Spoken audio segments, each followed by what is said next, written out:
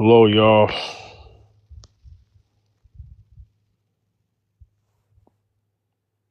Oh, wicked. Let me let you in.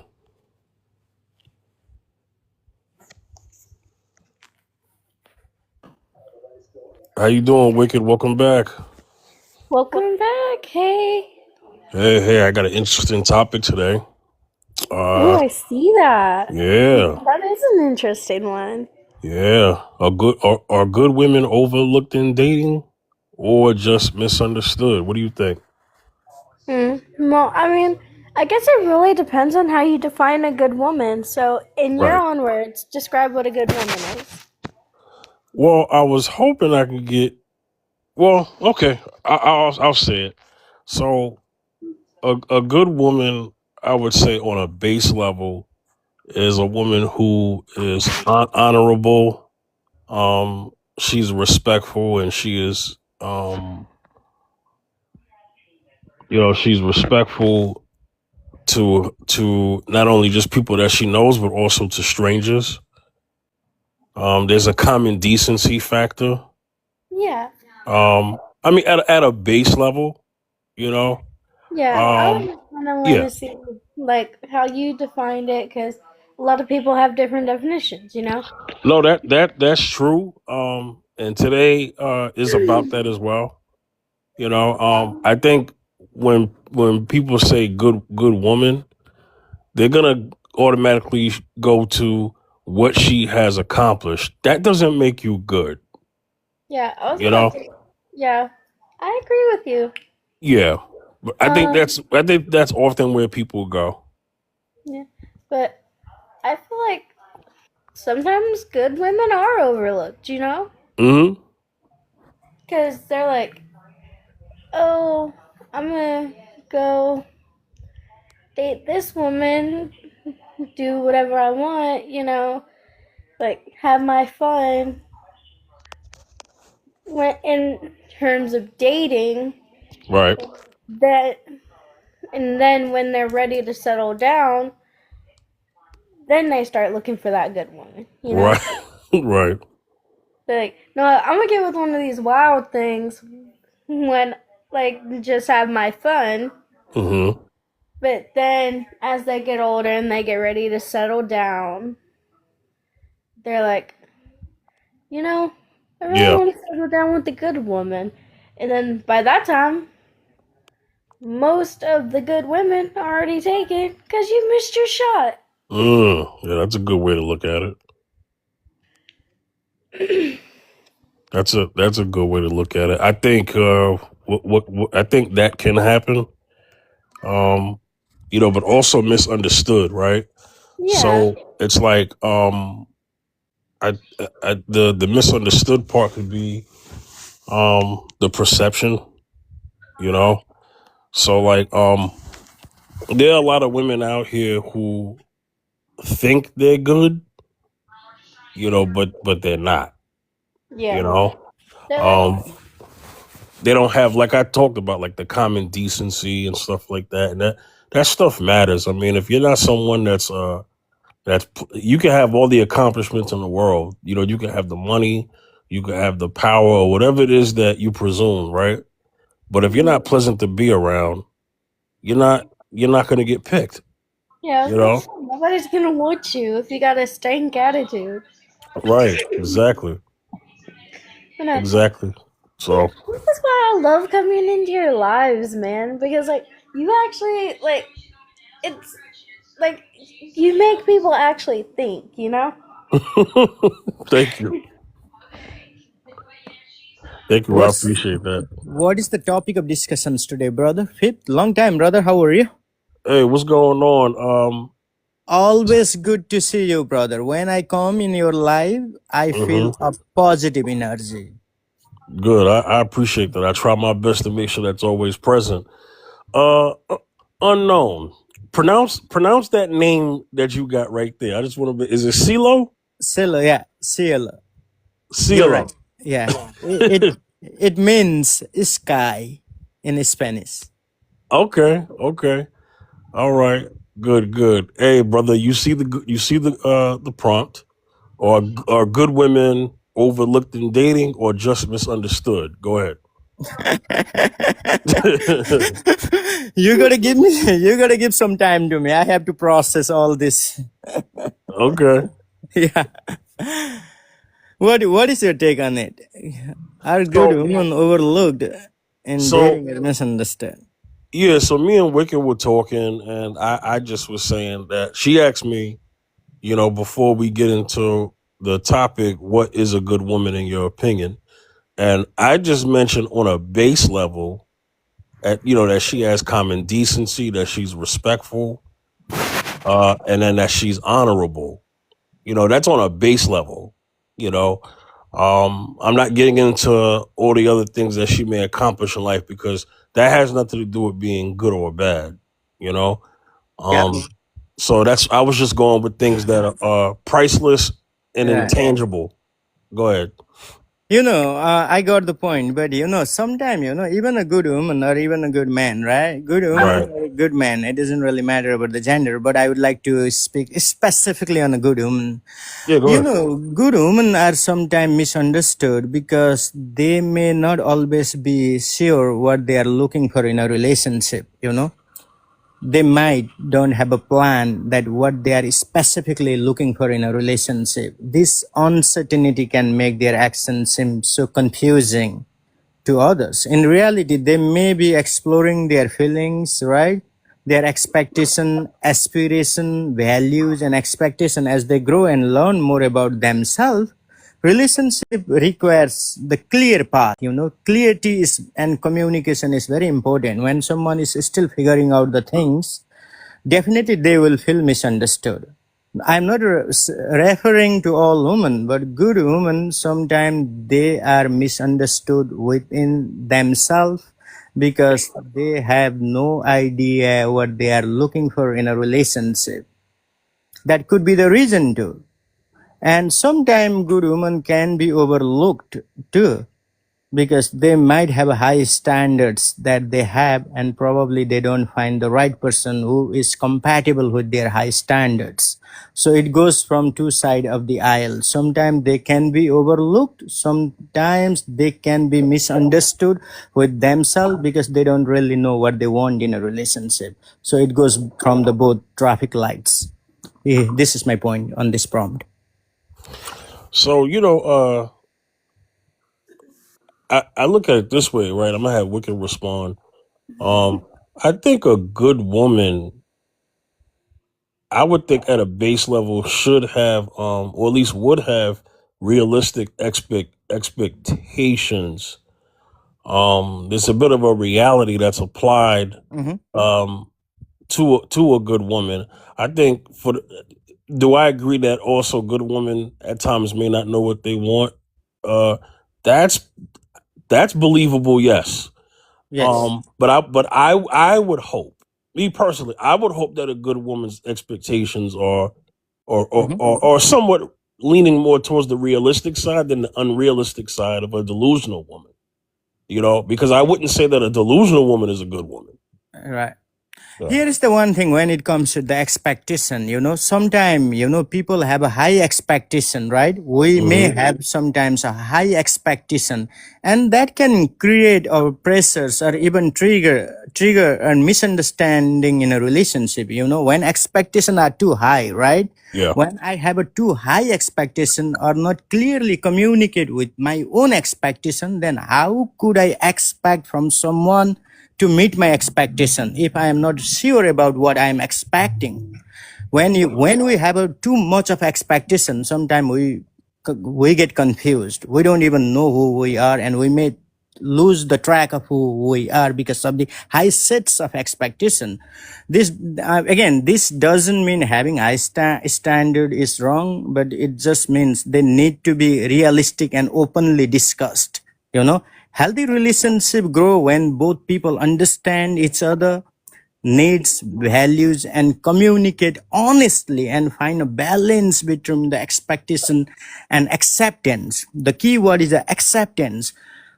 Differences should not be a problem. Our differences should be the strength to sustain that relationship for a long run. But How would I be able to sustain that relationship if I have high standards or high expectation that my partner is not going to reciprocate with it? Sometimes we have to do a self-reflection before we set our expectation to ensure that our expectations are going to meet or not by our partner.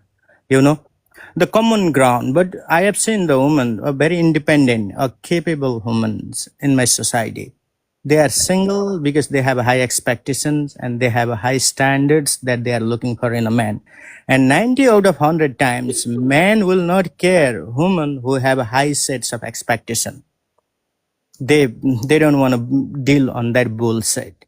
So it's like being in the middle of two divorce road or being in the middle of two divided road. When I am in between two divided road, I will not get to my destination if I don't pick one. So either women have to pick a man who is going to meet their high expectation, or either they have to be live alone. Does it make sense? Okay, Wicked, you have anything Vicky, to yeah, Wicked, you have anything to say to that? do you get my point? Yeah, I see where you're coming from, honestly. Okay. And honestly, I feel like sometimes people do have too high of standards, and I think a lot of that comes from like an insecurity in yourself, you know, because you're like, okay, well, I need someone who I can depend on to do this because I'm not good at that, or I need someone to do X, Y, and Z because like I can't do X, Y, and Z, you know? And it's like you kind of psych yourself out and you're like, okay, well, I need someone who knows how to do those things and knows like how to behave and how to act because I don't in certain aspects, you know? Sometimes, my girlfriend is so afraid of me because she knew that I have high standards. And sometimes she confused with herself whether she gonna meet my expectation or not. But I don't want to dwell in it because we have to accept people who are different than us in terms of expectation, in terms of lifestyles, in terms of anything, regardless of anything. Until and unless if we accept the people as they are, then it should not be a problem. So acceptance is a key word. Also, at the meantime, it is very important to understand what we are looking for in a relationship, what we are aspiring for in a relationship, and how would we able to find a common ground when there are problems, regardless of anything. So until and unless this is not happening, then the relationship will not gonna go for a long run. Yeah. Because we are unique individuals. You are unique, I am unique, my girlfriend is very unique in their own way. Our uniqueness should not be a problem. Our uniqueness, our differences should be the strength to bind that relationship for a long run. Will work, but again, when it comes to the standards and high expectations, it's really difficult to find the contentment in a relationship, to find a sustainable peace in a relationship. This is a very tough topic of discussions. I would like to land my plan here.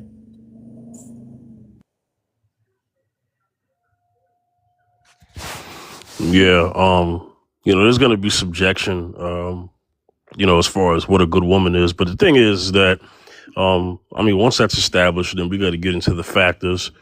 But it could be this, right? So if a woman is, if she's looking, and available to being open to dating and being chosen, okay, that's one thing. If she's not, because there are good women, good people in general, who have things about them, good qualities and everything, but they may not necessarily be interested in relationships. So we don't necessarily count those. We You cannot know, count those. Yeah. right. We just count the ones who are wanting to um, be in the dating market. You know what I'm saying? And um, I would also say like this: a good woman is gonna have standards. We talked about expectations, right? But a good woman definitely should have standards about what she wants for a relationship and where is this going to go and what's this going to lead to. Yes. And And she mhm. has to make sure. She has to make sure she deserves that. She has to make sure she has to have a qualities to deserves that expectation. Some people have a high expectation. Some women have a high expectation and they are not really worth of that. So what would you say to those women, those who are not worth of their expectation? Because of their ego, because of their ego, they keep a high expectations and they are not really worth of deserving that. So what is your take on those women?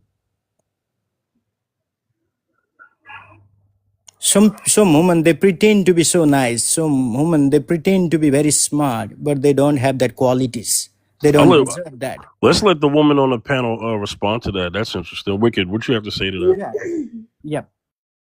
Alright, so if a woman has high standards but does not really have a high quality about herself, I would say, look, babe, like your your standards getting a little bit too high. Let's go back to reality here, and not even in a disrespectful way. Just be like, hey, you know, you're kind of pushing it. And the problem is, some women they put everything in one single basket and figure out what works for them will works for everybody. It doesn't work that way, because when you are in a relationship, right? Yeah. Sometimes things cannot be reciprocated. So sometimes things cannot be aligned with one another. Two people from different perspective, two people from different background. So there are people who puts everything in one single basket and figure out things that what works for to them to works for everybody. If you are in such type of relationship with the person, either it is man or woman, then it will be a huge problem. It will be a humongous problem in a relationship. I have seen that out too. I have seen it in my communities. There are women who wants to put everything in one single basket and they always see things from their point of perspective. They don't feel how others react with that basket. If you are in a relationship with one of those individuals, then it's gonna be a chaos. It's gonna be a chaotic. The situation will turn upside down. It will be like a silver lining on the dark cloud on the back of your head. I have seen in women too, and I have seen in a man too. They put everything in one single basket and they figure out what works for themselves, not for others. So this is a very interesting topic of discussions. I would like to sharpen and deepen my intellect and that. So I would like to have more people join in this panel. And thank you, Fifth, for doing this. I really appreciate today's prompt. Yeah, no problem. I took this Tuesday off because it was my birthday, but yeah, I'm definitely back on for everybody. And back to regular schedule. So Well, I happy late birthday. thank you. I appreciate it. Thank you. Happy birthday. Thank you, sir. Um, this often gets brought up in pop culture, pretty much most of my life, and that is you hear stuff like, where the good men at, where the good women at. You hear that stuff all the time, right? Yeah. But I think really that's how people perceive themselves. Like I said, I think people, for the most part, they think they're good, but they're not. They're looking at the tangible things that they may acquire and think that makes them good. Like I've had many women say, well, I don't know why I'm still single. I mean, I have my own money. I have a doctor's degree. I have a this, I have a that. And then when they get overlooked, when they bring that up as a means to say that they're good, then they blame the men for not choosing them. Yeah. When really it's, well, how's your attitude? Are you somebody that is caring, sharing, you know, or you someone that is respectful, or that comes up last. That Yes. should be first. But again, woman remains single for many different reasons. And it's not about something negative. It's often a choice, a reflection of their own priorities. The priorities is the key word. Some focused on their career, some focus on personal growth, some focus on education, some are really family oriented. They want to live with their dad and mom, like specifically in a patriarchal society, and so what's or not. They might have a past experience. They might have a trauma that they are dealing with, and they are not completely healed with that trauma that they have had, and it's really hard for them to jump into the new relationship. Or compatibility could be one issue. Women, they want a man to be compatible with what they want in their life, and probably they don't find the one who is very compatible with that probably gonna makes them remain single. There are so many things that comes when woman wants to be single. Some women are very religious. Some women, they might don't want to make a family, or they don't want to have a kids and stuff like that. Some women, they wants to stay with their parents, to take care of their older parents and stuff like that. There are some religious factors too that comes along the way, but in American culture, I'm not really sure about it. I'm speaking in general, representing the all domains of the population. So religion could be the factor, culture could be the factor. Some women, they probably don't find a compatible partner because they may have a high sets of priorities that they are looking for. There are so many chunk and bunks when it comes to why women remain single. I like how you put that, chunks Thank and you. bumps. Chunks and bonks is the old English slangs, comes from Greek word, means they don't care about others. They are strongly affirmed with their families, and they want to live with their families. That's called chunk and bong. The old English slangs come from a Greek word. I love to Yeah. use that word sometimes. I've never heard that before. Yeah. American people, they don't really know about this word. Yeah, it's like a slang. It's a Yeah. slang. Yeah, they use a slang sometimes. Some slangs, to be honest with you, some American slangs, they don't even have a rightful meaning in a literature. The people, they use it. Yeah. Yeah. So Lady T says in the comments, being single is a time for growth, creativity, healing, career focus, and improving self. Well, I mean, I don't have anything bad to say about that. I think it's more so about. I mean, if you want to be single, you want to be single, right? So it's if you're not overlooked, if you don't want to be, if you don't want to be in a relationship. Um, so this is not really for those women, you know, but for women who want to be and who ask themselves, why am I still single? Why? This prompt is more, for them. But yes, I do agree. In your single season, yes, you should be focusing on other things. Lady T, like you mentioned, self improvement, self awareness, your purpose, your goals.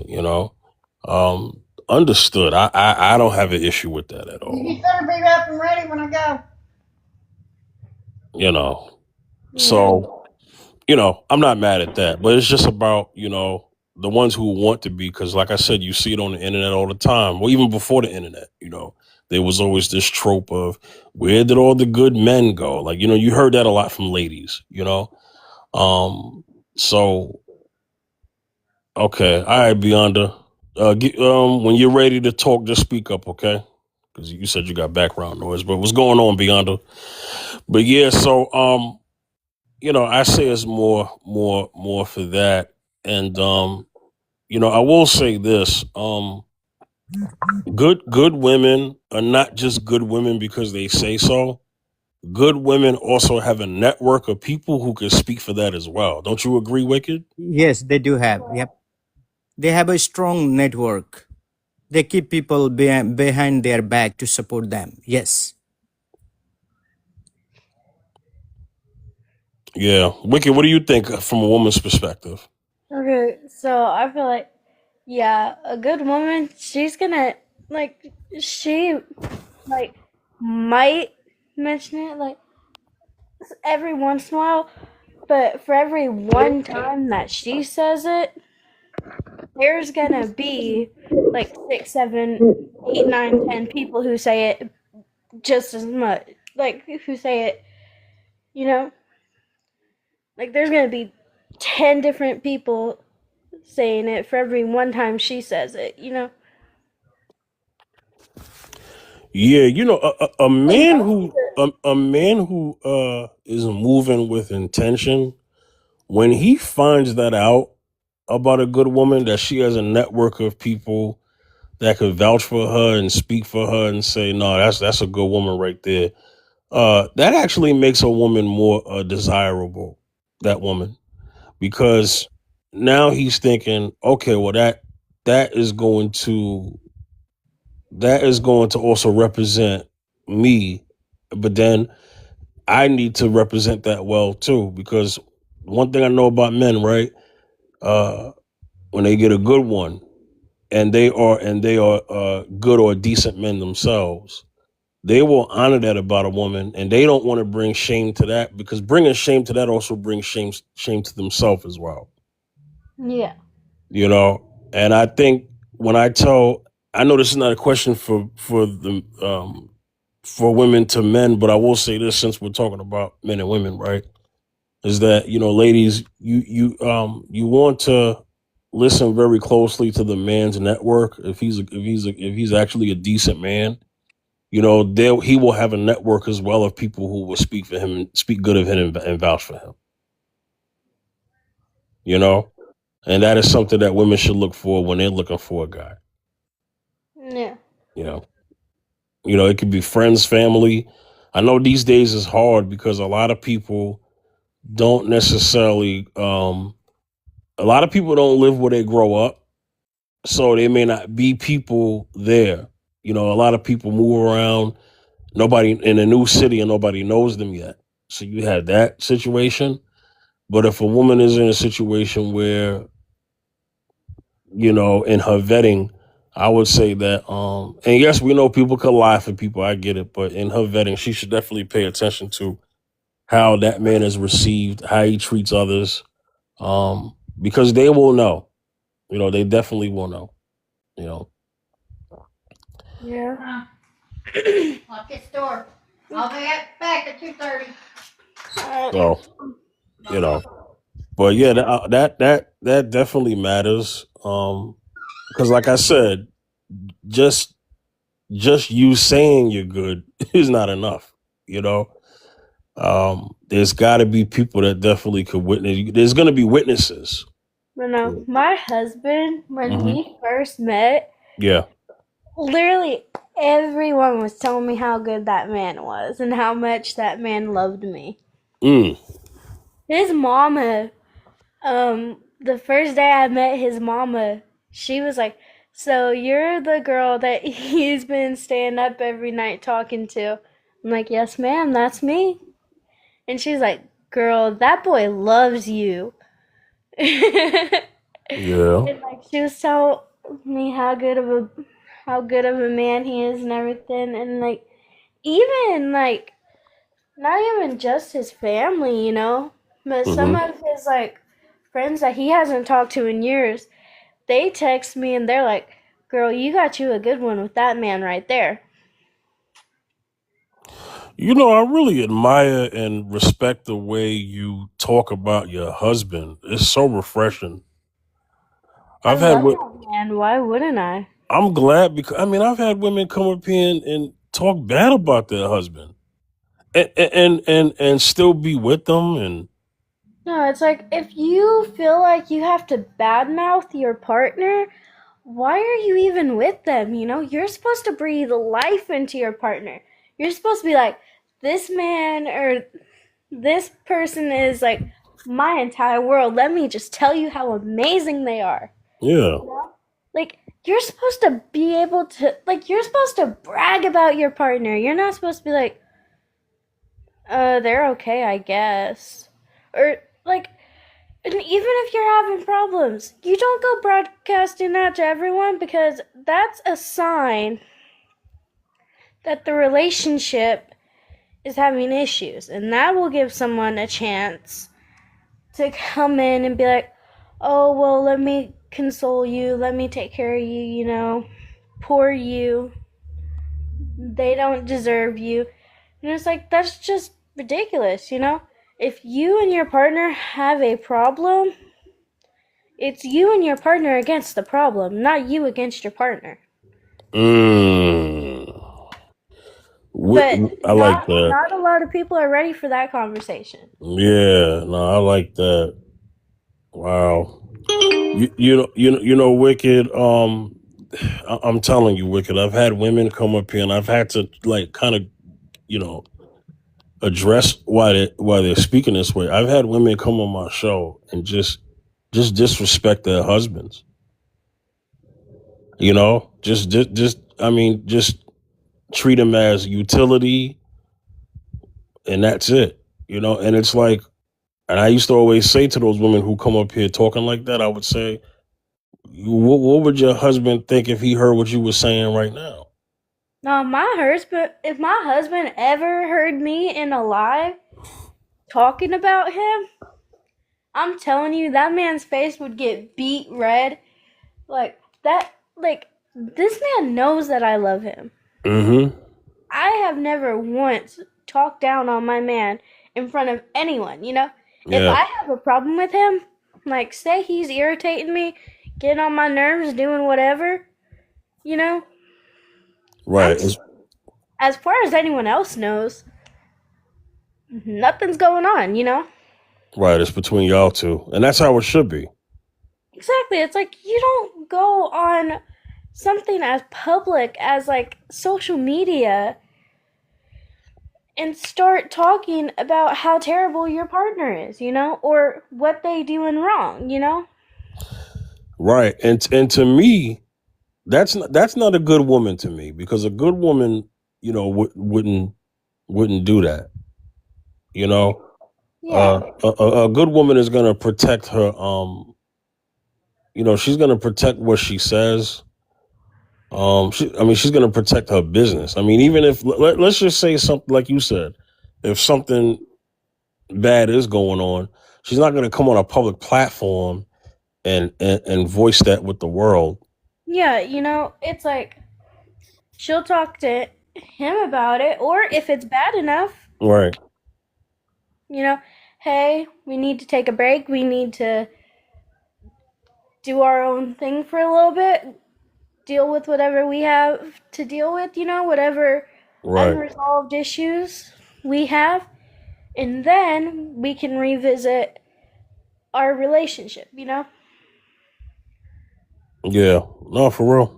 I feel like the women who come on social media and are like just bad mouthing their partner, they're not wanting to resolve that conflict. They're wanting little pats on the back, being like, oh, poor thing, it'll be okay. And that's just stupid. You know, you don't do that, you know? Yeah. No, you're right. You're right. And vice versa. No man should get up here talking about his wife, you know? And if a man did that, I would say something, you know? Because I keep it balanced. Yeah. Yeah, so, you know. Also, thank you, Beyonder. I just read your comment. I haven't even been looking at the comments. Nah, I've for been real. on a roll, Wicked. as you can tell. Wicked is dope. I rock with Wicked Beyonder because, you Thank know, you. she comes up here and she just, you know, is has so much respect for her husband, and I can see, and I don't know your husband, but I would think that your husband is happy to come home to you, because of how you're treating him. You know what I'm saying? I would think so. Yeah. Yeah. No, that man is amazing. And it's like I talk to get in a lot of different groups where we're talking about where they talking about like what's wrong, like how come relationships these days are so bad, and I always say the same thing, because women and men both are not breathing life into their partners, they're not Hmm. speaking life into their partners. Yeah. They'll get on social media and they'll be like, can you believe what he did? He did X, Y, and Z.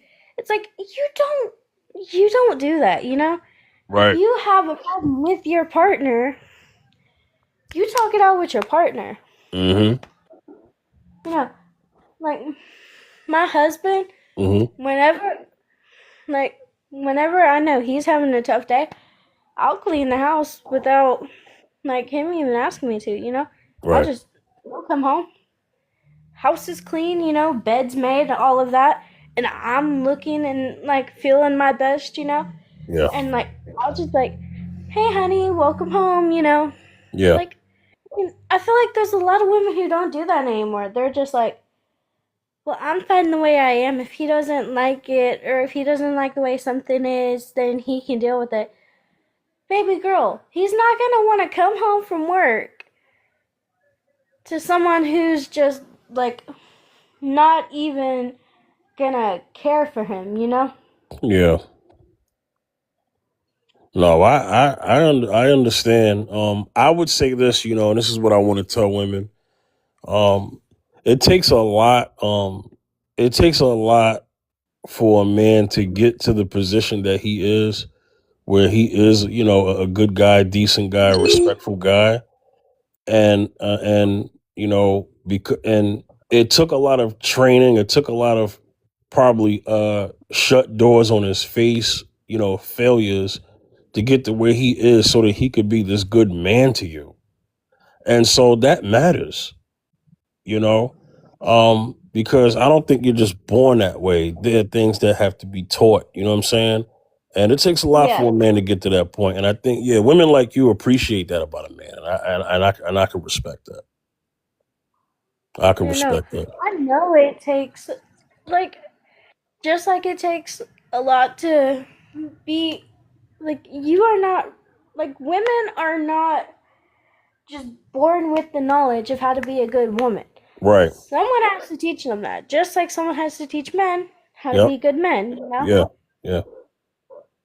And it's like and that's why that's what I appreciate in like good men and good women, cuz it's like someone raised them well. Hmm. Like, Well, the thing my is, husband, he will yeah. not even let me open my own car doors. Right. Right. Right. And like I'll always like jokingly complain with him about it. I'm like, I was a tough independent woman before I met you. Now I'm letting you open my doors, as Right. a joke. And he's like, are you seriously complaining about it? I'm like, no. Right. Well, see that, and there it is right there. But but like I said, um, it's about getting those good women and those good men together. That's the hard part, I guess, these days, right? Because a lot of us are with the wrong people. We're good to the wrong people. You know what I'm saying? So you have that. So I'm gonna let KJ give his opinion on the prompt. KJ, what's going on, man? What up, Del Fifth? How you doing? I'm good, KJ. You see the prompt? Are good women Yes, sir. overlooked in dating or just misunderstood? You have the floor. Uh, if they're overlooked, it's their fault. And the reason why I say that is because image and perception is everything, especially collective image. Now, I'm not one for collectivism. I would consider myself a hyper individualist. I'm not one to project that a collective needs to take accountability for a small percentage or one singular person. But if you are an adamant believer in collectivism and you push for, you know, if you push for that ideology and philosophy, right, then as a generality of women, you should see that your image is tainted based on the image that, you know, bad women put out there. You know, whatever you want to classify as a bad woman. Good woman, the criteria for a good woman is subjective. If we're talking about a woman with good character, high morale, you know, let's say feminine for the lack of better terms, right? They're not doing their due diligence actually overlapping the image that women already have, the negative image that women already have, in them being hyper independent, uh, borderline misandrist, man hating, you know, utilizing the dating market for their own innate gain as opposed to actually being in the dating market so that they can find something sufficient for themselves, right? As well as the man that they're looking to be in a hopefully a marriage with, right? Long story short, they're allowing the image to be tainted in the way that it's being displayed right now, and that's why you may have good women that are overlooked as opposed to the bad women. Now, on the misunderstood aspects, I think what makes a good woman is a woman that stands 10 toes down on her morale and doesn't allow subliminal things to taint her character. If she allows those things to taint her character, then that means she's flawed inherently, right? Or I won't say inherently, innately. And that's something that she would have to get done on her own time. That's something that she's gonna have to work through and heal from. But it could be both. But definitely if it's the overlooked aspect, that's because they're not showing themselves the same way that the bad women are. And I'll land off of that. Hmm. Yeah, I could definitely pick out what you're saying. You know, earlier I was talking to Wicked and I was saying that yes, good is subjective because you know what makes a person good or makes a woman good, right? So I at least mentioned on a base level that a good woman is going to have a network of people. She's going to have a network of witnesses at least that could at least vouch for her in a truthful way. You know, usually when a woman is bad, oh, there's going to be a network of people that's going to be like, oh, nah, not her.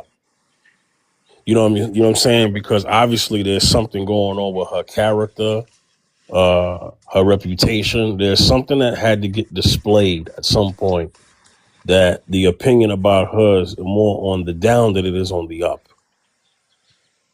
What do you say to that, KJ? Well, I mean, for me, it's really, I mean, the way I see it is people have their experiences, and I'm gonna try and answer it in the best way that I could. People have their experiences with each other, especially men and women. I could only speak for myself. The experiences that I've had in women hasn't really resulted in me overgeneralizing women, but it has definitely made me aware of what women are capable of. So even in the time where I come across a good woman or a bad woman, my guard is still going to be up regardless, because I don't want to be put in a predicament where, you know, I end up falling too deeply for somebody that I like, and then I end up, you know, FOing in a real way. And, you know, once you learn the hard way once, you ain't trying to learn the hard way a second time for me. So I don't know. I hope that answered it. Finding out the hard way the second time with that woman or just women in general? With women in general. Oh, okay. Because once I'm done with a woman, I'm done with her. Like you're blocked on on my phone, all platforms. You don't exist anymore. Yeah. Once I'm done, I'm done. Yeah. I mean that. Nah, I get that. Yeah. Yeah, you ain't Well, going. I don't care about rekindling nothing. You should have thought about that while we was talking. That ship has sailed. now, KJ, you mentioned if a woman is being, obviously we're talking about women who want to be in relationships, right? Not women who want to be Hmm. left alone. But, you know, you said that if a woman is overlooked, it's her fault. I had said that earlier, but I just didn't say those words. So, her fault could be like I said, because I mentioned earlier when CeeLo was on the panel. That's also Mr. Unknown, and I said to him, I said, if women or if so-called good women are leading with, I'm good because I have my own money and I have my own car and have my college degrees, then that's the problem. It's not the problem that they got it, but you led with that. That has nothing to do with you being good or not. Yeah, that just means that you're stable. That has Right. nothing to So, do with you being good. right. And do you know a lot of modern women, and you know this, KJ, Hmm. a lot of modern women lead with that first when really they should be leading with with common decency, respect, being honorable, having integrity. They I'm gonna don't tell that you. Yeah, go ahead. I'm gonna tell you why that's equivocated. Because, and I'm gonna keep it a bean, and I'm gonna blame feminism for it. I mean, not all women, but the women that we're talking about. Yeah, go ahead. Generally speaking, because we see it a lot in person, on the internet, wherever, right?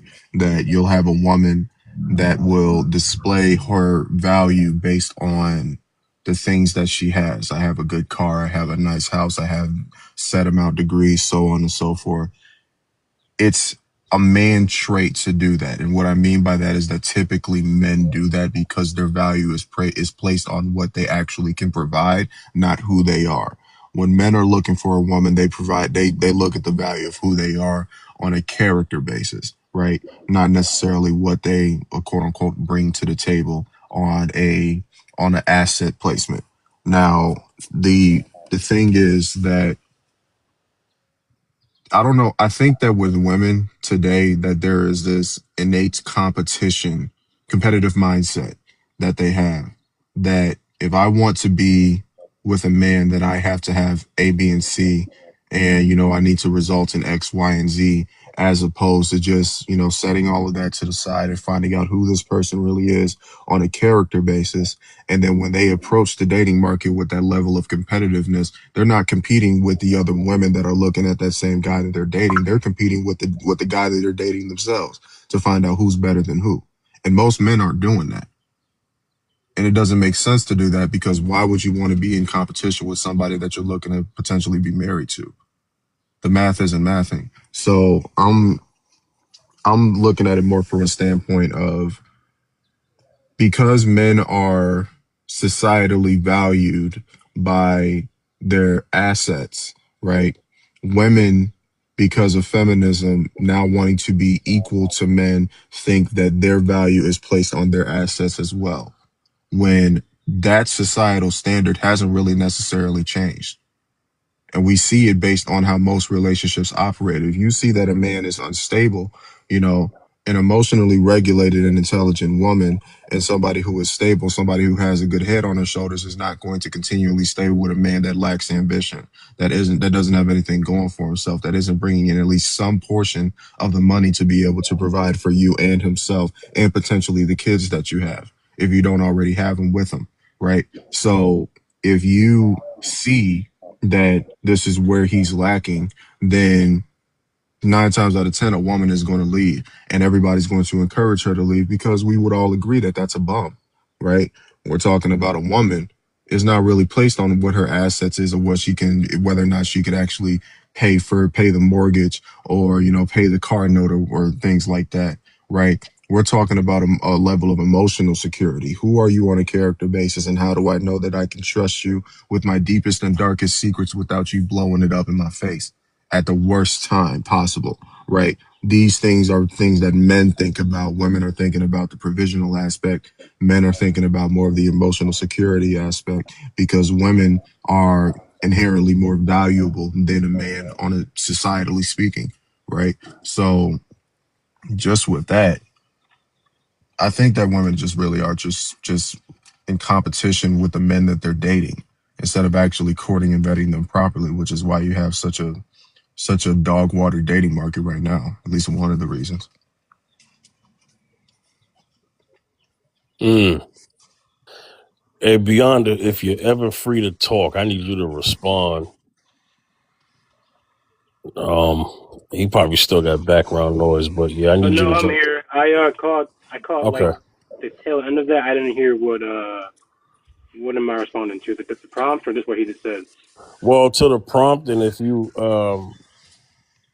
I know uh somebody that would definitely give me the utmost pushback on everything that I said. yeah, I know. I What won't did he say think her that was name. bad? I wish she was here, man. I I'm know ready. it's Thursday. Hopefully she comes because We'll see. We'll see. that's my girl on Thursdays. Yeah, the prompt or good women overlooked in dating or just misunderstood. What do you think, Beyonda? Um, that's life.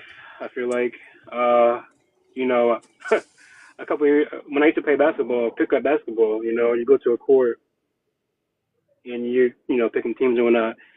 Not everyone gets picked. Not because they're not good enough, but because there's a limited amount of people that can play at the same time. And I know who's there. My boys, my friends, or whatever. I'm not picking a stranger that I don't know, so you're not gonna get picked. That stranger can be really good, help us win the game, but you're not always gonna get picked. Like job interviews, like sports, whatever you name it, people get overlooked all the time.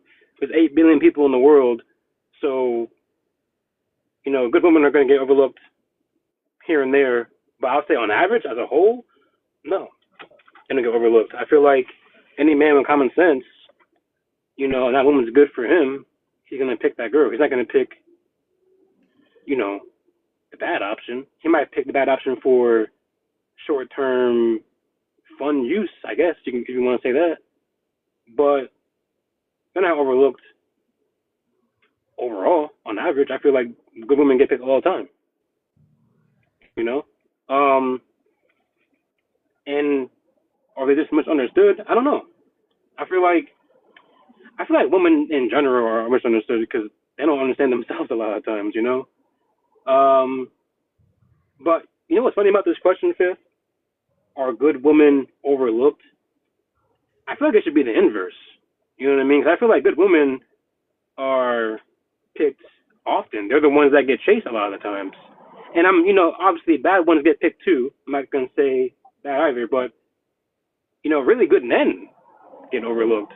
You know what I mean? And we're talking about good women. There aren't that many to find in today's day and age. I mean, there are, but like it's very hard because of the dating marketplace and how it's built and how people navigate through dating. So the probability of finding a good woman that matches your lifestyle is a little bit more difficult because there's so many options. We're oversaturated with so many options that it becomes kind of hard to look at to like take a step back, look at the whole board, and say, okay, I have good options. I'll go with the good options. But when you're like flooded with a bunch of things in your head and overstimulated by a lot of things in society, it does become a little hard to find a good partner for you. So I would say that, if that makes any sense. Okay, hey Wicked, you have anything to say? Yeah, I'd just like to say to KJ, I see where you're coming from. You know, I don't necessarily agree with some of it, but I respect where you're coming from, and I can kind of see like where you're coming from. But yeah, and like I don't know. I just Wait like a minute, what did he say that was bad? I didn't hear what he said. Anything that was bad, she just disagrees with something. Oh, yeah, okay. Um, What like exactly do you the not agree like with? Well, like she's the probably trying to remember because KJ kind of he I had said a lot. I yeah said a lot. he said a lot of points. So it was you make the yeah. Go ahead, Wicked. sorry for cutting you off. No, go ahead, Wicked. But It's okay. it the main thing, well, the only thing I kind of disagreed with was that it's like the good women's fault for kind of like not for like being overlooked. Like I can see where you're coming from with that, but at the same time, you also have to think like a good woman is not gonna sit there and like beg and plead for a man to come to her. She's gonna wait for a good man come to her and be like, hey, I rock with you. Here's what we can do, you know? Like, So Wicked, I think Beyonce spoke to that sentiment you just have just now. I think Beyonce was basically saying that, you know, he believes that a truly good woman, because like I said earlier in the broadcast, is that there are women who think they're good, right? But they're really not. Beyonce may be speaking to the side of the sentiment that you're speaking to. And that if she is a good woman, that she will get picked. But I'll let KJ respond. okay. Um, yeah. So just to reiterate, the main crux of what I was saying in the beginning, I was mentioning that women the good women are at fault for being overlooked because they allow their image to be tainted by the supposed loud minority of bad women, both on the internet and in person, which is why men are very suggestive of how they approach women in the first place because, of how the image was tainted. Another thing that I mentioned was that, you know, women do tend to adopt this competitive mindset, not necessarily in competition with the women that are also dating the man that they are interested in, but they're more so in competition with the man that they are dating themselves, right? And that's kind of what puts them in a bit of a crossroads. Now, I will say that the reason why I mentioned that first bit is because just the general conversation, like even with the prompt itself, the fact that we're having a conversation about good women potentially being overlooked is quite literally due to the fact that you have so many tainted images of how women are supposed to be. And if the image is so tainted and you believe in collectivism, right? Then you are one that should be able to collectively come together and be like, you know what? Our image is being tarnished by a very loud minority, and the men are looking at all of us differently because of what this loud minority is displaying, both in real life and on the internet. We need to do better in upholding our image as women so that we can be able to have a better functionality in this said dating market. The reason why I mentioned that this is something that they should do is because they literally put this responsibility on men as well. The fact that you have so many men good men, that are lumped in with Pookies and Ray Rays and, all different types of baby daddies, sexually, emotionally, financially irresponsible men. And we're being lumped in with that bunch, right? We Yeah. have the responsibility to be able to display our image in a different level while also simultaneously holding the supposed men that would meet the criteria of a quote unquote bad man publicly accountable. Not necessarily not necessarily for the benefit of the man that we're holding accountable, but to the satisfaction of the women that we're trying to appeal. So that that in and of itself shows that there is an inconsistency in how we view this dating market. The fact that you have men that have the responsibility of displaying their image in a different way while also reinforcing their boundaries and also reinforcing their morals and their character and how they act, right? Whilst Yeah. also still simultaneously getting lumped in with the bad men. It would be only fair to look at it for what it is. Good women, are just as false for allowing the bad women to tarnish their image in the way that it has been tarnished over the past 50 odd years. Yeah. You know what? Thank you for kind of reiterating that because you did kind of say a lot, and a lot of that I missed. That's fine. I know it could be long winded sometimes. Yeah, but I appreciate that. Well, shout outs to Wicked because KJ Wicked's married. So, she Oh yeah, I've she heard. She said she's been married since she was fresh out of high school, right? she did the work. Her and her I husband did. dropped. No, I dropped out of high school to get a job to help my mom pay for our house, and I just recently got married. So, Congratulations to you and your husband. thank you. Yeah. Yeah, you know what I mean? So she did the work, you know what I'm saying? So she's one of the ones that did the work that we talk about. You know, the women that we champion, you know. Yeah, So this is a good one on the panel, you know what I mean? So, yeah. she not going to fight with you. She just wanted clarity, that's all, you know? I'm fine. Yeah. I'm 100% open to clarify whatever you need. Yeah, yeah. Uh, Sam Sarah, how you doing? Hello, how are you guys? Hey, I couldn't even find you. I was like, where's she at? Sometimes you gotta just deactivate and just, Okay. take a little break here and there. No problem. I understand. I only come on TikTok when I go live. Half of the time I'm not always on here, so I get it. You know. Mm-hmm. Um. So hey, I got a title today. Mm-hmm. It can be subjective, but we'll get into that part after we kind of answer that. And that is, are good women overlooked in dating or just misunderstood? What's your opinion, Sam Sarah? Both. And I would say that because it's more exciting to be with a bitch woman rather than a good woman. Because it looks nice, because she's easily given, because she'll lay down the cards the way you want to. It'll feed a man's ego and he'll be so in cahoots with her. And by the time he realizes what happened after a while, he's like, you know what? I don't really want her, but it was fun. Okay, moving on. Let's go to the next person. This is the problem. People don't want to take accountability and understand how to do things in the correct format. But what's correct to me might not be correct to another individual. And that's why I say doing inner work and healing and understanding right from wrong is so important.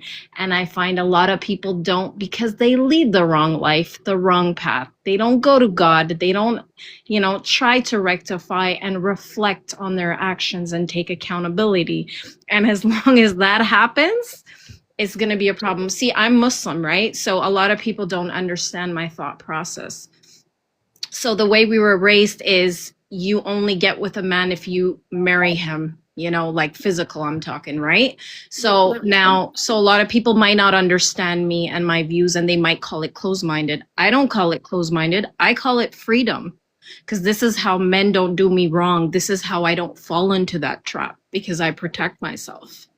So it might trigger a lot of people. It might do this, and I don't really care, because this is my beliefs and my value system, and I stand strong on it. Sam Sarah, let's go back to how you started your opinion. You said that a man.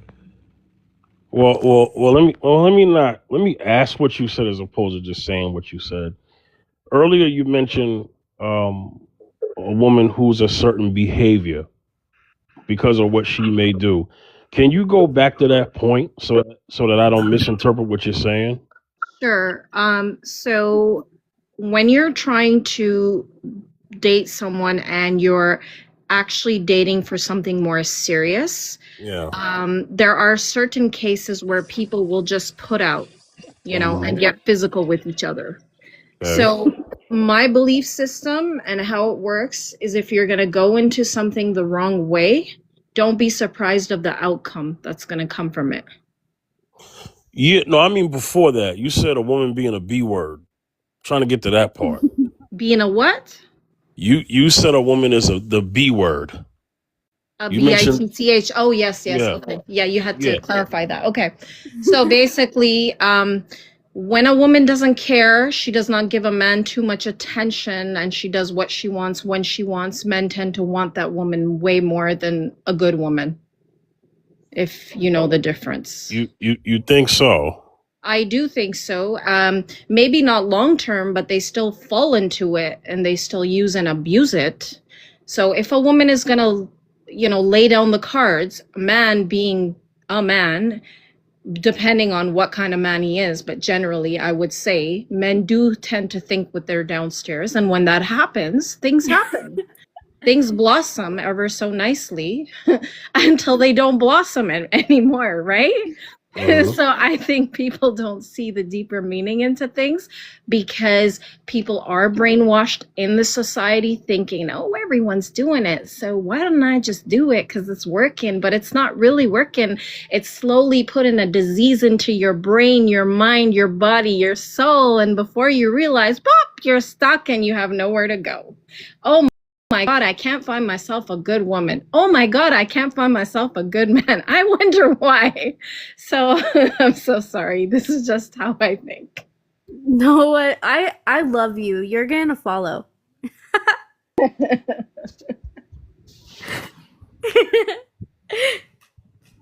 Hmm.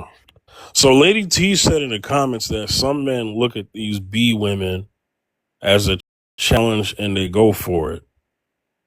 Well, obviously that's not a good woman, right? And then for a man who's wanting that challenge, that's not a man of intention, obviously.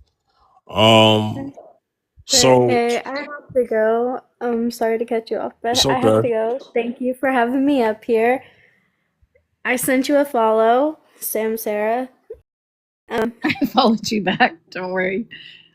Yay! But I'll try to, but I'll definitely be back because your lives are always like so cool, you know? They like they like actually make you think and no one's like, "Oh, well, you're wrong, you're wrong." It's just like respectful conversation, and I really appreciate that. No problem. Thank you, Wicked. You can come back anytime. You know I go live Oh, Tuesdays and Thursdays on here, okay? er, no, if you're new here, follow him. He is amazing. Thank you, Wicked. I appreciate that. Much appreciated. You're welcome. Thank you. You have a good weekend, okay? You too. All right. So hey, Beyonda, you have anything to say before I keep going? Beyonda, you there? Yeah, I'm here. No, Yeah. I'm chilling right now. Huh? I'm chilling right now. Oh, okay, all right. Because you said huh in the comments. I didn't know if you were responding to Sam Sarah or this guy in the Well, comments I, trolling. yeah, I was kind of like confused what he was talking about. I was confused. Yeah, he's quoting I don't know, man. He low key just spamming. but Yeah, anyway. but also, I mean, I guess I also was confused in the beginning of what Sam Sarah said, but then she clarified it, so she made sense in what she was Yeah, saying. she did. She did. She clarified it. I I'm was not I was I was a little I was like wondering where she was gonna go with it, and then she landed it, so that's all good. yeah. Yeah. No, she definitely clarified it because I wasn't challenging what she was saying. I just wanted to hear what she said. So yeah, they're definitely. I mean, of course, my man quoting Marvel comics, but yeah, of course, there are men who, Lady T mentioned earlier. There are men who do the chase and stuff like that. Um, you know. Quoting Marvel comics, I just see that in the comments. Yeah, he said, right. You see how he's mentioning, yeah, this guy. I don't know. It's actually kind of funny now. Not first, I was like, man, he just spamming, but he kind of funny. Yeah. All right, let me let Lady T up. Lady T, how you doing? Hello. How's everyone? Hey, twin. Hello. How are you? Just laughing in the comments, and then the spammer's hilarious. This guy's funny. At first, I'm like, man, I'm like, nah, he, am I dealing with a comic book? yeah, nah, he Steinhouse Doom. Wow. He low key funny. At first, I was like, "What are you doing?" But nah, he low key funny though. But yeah, Lady T. Sam Sarah said some interesting things. You said some interesting things. In the comics. I'm in the comments. Sorry. Um. So what? Sorry. It's so interesting to see someone who, totally into the movies and the comics in the comments. Right. He's Yeah. mentioning all the references. But Right. hey, are good women overlooked in dating or just misunderstood? What do you think? I think they're misunderstood, honestly. So the thing is that, like, well, they are overlooked and misunderstood in a lot of aspects because a lot of people are not healed. So they're looking in their compatibility is what they're giving out, right? So a lot of people connect with their traumas, or they connect with what they're lacking, or like, what they feel as it completes them in some aspect, or they are not looking for something serious and they're looking for like, a specific type of relationship. So when it comes down to it, a good woman wants something that is that is long term, a man that's going to support her as she's supporting, like, and love and be on point and grow together and make family, or like, make careers and just be there for each other. Like it's like a team, in love, and it's for long term, and many are looking for marriage as well, right? So when it comes to like a lot of the dating scene, many people some are not just looking for long-term relationships. They're looking for the thrill. They're looking for like, something that's more intimate, depending on the types of relationships, right? So I find that people misunderstand who they're getting involved with because, they don't realize that it's going to be a physicality, and they're looking at it as it's something serious. Or, there's a whole bunch of people masking, trying to date. And when they get involved with each other, they have misunderstandings of what it really is. And a lot of people do get hurt. But the saying goes is, when you date, you really find out who yourself and what you will, what your boundaries are, what you like and what you dislike. And it's rather a lesson learned, or it ends up causing a lot of like pain in the same process, right? Or you find someone that is uniquely good for you. But the thing is that somebody that is compatible for you in life, it's not going to just be anyone. So just don't choose because it's in front of your face or it's available. Choose wisely, take time, and just like, and if people did that, instead of just jumping in and be like, yeah, and then realize you got with a narcissist. Thanks. Or you jump in and it's one-sided love, or the man is unemotionally available, or the woman's unemotionally available, So I find when it comes to good women and good men, they kind of go through a lot of turmoil in this life. They just got to learn to like heal from it and know that their compatible one and their soulmate is out there for them. Like, have some hope. Yeah. Yeah. So, Lady T, you've been in the chat earlier during the broadcast, so you kind of heard some of the stuff that I initially said, and I was saying that you have women who are who lead with the tangible things that they may have and accomplish, and wonder why they're still single in the dating market. And I said that has nothing to do with you being good or bad.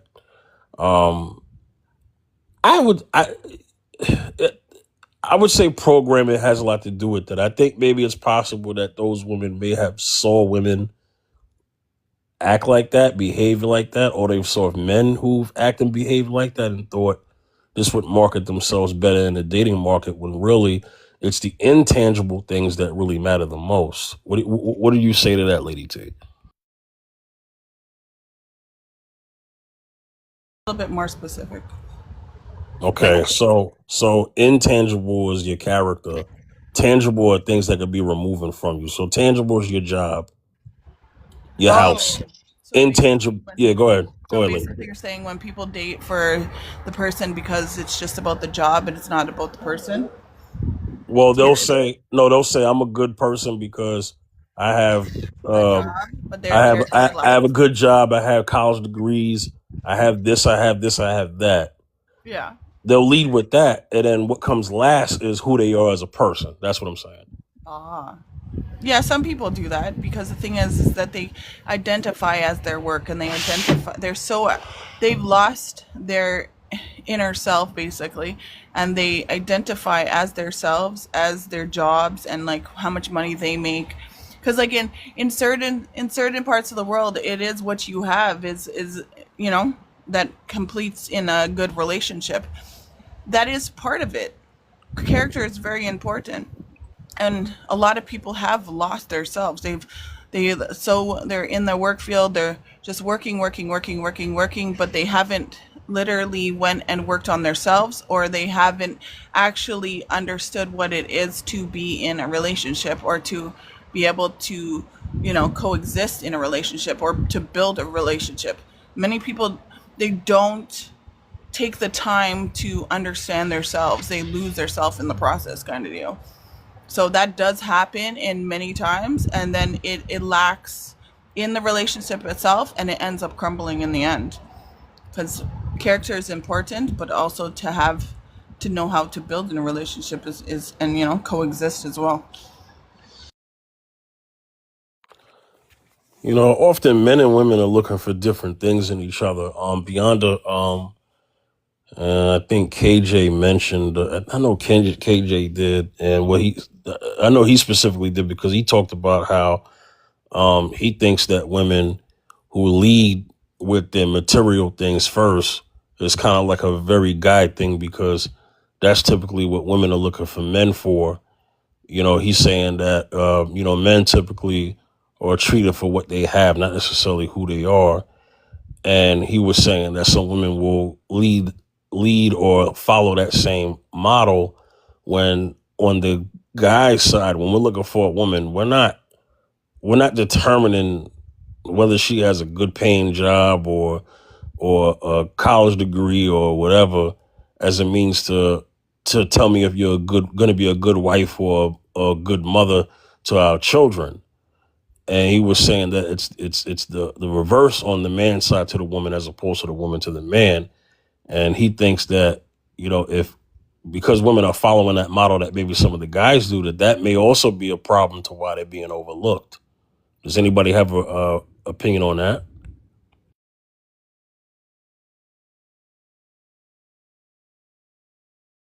You got some answers for him? I'll let you go for this one. So if a man wants a woman that is very innocent in life and like literally doesn't understand a lot of things, and she'll be very easily be able to be led by a man. When you have a self-made woman that is very independent in herself and has gone through her trials and tribulations like motherhood, or has literally like made herself and stuff, leading, yes, you lead as you are like a man should be leading as the protector, as the provider, as the one that will nurture her and care for her, and like unload her plate as she's unloading his. There's two different aspects of lead. So with a very independent woman, leading is totally different compared to leading one that is not in that like self-made type of deal. So I always look on it, is the man feel fulfilled within himself, or does he lead by his ego, or is he, so it is different aspects of that sort. But the thing is that if a man doesn't feel fulfilled, he's not going to be able to lead in that aspect. He'll lead in a more chaotic type of leading. But it just depends on what a man wants and how he feels within himself, that he'll be able to deal when it comes to a woman in that aspect. So, Lady T, you said the words independent maybe 2 or 3 times. What is an independent woman to you? An independent woman is one that has literally had to go above and beyond in her life, that she didn't have a man that was going to provide for her. She made it herself. She made her empire. She was able to go and do everything that she needed to do, and she had to put herself as the man and the woman in life, and had to like literally go and stand up for herself, and had to go and make her career, or she had to be a mother by herself. She had to take the roles on that she really didn't need to, but she was put into that role. And so she's independent in herself. She can take care of herself. She can go and do the groceries. She can make her money. She can make all the decisions herself. She can do all of those things. That is she invested in her knowledge, and she knows how to strategically go through life. And the thing is it's different. And I find that a lot of men are very they feel lacking when they meet a very those with a very independent woman. They feel as if, oh, I can't lead her, she's too hard, or she's making too much money, or she's too smart, or she's too something. It's very hard to connect with her. But the thing is that if a man fulfills himself and grows his empire, and he literally understands himself and feels fulfilled and like complete within himself, he'll be able to stand by her regardless. And they come as a union, as they're leading each other. It's a totally different ballpark compared to getting a woman that needs to be led and, you know, to be formed and to like grow her up and like, you know, to protect her. And she doesn't have like she has less of a strong personality. It's a totally different thing. That's what I'm saying. So for me, there are women that are independent and there are women that are just adults. So, Lady T, you know the difference between the two? Fill in the details. So an adult woman, if she's an individual, she's gonna work. She's gonna do the things that function in society. A lot of the things that you mentioned. But she still knows that she's a woman and she's an adult, right? It's just about priorities and responsibilities. So I think what we call independent is what we call an adult, because we can name all the things that men do, and men are not saying they're independent men, they're just men. I mean, what do you say to that? Well, if you look on it, back in the days, all kids were supposed to be were being grown up to be strong and to find independence, so they don't have to depend on their parents all the time. And that's why many people put that that um that word in of independence, that you're not depending on others, that you can depend on yourself, and that's what you call independence. So an adult that has their responsibilities and literally takes care of themselves, they're independent of themselves. They're not dependent on others to go and provide for them. They're not independent on their parents. They're not independent on their like friends to go and provide for them. They can do it themselves. So really and truthfully, adults are independent.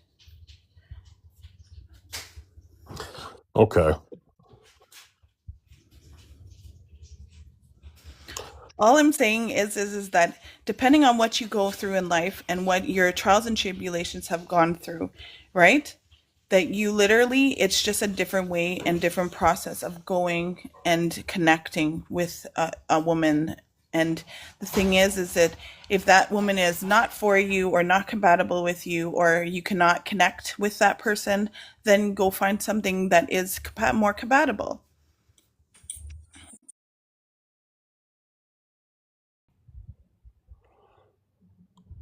Yeah. Well, I definitely agree with compatibility. I mean, that's definitely a given. Lady T, I would say this though, and we're just having a conversation. I don't want nobody like taking it the wrong way. It's only because I hear the word independent, and I haven't had Sam Sarah give her opinion on independent women yet, in her view. But I'm just kind of speaking to yours. I think a lot of women, and I'm not just saying you, but I think a lot of women, um, when when there's you hear the term hyper independence. In terms of the hyper independence thing that I hear, a woman will big up a woman who's like this, you know, independent woman, and then it will turn into the I don't need no man thing. I mean, hey, I mean, if that's how you want to live, that's how you want to live. But I think a lot of women who cling on to the I'm an independent woman thing, I think a lot of them get themselves in trouble in the dating market because at some point, independence has to become interdependence if you want to get married. And to be honest with you, most people, I mean, on a realistic sense, you're an adult, you have to do things on your own. But then I would also say that a lot of us are dependent on other people in a lot of different ways. You know, we're dependent on the trucking companies to deliver food to grocery stores, to how we get gas, how we get from point A to point B. So there are things in society that we do depend on. And I'm not saying that you're Xing that out, but I think interdependence is what we should be teaching if we're moving to marriage. And a community cannot thrive if every individual is just independent and looking out for themselves. A community thrives better when one helps the other and other helps the other. I mean, what do you say to that, Lady T? Uh, CeeLo, hold on. Go ahead, Lady T. Well, look, when it comes to depending on like so you're depending on like a company, or you're depending on different things like that to work. It's totally different of someone actually you're depending on like, for example, you're depending on your parents to provide for you. There's a difference of, like, you have your work and you're making sure that you're depending on that. Is a different Those are two different aspects. So yes, you do depend on things in life, yes, but the thing is that when it comes to an independent woman, we're not like, there's many, I'm not saying all do this, but if you look on it, a woman that is highly independent and has gone through lots of different things in life, they're going to look on it as, they're not going to take a man that is incompatible with them. They're going to see the warning signs first. They're going to not deal with a headache. They're going to want a man that is more compatible with them to basically be coexisting with them in harmony. They're not going to want to put up with nonsense. And so, yes, you can depend on a lot of different things in life. I'm not saying an independent woman doesn't, but they're not going to depend on like their parents to be like, can you just, I'm not going to do this. You can just pay for all my bills and you can do all of those things. And, like, they're going to like be able to stand on their own. So if you're going to go and get into a relationship, of course you're going to depend on your man. Men need women and women need men, but they don't need any man and any woman. So all I'm saying is there's a level of suffering, and you don't need to suffer. You need to like literally be able to go and find someone that is better for you. Good. Hey, Rachel. Hold on, CeeLo, because Rachel's new. Hey, Rachel, you there? Is it Rochelle Yeah, or yeah. Rachel? It's Rochelle. Rochelle. Okay. Hey, Rochelle. Anybody who's new to my panel, I just like to state the rules. Okay. On my panel, no cursing, no foul language, and you can answer the prompt before you get into the conversation with everybody else. Okay. Today's prompt is: are good women overlooked in dating or just misunderstood? What do you have the floor? I would say we're overlooked. Definitely overlooked. We're seen as like easy. We're seen as the vulnerable type, and men can just like come into our spaces. So that's all I would say. You mean like coming to your space in terms of like taking advantage of you? Is that taking advantage of good women? Is that what you mean? Yeah, because a man can cheat on us like crazy, and we always forgive. Like always forgive. I'm not talking about all women, but I'm just saying like the women I know, we just forgive. And it took me 7 years to like forgive my ex-husband. Like it took me so long. He was doing the most, and I kept, going back and forgiving. And then I got to a point where I was like, you know what, I'm done. As soon as I said I was done, all of a sudden I had value, all this weird stuff. Like, it was too much.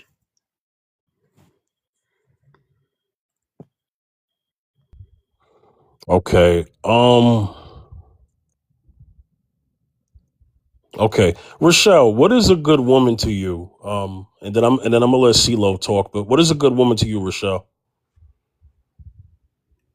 I was raised to know how to cook, clean, provide for the kids, regardless of how he's doing. I was taught, like, our things are not even 50-50. It was more like, if you couldn't handle it, I would just do it. And I wouldn't say a word. I'd just do it. So that was what I was taught growing up.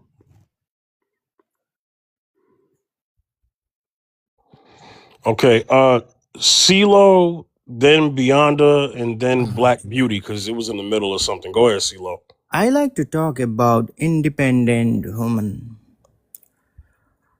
For me, independent women should find a balanced relationship through cordial hospitality and avoid turning them into a financial transactions. As spirituality rightfully said, being independent means having a self-respect, confidence, and ability to stand on their own when they need it.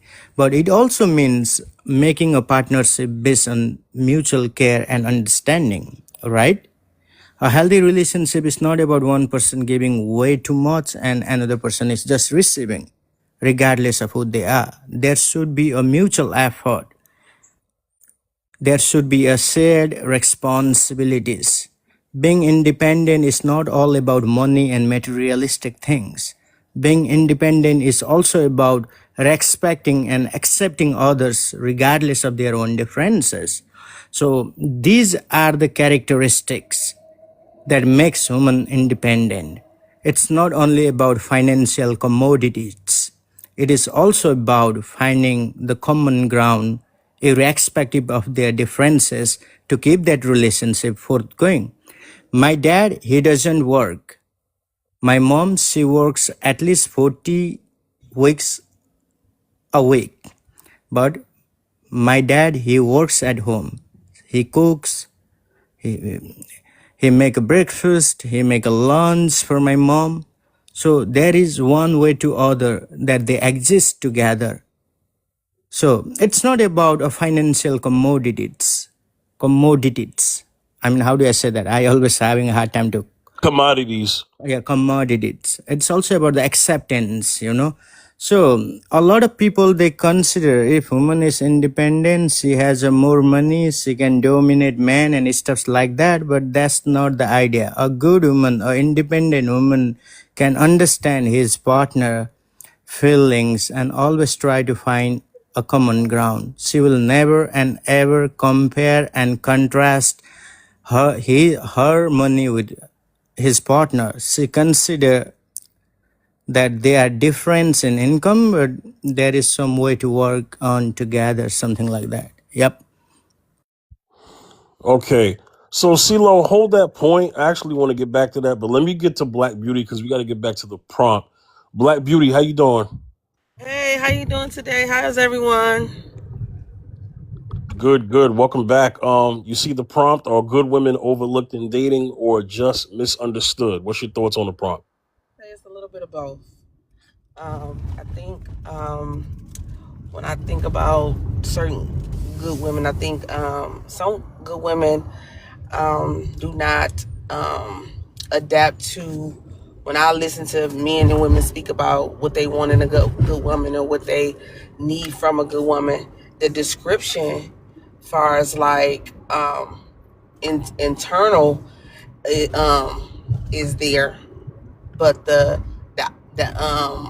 what's on the outside, as far as like if she's not sexy enough, if she doesn't appeal to them, far as, you know what I'm saying, attractiveness might not be there for their liking.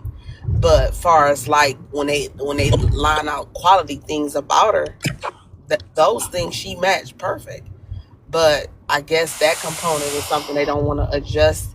And even with women who don't want to adjust to understanding that, yeah, you good far as good character, but you could turn it up a notch as well far as some appeal. You know what I'm saying? So I think it's a little bit of both. If I'm breaking it down in that aspect, it's so multi-layered.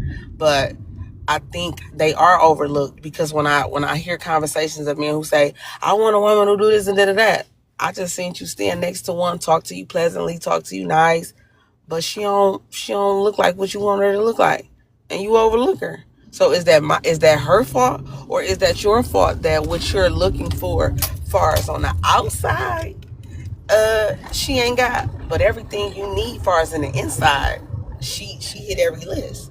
So it's like, which one can you? I mean, you can have them both. And I'm not saying that it's not women and men who have them both, who look the part and who treat you the part.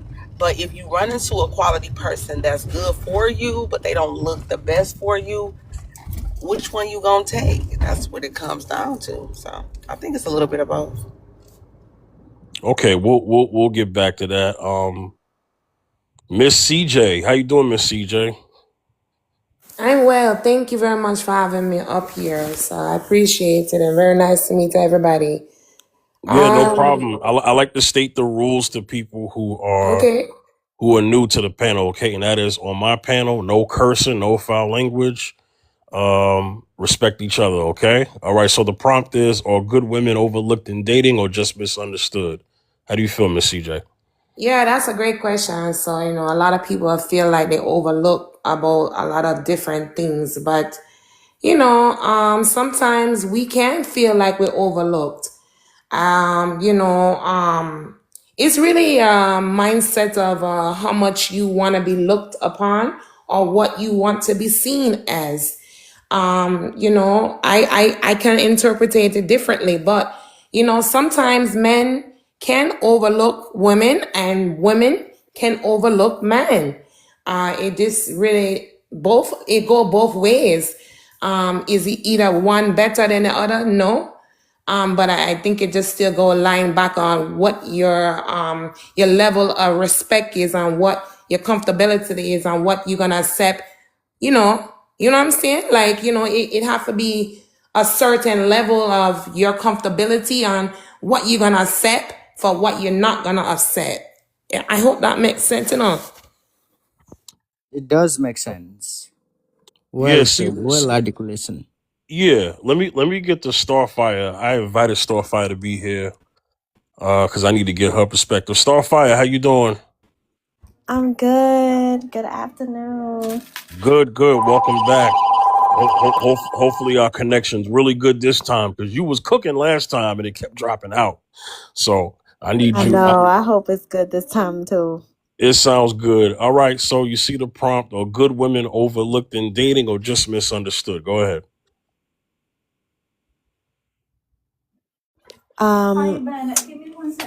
So sorry for the background if you hear the phones.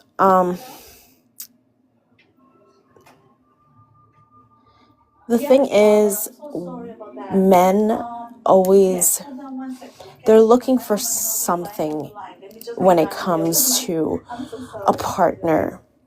And in my perspective, I feel like, yes, a good woman is cherished, but then when you're overly good, that's when you feel sometimes, depending on the man, that man may be taking advantage of you because of the expansive heart that you have. The thing is, we see eyes, we don't see hearts. And a lot of the times we give ourselves to people who we think we can open ourselves up to in the most expansive light within our soul. And we come to find that that's not the truth. Because an overly good woman, she's seen as a great asset, a great person, a great individual there for her kids. She does what she needs to do. She does what she needs to do for the household and what may have you, what may not. But then at the end, that man might be looking for somebody else that just has a manipulative nature. Remember, women manipulate men as well. And there's a lot of devious women out here that like to pretend and play with men. And a lot of the time men don't understand the difference, or they like that chaos, that chaotic nature. So when you're too good, it's like, oh, I need that chaos again. I want that flip or switch, she's too good for me. She's boring. She's starting to bore me. This routine is starting to get boring. And then it's like the good woman does A, B, C, and D, listens, does what she can, provides financial assets, provides her heart, her home, all this stuff. Then it's like, all right, but then you just want, what you want is just, you want to just go back to the karma that you left. And, so it's, I feel like a lot of the times we are overlooked, and it's a painful thing because we shouldn't be overlooked. A great woman is a beautiful woman, especially in her divinity and her divine feminine. So, and I feel like that should be cherished to the Most High. We could all be Jezebels. We could all manipulate men if we really wanted to. But the most important part is to find a man who will not overlook a woman from the heart. Now, overlooked has two different meaning. Okay. Sometimes overlooked come with ego. If a woman is more independent and she's very strong and she has a pride of that being independent and has an ego, then definitely she wants to be overlooked by a man. But if a woman wants a man to overlook the way she is, then it should not be a problem. But ego will also create a chaos when it comes with the word overlooked. It has a two different meaning. If somebody overlooked at me as a person who I am, then I will be fine. But if somebody overlooked me, or if I have an expectation for someone to overlook at me, then it will create a chaos to me. So overlooking is not bad, but if it is done intentionally, then it will turn the situation upside down. We got to see overlooked in two different spectrum when it comes in a relationship. Having a expectation, having a high expectation, and if a woman or man is doing intentionally to be overlooked, then it will have a negative implication. But if it comes naturally, then it should not be a problem. I agree on what you said though. It's just something that's it's not Wait, can I easy. say something? Yeah, go ahead. I just wanted to say, so I was raised very like traditional, like we respect men. Men, so it goes God, men, women, children. So I haven't been taught any different. But I feel like men sometimes take advantage of that. Because I would never disrespect a man. Never. Never in my life. Because I have brothers. I used to wake up with my mom, would make their lunch, everything. And my mom would always tell me, like, the man is the head of the household. Because my dad was a general in the army. So, but why do men still feel the need to disrespect women that respect them? Can you answer that? Again, this is a very subjective questions. So Mm. I don't give objective answers on a subjective questions. It depends on an individual, and also it depends on the way they brought up in their family, by their family members, and the social construct. So I cannot have an objective answer on the subjective questions, but if Samsara would like to answer the question that she asked, that would be greatly appreciated, since you have so much of knowledge and you see things from a bigger spectrum. Repeat the question, please. So I was raised in like what is it called? Like the army family. Like my dad was a Military. general. There's a military background family. Yeah. Yeah. So my dad was a general, and we were always taught like the man comes first, because the way my dad treated my mom was so different to what I see now. It's so different. Um, he knew he was going to war, and he was like, okay, you know what? Instead of my wife and kids staying here, I'm gonna send them away. And then he sent us away, and then he went to war. So I've always been taught like a man comes first before anything. But why are the men now being very different? Like, I feel like men are becoming women. I'm not gonna lie. I agree with you. I totally agree with you. Well, And that is Rochelle. Okay, I'll go ahead, Sam Sarah. I'm gonna get to Rochelle because she needs men to respond to her. But go ahead, Sam Sarah. I do agree with you in many ways. And the reason is because women have decided to compete with men. They have also decided to go out there and work and do all of that. And this is not about competition here. This is about an individual. This is about having respect for yourself first and foremost, and having enough dignity and integrity within yourself not to let anyone do you any wrong, and knowing the difference of how to tread forward in life, which a lot of people don't know. And what that comes with is knowing who you are as an individual, doing the inner work and loving yourself for who you are. So when those foundations are taken care of from the core, I find then can you tread properly in relationships. When that work is not done, then you are bringing some of that unhealed trauma or characteristics into the relationship as you get into it. So the thought process of how you were raised, it's not correct. You don't put a man before you put yourself. No way, never. And vice versa for men as well. As an individual, you need to be so strong in yourself. You need to know who you are, so much so that if something is done wrong to you, you can get up and defend yourself. That you don't have to just take. And I'm not here to tell people to destroy their marriages. I'm not about that. But when you know who you are as an individual, you will not tolerate something like that. You won't tolerate any form of disrespect. No, I understand you, and I appreciate your comment. I honestly do. All right, so let me interject as a man's voice, and then I need Bianca to speak. Rochelle, your question is a bit broad.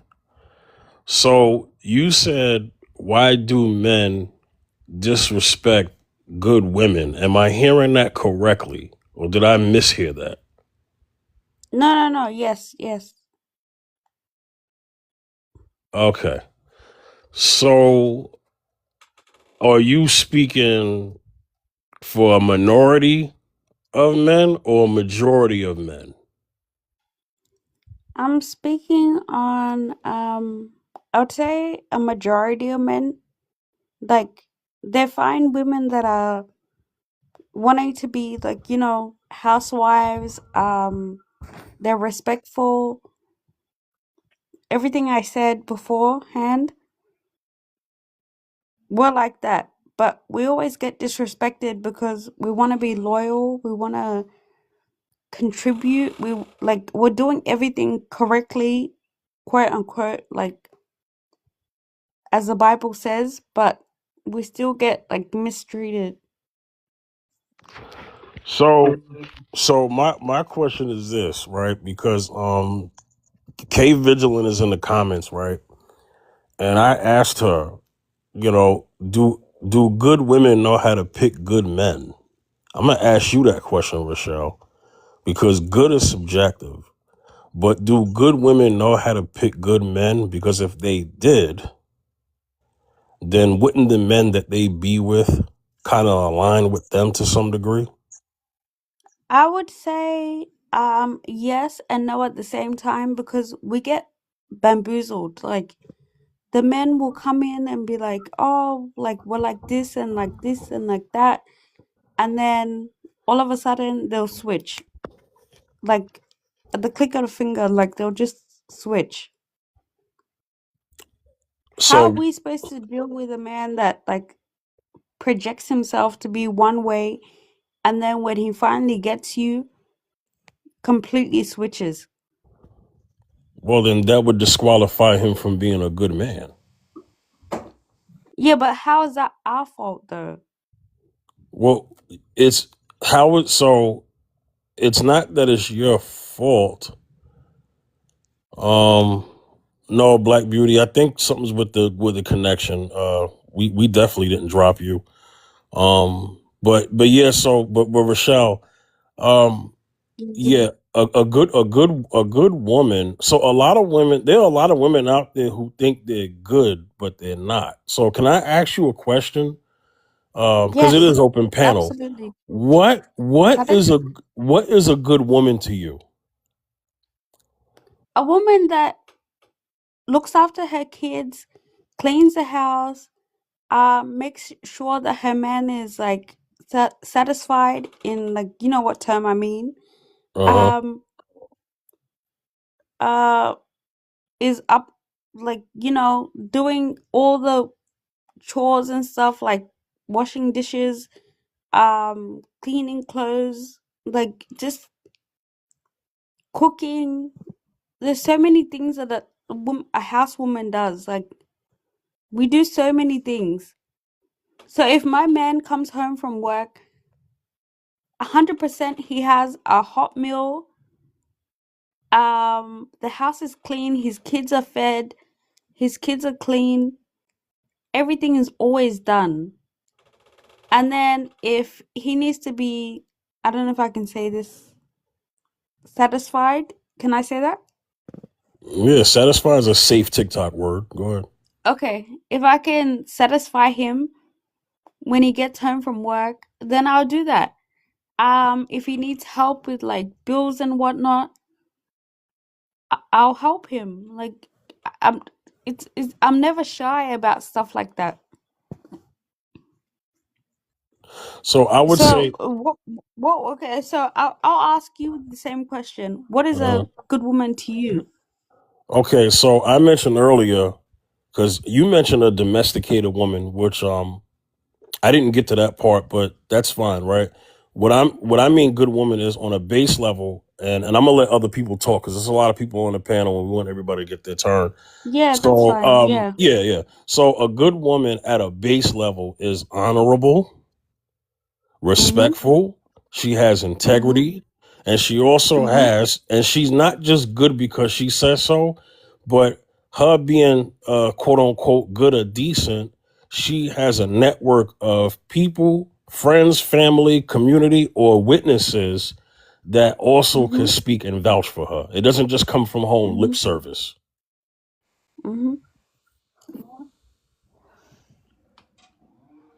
No, that's fair. That's very, very fair. And Can I I feel speak? like I have all of them. Sorry if I interrupted someone. I Sorry. want to say something. Okay, I want to go a little bit above this conversation. But Let me. CeeLo, real quick, because there's other people on the panel. I don't mind you talking, but Miss CJ Black Beauty has been in and out of the channel only because I think there's like something going on. But Black Beauty, Starfire, CJ, Sam, Sarah, everybody else beyond her, I want them more to kind of get in, okay? So I don't mind you talking, CeeLo, but other people kind of been waiting, okay? Go ahead, Black Beauty. What I mean, the thing she kind of described as being a good woman, far as what she sees as a good woman, to me, them not what I would think. To me, that's just someone who knows how to nurture, or maybe know how to handle business around the home, and kind of excluded themselves as far as how I look at being a good woman. It's different things to me that makes a person a good woman, but that also falls under what the person who's dating them see as a good woman, and what we see as in ourselves what is a good woman. Because what I think of being a good woman is good character, not by how I clean up, but how good my character is, how sincere, how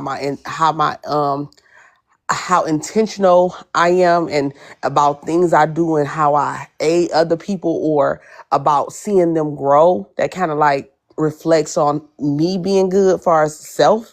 So that's what I look at as being a good woman. Even if I maybe didn't have, you know what I'm saying, the right type of house, that does not make me not a good woman. It makes me not a cleansing woman. I'm not clean if that's what I was doing. I'm not saying that's what I'm doing, but that will make me, you know what I'm saying? I'm not sanitary or being sanitized in my area, but that does not take away from me being a good person, because I can be that same good person to you.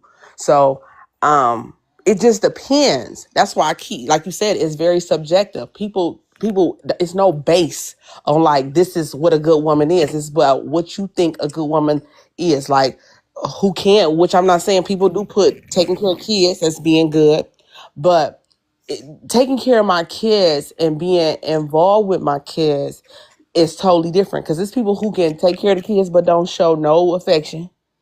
You feed them, but you don't ask them about what's important to them. But you make sure they fed. You make sure they get to where they're going. But you don't figure out what's going on with them. Do that make you good? It's those things are fall into place. See, those things, I want a person that's involved. There's so many things that makes a person good to me. And I'm not saying that a person who's good still can't do things bad, but it's so universal. That word is just like, you don't got no base for it.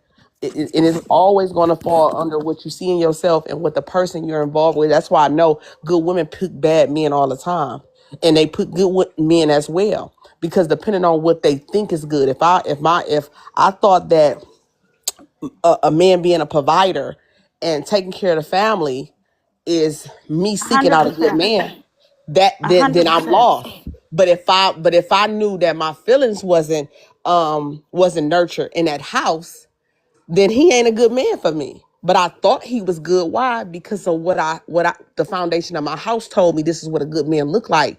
But that doesn't mean he supplied all the needs that I need to be good enough for me. So yeah, I land there. No, 100%. I feel like it took me a while to realize, like, it wasn't just about pleasing a man, or like, how do I explain it? Like, pretty much all I can say is just pleasing a man, because that's all I was taught. So I definitely agree with you. Yeah. And physical, people like physical, so they think, oh, he fine, got a couple dollars, but he dogging you, you know what I'm saying? But if people taught you only to think about the money, then you think that's what a good man, that's called a provider. That's why I keep telling people they get But lost guess in that. what? The guy that I was dating didn't even have money. I was the one providing everything. Is the one thing I would like to say now, okay? I want to go little bit above this conversation. Yo, I've CeeLo, been hold on. Miss CJ had her hand up. Miss CJ, go ahead. All right. Well, thank you very much. So, and very interesting topic. So I just jump right in on piggyback on what what's your name? Black Bee Beauty 915. Very yeah. nice to meet all of you, by the way. But and the host, thank you very much again. Real quick, so I would agree with what she is saying. But I'm gonna kind of add a little extra if I can. It's really based on what you're accustomed to.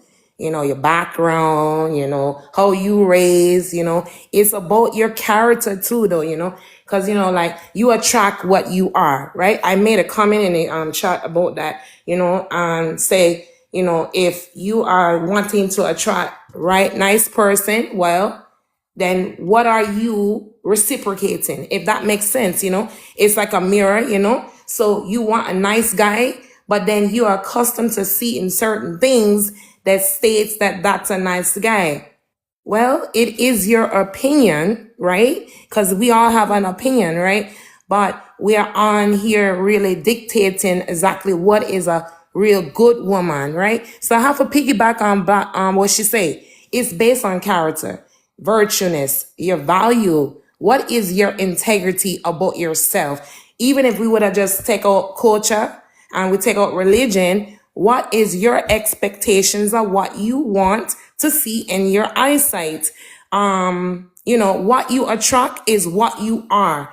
If you want joy, then guess what? Joy is going to come, but there's other things going to come too, because there is some, and I hate to kind of swift a little bit, but there's some imperfections in all of us that we will attract that one to fix that portion and then get exactly what we want, which is the perfect man, which is the perfect woman. I hope I don't go too far, but I'm just going back to what it is. It is about the character of yourself. It will be based on how you raise, your culture, your background and dynamic. But then really when you base it down to it, what exactly is it that you define as a good person, a good man, a good woman? And then you define it in your own layman terms, whether it's based on religion or your background or how you raise or just what you are accustomed to. Because then you're going to have to back it down to saying, what will you accept and what will you not accept? Because then if you go back to that, then you're back to the part of, is this person a really good woman or is this man a good man? So it just depends. But again, I really appreciate it. I No, like. thank you. Thank you, thank you. I like what she said, and I liked Yeah, it thank very you. much. So everybody, I like what everybody's saying. And nice meeting you too, sweetie. I didn't get to say it because you was talking. So Yeah, Miss CJ, that was cool. Hey, CeeLo, go ahead, man. I just wanted CJ to talk. No, you're good. You're good. Yeah. In the beginning, right? In the beginning, everything feel exciting and full of energy in a relationship. It's really hard for a good man to pick up the good woman and really hard for a good woman to pick up the good man. Because in the beginning, everything is full of excitement, full of positive energy. However, as the time passes, complexity, challenges, and responsibilities and misunderstanding create a distance and reduce that initial spark.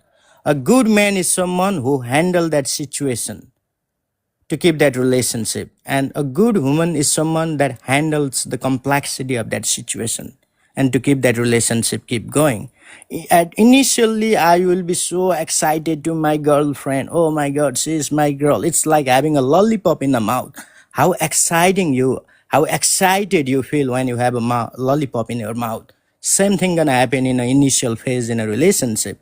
But as the challenges comes along the way, the responsibilities come along the way, misunderstanding comes along the way, then only I will define a good man and good woman if they handle that situation. Everything will be sparking when everything goes in the right way.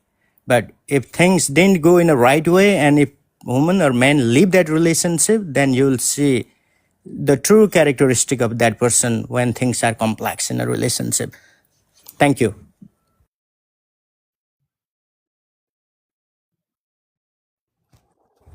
In the beginning, we are so excited in a relationship. Oh my God, she's my girl, she's my boy, she's so nice. So your family is so nice, his family is so nice. Wow, wow. We always talk good things, right? But when complexity and responsibilities hits and person leave that relationship, then you will see the true color of that person, whether it is male or female in a relationship.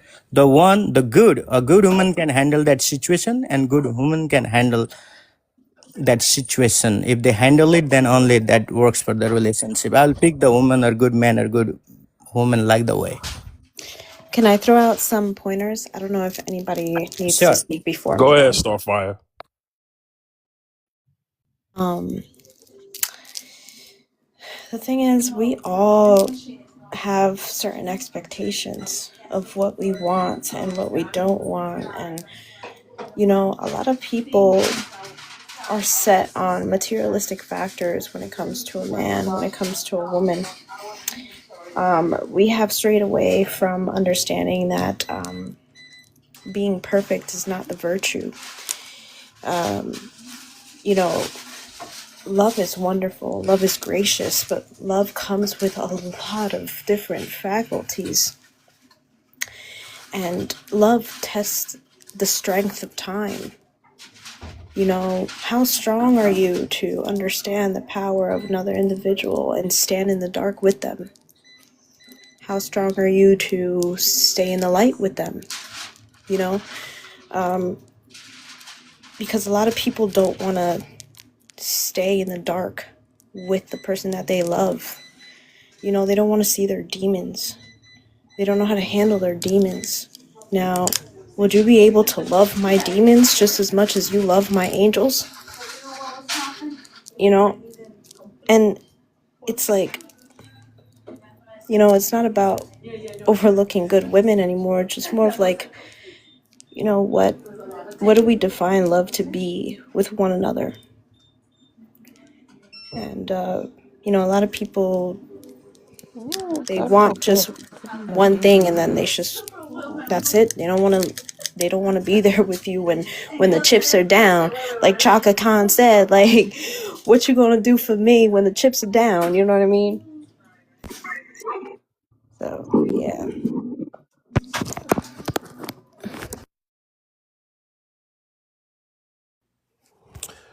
Hey, Meerkat, welcome back. Hey, Hey, good to be back. I've been super busy, still busy. Hopefully, I'll be getting done with this project soon. it is okay. So a lot has been said today, but originally the topic is about, are good women overlooked in dating or just misunderstood? What's your opinion? I think it's kind of the same as do good men get overlooked also? I think at times they do. I consider myself a good woman and I feel like I've been overlooked. But it was probably for my good because the ones looking would turn out to be not of great character. So, but that doesn't mean that good guys are not looking for something more exciting. Sometimes you're not seen as exciting, or you know, it's the ones that'll do stuff off the wall. You know, sometimes those are the more interesting women. Sometimes they're prettier. Sometimes they're just more feisty. Sometimes they're more, I guess, appealing. And so, yeah, I do think good women do get looked over at times. So,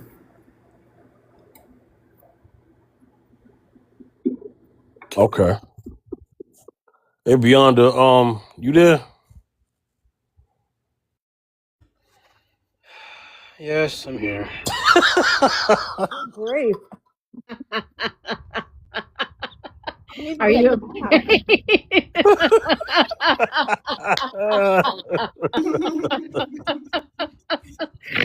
Tired of this.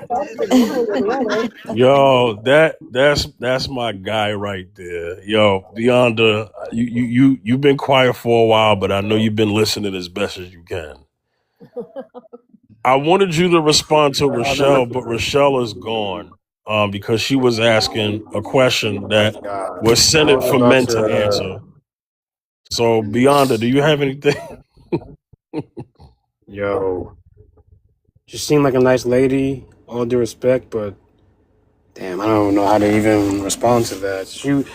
What she was doing was not taking accountability because she had said that she had been cheated on numerous times, And I understand that, but at some point you have to just like take accountability and be like, you know what, she did choose that man over and over again. I feel like if like if the man's not growing or willing to change and you still go back for him, that's your fault. And wasn't taking accountability. So that was really annoying to hear.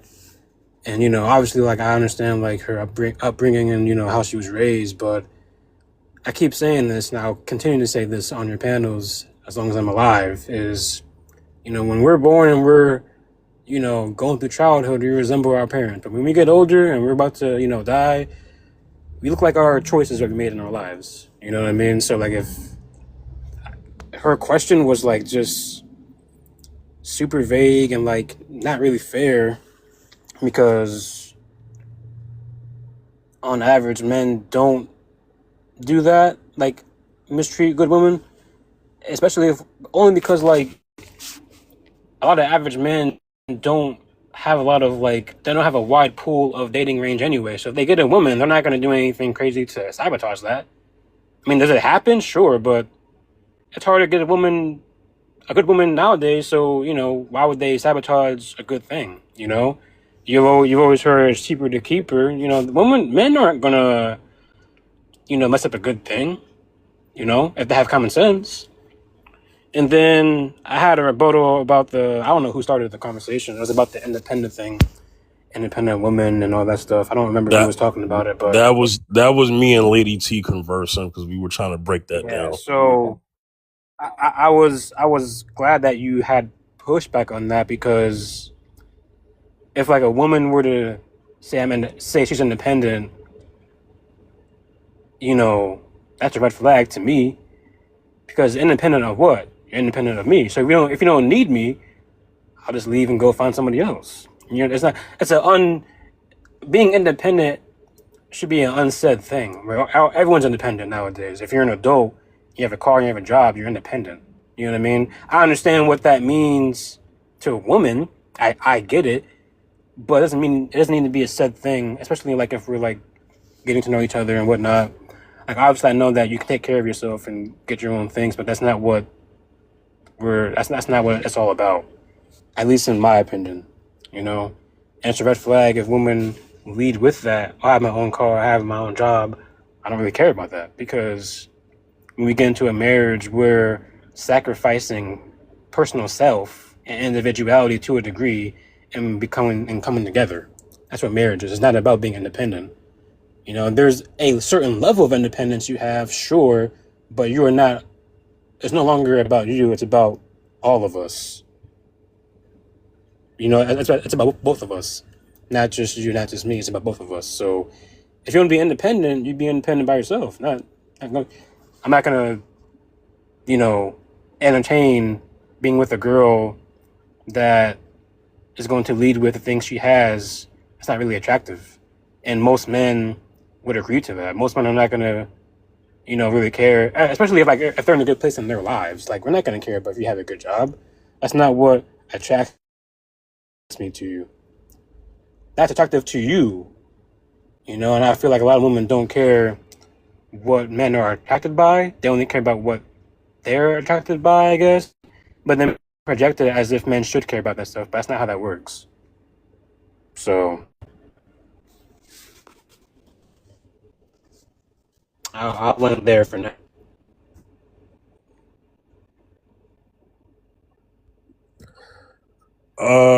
It's only fair if Lady T responds, since it was her point. Lady T, you have anything to say? I was just wondering, why does the word independent bother you so much? Just wondering. And also, when a man feels lack within himself, so if he doesn't feel like fulfilled or certain things like that, or he feels that, like he doesn't feel like that, it's mostly if it's a challenge when it comes to women saying that they're independent. Like, if I find men that have a problem with the word so hardly and think that, oh, I can't lead her, I can't, it's such a struggle and all that other stuff, then go find one of those women that are straight up have hardly no experience in life and that are very, very innocent and needs all that leading. And that would be the perfect woman. Just saying. No, no, no, not no. Um, no. If a woman is leading with saying I'm an independent woman, it's not about the words. It's about the characteristics she has behind that. It's about the foundation of where that comes from. Where does that come from? It comes from, the feminist movement. On paper it says men and women are equal, but in practice it literally just elevates women above men. And then women who are subscribed to that are going to take that, go into the dating marketplace and say, oh, I don't need a man, I'm independent. That's where that comes from. So whenever I hear that, that's where I am assuming that's what she's meaning, and I'm not going to be cool with it. So I'm just going to go ahead and, you know what? I'm good. I'm out, dog. It's a no for me, dog. So I'm just going to give her a chance, because if you're going to say that, you don't need me, and that's fine. If you don't need me, then that's cool. But I'm not going to, no. Okay, so when you hear independent woman, you look on it as an extreme feminist that is going to brutally tear down a man and, put him in his place, right? Because the thing is that an independent woman, there's so many different types of independent women out there, and you should know the difference, because we're not all independent women are not extremist in the feminist. We actually just don't want a headache of a man that is going to make excuses for his lacking, and is going to come and make excuses. Well, I can't do this, and I just feel like lower and all this stuff. No, buck up and reevaluate yourself, heal. We're going to help you build. We're bringing that strength. Like you got to look on it like it's not just about extremist feminism. Like, come on. No, I didn't say that either. I said if they're leading with that, hey, I'm an independent woman, if they're leading with that, that's a problem for me. We're all adults, right? Like, we all have some degree of common sense. Everyone is independent in their own right. It should be a that thing. You don't have to lead with it. That's all I'm saying. Like, if you have your career and have your house, duh, you're independent. Cool. It doesn't need to be a said thing when you're trying to find a partner. Oh, I'm independent. That's a red flag. Let me interject real That's all I'm quick saying. so this can make let me interject real quick so this can make sense. So here's what I need to say. Just because a woman is independent doesn't mean she's good or bad. So I will give Lady T, although Lady T brought up earlier about an independent woman. So if the topic was why are independent women overlooked, then we could address that. But the topic is, are good women overlooked? Lady T mentioned the elements of different women. So they are independent women they are okay, I'll say so-called, right? They are so-called independent women that can be good, and then there are independent women who are not good at all. So I just want to make sure that is highlighted. So, and the only reason why I even asked Lady T her opinion on independent women is because Lady T brought that up. Nobody else on the panel did when she came up about the independent thing. I just wanted to know, because I've been hearing independent women for years, right? And if you ask 10 women what an independent woman is, you're going to get 12 definitions. Notice how I said 10 women, because 2 of those 10 are going to actually change what their opinion was, and then that's going to be 2 opinions. You know what I'm saying? So that's subjective. So to be fair to Lady T, I'm letting her get her response in because she brought independent women to the conversation. So that's why she gets to retort, anytime we're talking about it. Do you want to say anything, Lady T? Because Sam Sarah's kind of getting at me. Well, not quite, but she wants me to talk to her. But Lady T, go ahead, and then I'm going to talk to Sam Sarah. Look, when I state about independence, I'm stating a factual thing about a woman being very independent, like she's gone through like a lot of different stuff. She's had to be put into those like places that she had to be the man and the woman that's in like in life. It's not that she wants to like, oh my God, I need to challenge the man by being independent. It's just a word. Like there's a big difference between like a highly feminist woman that is literally trying to crush men and we're independent women and we are going to crush men and we don't need them. No. What I'm saying is that we were put in a place that we had to be mom and dad. We had to be put in a place that we had to take care of ourselves. We had to go and build without that supportive thing about a man. Like, so like it's not a big deal in that aspect, but know the difference, like what comes with the woman. So if she comes like she's going to bulldoze you over, look out. There's your feminist extremist crushing your every soul of your being.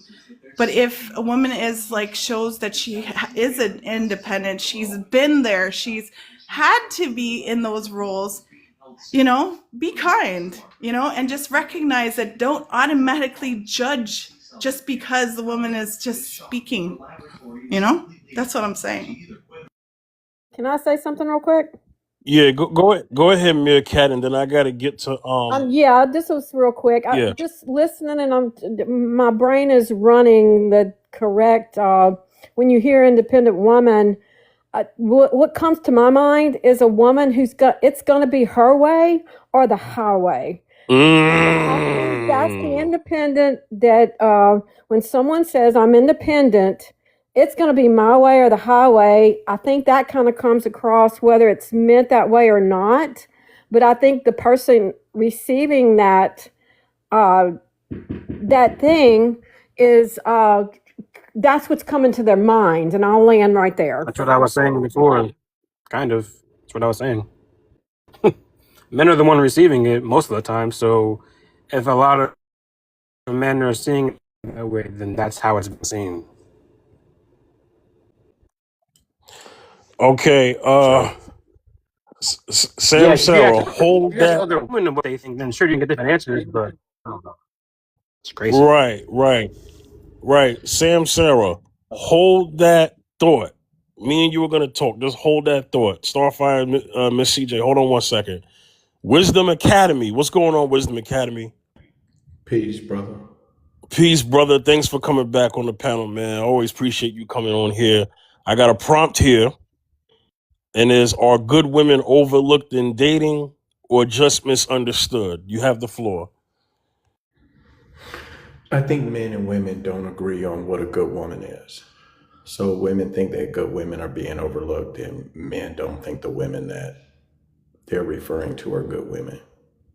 So I think because of this difference in definition, you're always going to get this misunderstanding in this conversation. There are women who earn good money and are attractive, and there are women who earn good money and are attractive, and they think this makes them good. And men don't place the same value on these things over other things that would be on a man's list. And women kind of refuse to accept that difference. And we argue endlessly over it as men and women. So you'll have a woman who, if you talk to her, you'll find out your values are very different from her, what you are looking for out of a woman. So I'll give you an example. You'll have a woman that'll get on a panel and will say, well, I don't think body count matters. And then the men that are marriage-minded men that want to establish families will say, okay, this isn't a good woman for marriage. And women will say, well, I don't think there's anything wrong with that. You know, you guys sleep around, men sleep around, they aren't punished the same way. So she should be able to say that and think that. But if you can't get marriage-minded men to agree with you, then you're not a good man as far as marriage-minded men are concerned. Make sense? Yeah. Yeah. Well said. Yes, men and women definitely don't agree on what good is. I mean, good is definitely subjective.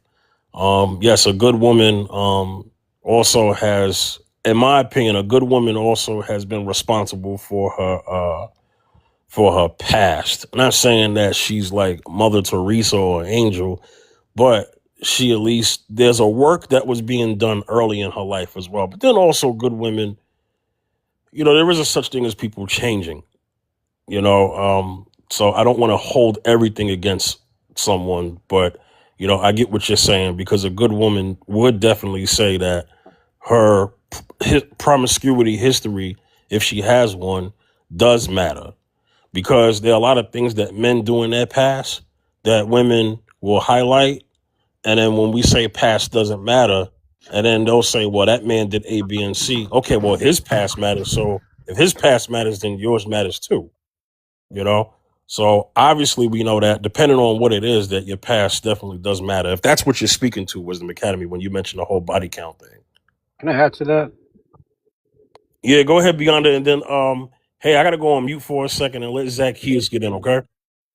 And real quick as well. So think about this. I know the ladies may not agree with these types of ideas, but it is how most marriage-minded men think about women that they would consider for that level of commitment. And no man is looking for a woman that's going to teach his daughter that her body count doesn't matter. And having a past is different than saying your body count doesn't matter. Having a past means that you've made these types of choices. Saying my body count doesn't matter means I've made these types of choices and I think it's perfectly fine, because it doesn't matter. So in one instance, you have a person who's made those types of choices and may feel differently about it. She may feel like, hey, I shouldn't have functioned this way. I shouldn't have behaved this way. I didn't respect myself. And then in the other instance, you have a woman who behaved that way or hasn't behaved that way, but justifies it and thinks it's perfectly fine. So a lot of times women have ideas that are fine to them, are not fine to men, and they compare themselves against the worst type of men. They agree they don't like these men. You'll hear women sit up and tell you their body count doesn't matter, and then turn around and tell you that they want a man who hasn't been all throughout the city. Oh, well, don't nobody want a man that's done all of this. Well, you just said it don't matter. So if it don't matter, then why does it matter for the man? And so at that point, you're not making a logical argument about it mattering or not mattering. It's really just a one-up game against the men that you're talking to. And guys notice this inconsistency, and we just roll our eyes and say, okay, this woman doesn't even care about making sense. So a lot of times you have women who think they're good women, but if you talk to men who are looking for wives, they would disqualify them. You got women who say, well, you're just a weak man if you don't want to deal with a woman who's argumentative and combative.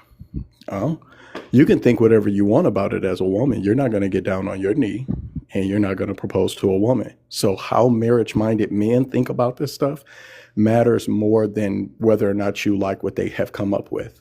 And a lot of ladies, I've had these conversations now for a couple of years online. They seem to have absolutely no understanding of what marriage-minded men are looking for, or they do, and they couldn't care less. And they haven't connected that lack of care with the results that they're getting. Imagine a guy that doesn't care that women want men who are stable. Imagine a guy who doesn't care that women want men who can communicate or have emotional intelligence or are loyal. I don't care that you want any of these things. You should be with me anyways. And if you don't, it's because you're a weak woman. You're scared. Yeah. You're a misandrist. A lot of women, that's the level of conversation they're having with this. So I think that good women aren't being overlooked. Men and women just don't agree on what good women are. Women think every woman's a good woman. She could have kids by multiple men, sold her body, done this, that, and the third, and you guys will support and affirm and validate each other no matter what. And any man that calls out this behavior as bad or uses that as a basis to disqualify you as a wife, he must hate his mama. So that's why the conversation isn't going anywhere, because the women, I think, care more about supporting other women than they care about what men want or need.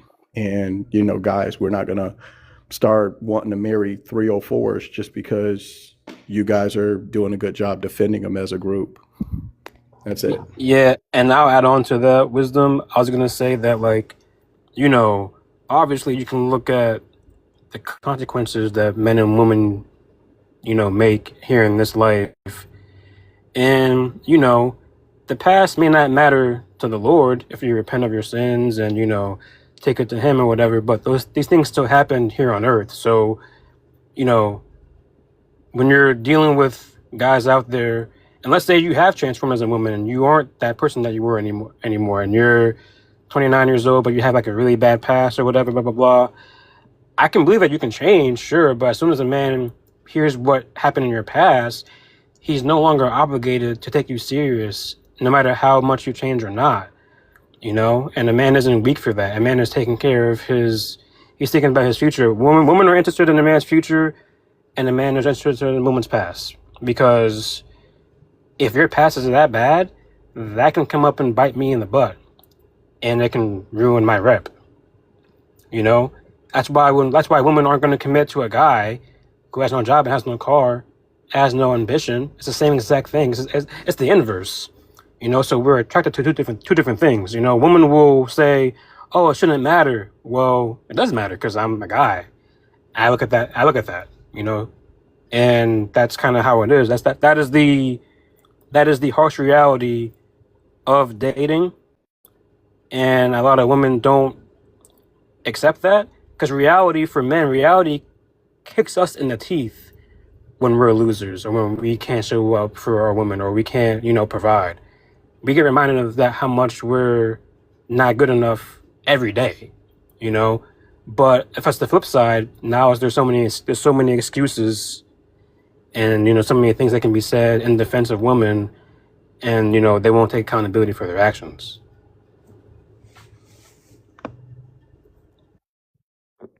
Can I say something real quick? Yeah, and then Zach and Sam can go. Okay, I've worked different careers. I've been in the legal field, the medical field, and I have worked around multitude of women. I'm telling you what, I have worked with some women, and I would look at them and I'm like, how in the hell is their husband? I would never be married to that.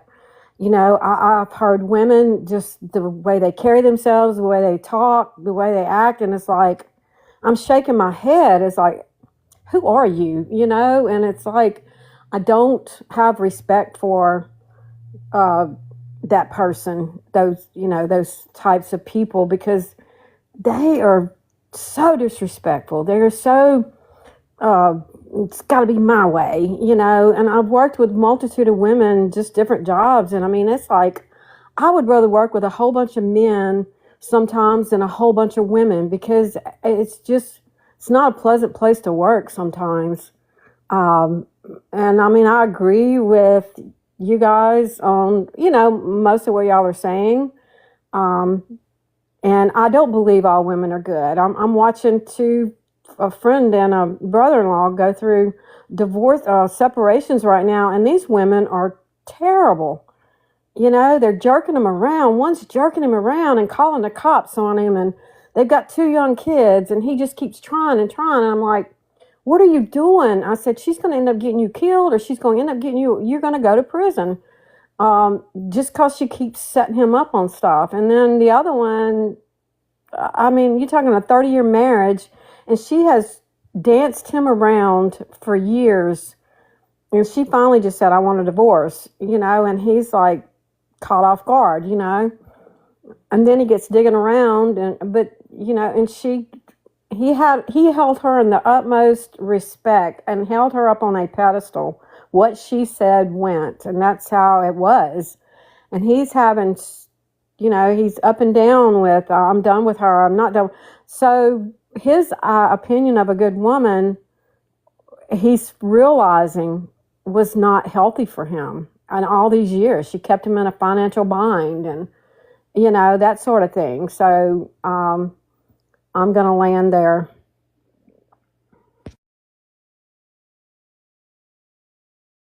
All right, Zacchaeus, you can go ahead and answer the prompt whenever you want. Hey everybody, what's good, man?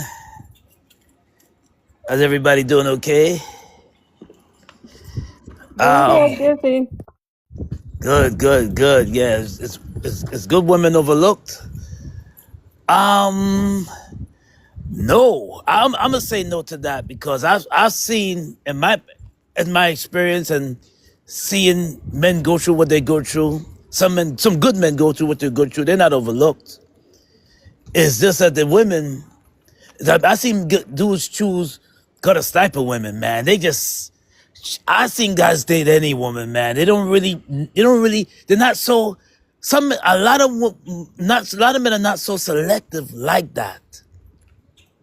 They're not so, they have some men that are selective, but not so they'll choose a woman that has 2 or 3 baby daddies, man. And I seen it. I know somebody right now. I'm not gonna call any names, but and they'll do that. They'll do that. So I would say no to that. I would say no to that prompt because I seen dudes date any woman, even if even if her past was not so great. But yet, if tables would turn, she would not go out with him because he's lacking this and he's lacking that. Oh, he's too boring. Oh, he's too this. I've seen it. So the answer to the prompt, I would say no to that prompt.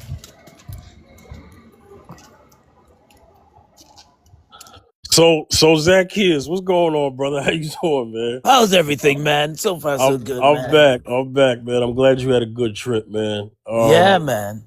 Yo, so are they misunderstood or good women? The second part of that, are they misunderstood then? I would say it's true, I would say it's somewhat true because sometimes you would meet a woman she's a virtuous woman, like what the Bible talks about, prudent woman that will stand by your side and build with you, but you're not ready to build with her. You're not ready to go ahead and get to the next level with her. But on the first half of the prompt, I've seen guys go with anyone, date any woman, and whatever toxic blowout argument that comes to him, he still stays with her, no matter what. I seen that more than the second half of the prompt, Yeah, So here's the reason for this topic, right? yeah, And I'm gonna let Miss CJ get in if she has to say anything, and then I'm gonna finally get to Sam Sarah, right? So remember last week I had a topic.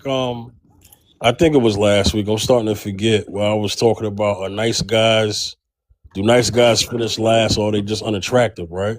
right, So it wasn't hard for the ladies to give their opinion on that, right? right, But look, the good woman thing, right? It's subjective, man. A lot of women that say they're good are not good.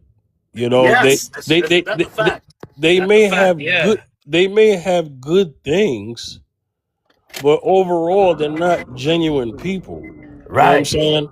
right, So if you are who you say you are, right. then there should be witnesses, right?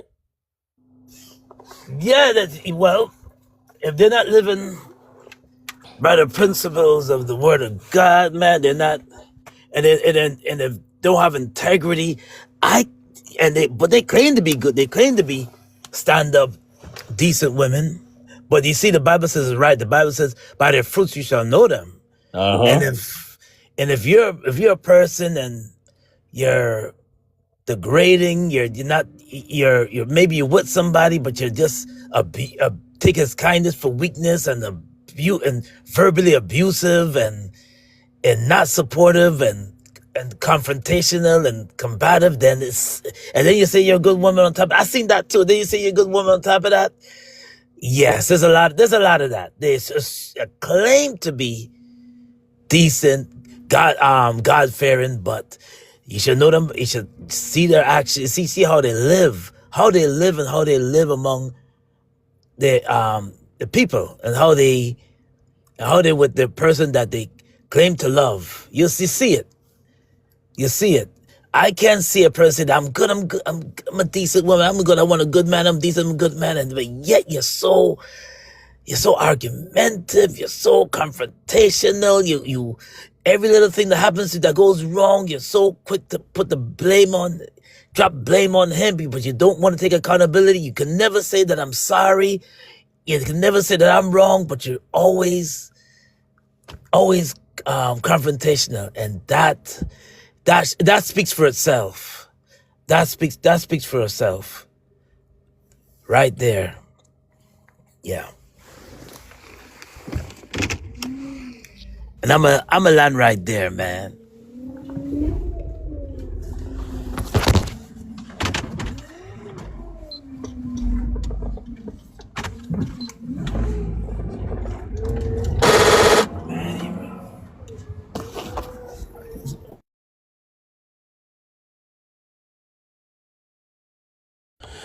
Man, I don't know what that was, Zacchaeus. Hey, Miss CJ, you there? Yes, I'm still here. All right. Do you have anything? You have anything to say before I get to Sam Sarah? She's been waiting to talk to me. Go Oh ahead, yeah, Miss CJ. yeah. My girl gone. She ready to respond. Absolutely. But everybody has been very opinionated on this panel. That's exactly what it is. Again, it's gonna be to me though. It's gonna go back to what you are accustomed to, right? What you are already familiarized with, and what is your, I guess, your zone of proximity, right? What is your limitation? What is your barriers? What is your boundaries? Because, some people say, again, that's a good woman, but then she don't have this quality. She don't do this. She don't do that. She don't do that. But then we could go to the woman and say, that the man don't have this, he don't have that, he don't have the car, he don't have this. So it's some subliminal things that's going on. So it's expectations, and there's a zones of proximities that people have their certain boundaries, right? And so that's where the opinion comes in. But going back to what the man Zachary said, I hope I'm saying him right. It goes back to what, for me, religion. What I know, what God is expecting, what the one body, the one Christ, the one temple. So it goes back to that for me. For everyone else, it may be something else. So, it's always, about refining what exactly you already know from what you know, right? That's that zone of proximity, right? That's like, what was based on your religion, your background, your family, and what they raised you to know about, right? So what is a good woman? What's a good man, right? But then when you grow older, because some of the people on the panel said it, when you go older, you can set the boundary. You can set the zone. You can simply say, you know what? This is what I would like to see in my life for me to say that's a good woman based on what I know. Now, you can base it on religion or your family. For me, I'm going to base it on religion because as an adult, whatever I was raised, that was what I was made to told, right? But now I'm an adult and I can say, this is what my area is, because your character, your creed, your integrity, your valueship, your core, your dynamic tells me exactly who you are as a person, inside and out. When somebody's not looking at you, that tells me you are a great woman, Also, you're a good man, what the things that people can see you do, that tells me your nature to really a good, wholesome person. I hope this is making sense. So now the order and the step of where it line up to me is now, okay, I think I'm going to go to my God now because that's what I know, right? God, is this the person you put in my life? I have a relationship with God, right? So I have an intimacy. So again, it's going to go back to the zone of proximity, right? And it's going to go back to what you are accustomed to, what you are allowing, what you said, what is your opinion on what is a qualified good person. And that's a simple thing. What exactly is it that you're saying it is? Because people say, I'm independent, man is independent, woman's independent. But again, it's going to go back to what's your boundaries, what's your standards, right? But at the end of the day, when everything's turned off and you're an adult, how do the person make you feel inside and out? to say that they are really a good woman or a good man. If you take it into a religion part, then you take it to God and you ask God, does this person line up to what you said, God, is that you place for me? So that's my opinion on, the overall. Yeah, see, Miss CJ, I like that you're speaking, and thank you for speaking to the intangible things that matter in a relationship, because those are often widely missed. All right, Sam Sarah. Yes. Now, in the comment section, Go on. I won't repeat everything, but in the comment section, you said what it is that you wanted to say. No, All no, right? no. No. I said it in the comments. I don't know why you felt the need for me to reiterate what I said in the comments and why you wanted me to say what I said in the comments again here. No, I think you're mishearing me. You said you wanted to have a conversation, right? No, I did not. Oh, okay. Well, then, since you do not, I'm gonna move on. Go for it. So, Beyonda.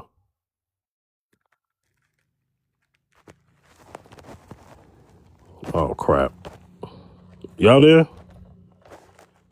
We're here. Okay. Something happened with my live real quick. Okay.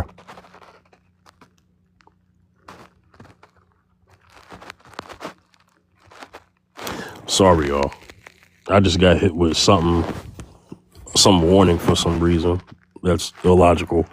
But anyway, so when it comes to the whole thing about, because I know this topic is not about independent women, but it's like this. The overlooked thing, I want to speak to some of the intangible things, right? KJ was on here earlier and he said if a good woman is overlooked, it's her fault, right?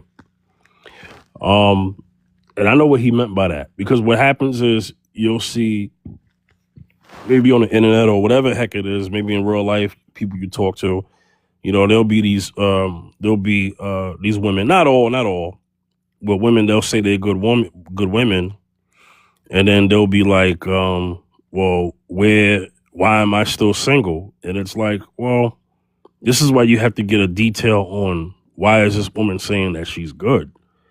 And when you ask her what defines her as good, then she's going to mention these things, and these things may not line up with what a good woman is. But Meerkat, you mentioned, and I kind of wanted to get to it. You said that when you often hear a woman say, I'm an independent woman, I know what you mean. You're not saying that the definition of independent is necessarily trouble. You're just talking about the attitude and the stereotype that usually comes with women who will brag about being independent. Is that what you were speaking to, Meerkat? Yes, yes, because that's what was coming to mind whenever y'all were discussing independent women and the guys were talking, and then I heard some. I think Spiritual T was talking about independent women also. But the thing that came to mind was, I think when guys hear a woman say, "Oh, I'm an independent woman," it may come across as it's my way or the highway, and that's what our relationship is going to look like. So, and it's off-putting, I think. And she may not. I'm not saying Spiritual T meant that, but I'm just saying that's some of the why there's so many definitions of independent women. Feminist is the extreme on one end, and you got the other on the other end. But I think you kind of summed it up. Yeah, Lady T, I would say that the misunderstanding comes to the person who is saying, who is leading with it. So this is what I'm saying. If I make a claim and I don't explain my claim or substantiate my claim, then the person who hears it is open to interpret it how they may suit. But if I can unpack it and clarify what it is that I mean, then I'm responsible for the context that I'm using, if that makes sense. But you know, when someone says they're an independent woman, and you as a man, if you would just ask her, what does that mean? Instead of just jumping to conclusions, because we all have a different definition of it, right? Hmm. So it's about understanding and asking the right questions. Why does it always have to go with, oh, she called herself an independent woman, so she thinks she doesn't need a man? So I just find people don't know how to communicate and really understand what people are saying, you know, and that's where the issue is. If you don't have communication skills, if you don't have the emotional intellect in understanding that, then that is going to be your issue. So how can you have a relationship with anyone when you can't even have a relationship with yourself? Well, Sam Sarah, I know you understand that when you were, from my perspective, because guess what I did earlier when Lady T mentioned it? What did I do? I asked her, what does independent mean? I didn't jump, not saying that you said I did, but you notice how I didn't jump to a conclusion. I went straight to, okay, well, what is it that you mean? But the reason why I did it is because I'm a more experienced communicator. So not everyone is going to ask someone to unpack something. And I get that's the point that you're making.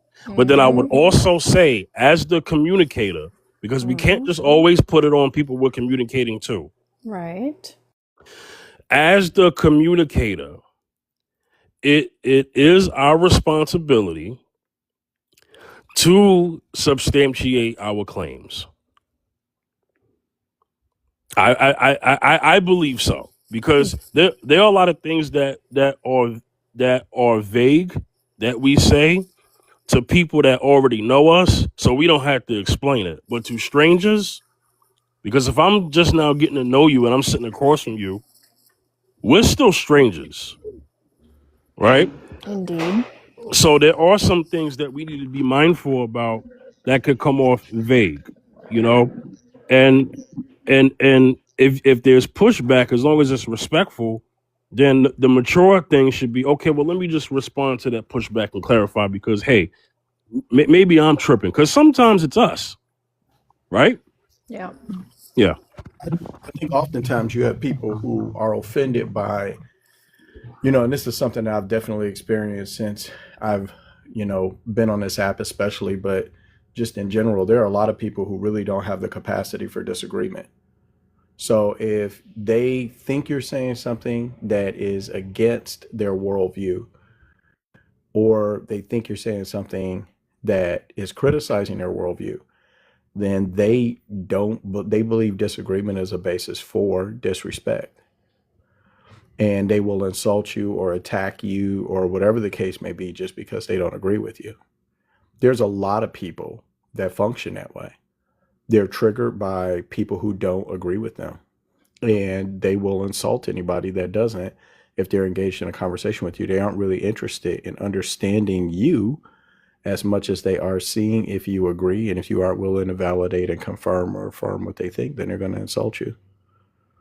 And, so when you're dealing with folks like that, I've just learned that that's a measurement for intelligence with me.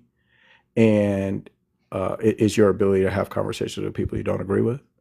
And then also, if I feel like other people listening will learn from the interaction I'm having with the person, then I may continue the conversation, but majority of the time, I'm just going to pull myself out of that, because I'm not going to beat my head against the wall of your stupidity. I'm not going to do that. You know what I'm saying? Just because there's a level of respect that I require for us to engage, and I'm coming with the same level, but there's a level I require to engage, because I'm not just going to sit up and insult you. And that's weird to me, for people to just sit up and try to tear each other down and there's nothing being communicated or understood. I don't understand why you would get with another person and act that out. It seems, immature and ridiculous to me, but I see people do it constantly. The other point I wanted to make was about the independent thing. And it was happening earlier in the conversation. women were trying to define what it is they mean when they say they're independent. And I think men do understand what you ladies are saying. I think it's that it's all on a spectrum, right? Of the woman said, oh, the feminist that wants to push against everything that you say versus a woman who just identifies herself as independent. And I think all of it's on a spectrum that men as a group have decided they're not really looking for in serious relationships. For you to be self-sufficient is a wonderful quality. For you to be interdependent, meaning that you know how to bring those self-sufficient qualities into cooperation within a relationship, that is another really high level quality. But for you to use independence as a principle, a way you identify yourself, and bring that into a relationship, which at its very nature is about cooperation and interdependence. It seems like it's a lack of understanding of what anybody's looking for in a relationship, men especially. And that there are so many women who argue to be able to identify themselves this way and to try to get marriage-minded men to accept it. And I keep saying marriage-minded because there's a lot of guys that they want to clap your cheeks. They're led around by the thing. They're not looking for anything serious. And I think a lot of times women have a problem differentiating between those type of men, sexual attention and genuine intention. And so they say, well, there are guys that want me. There are guys that like this. Okay, well, are these guys seeking to create a long-term meaningful relationship with you? Yeah. Okay, well, I don't think you can tell the difference between a dude trying to clap your cheeks and a guy that is actually trying to build something with you, right? A competent man that wants to do something genuine and sincere with you is very different than a dude that's in your DM that's trying to get in your pants or whatever. I think most women have a difficult time differentiating that. And so they say, oh, well, men, they don't have a problem with this. Cool. Then there's no reason for us to argue about it. Date those men. Marry those men. But when you get to the point where you're trying to talk to a guy and you want something long-term and meaningful, men are telling women like as flatly and directly as possible, we don't like that. We don't like you on the whole spectrum of that. We don't like the idea set. We don't like what comes with it. We don't like it. No matter how good you might be at justifying, we don't like it. We don't want it. And the response overwhelmingly that I see from women to that fact that it's not something men want in wives is an insult. You're weak, or you're this, or you're that, or why you need to be this, why you need to be needed, whatever. And I don't see it changing the argument on the men's side at all, no matter how much you might insult, diminish, demean, degrade men for saying that they aren't looking for women who function that way. That's all.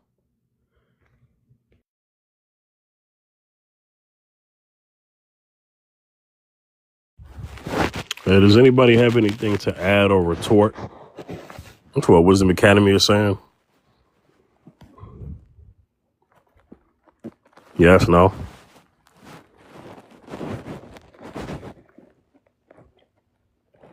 Okay. All right. So, to move the conversation along, right?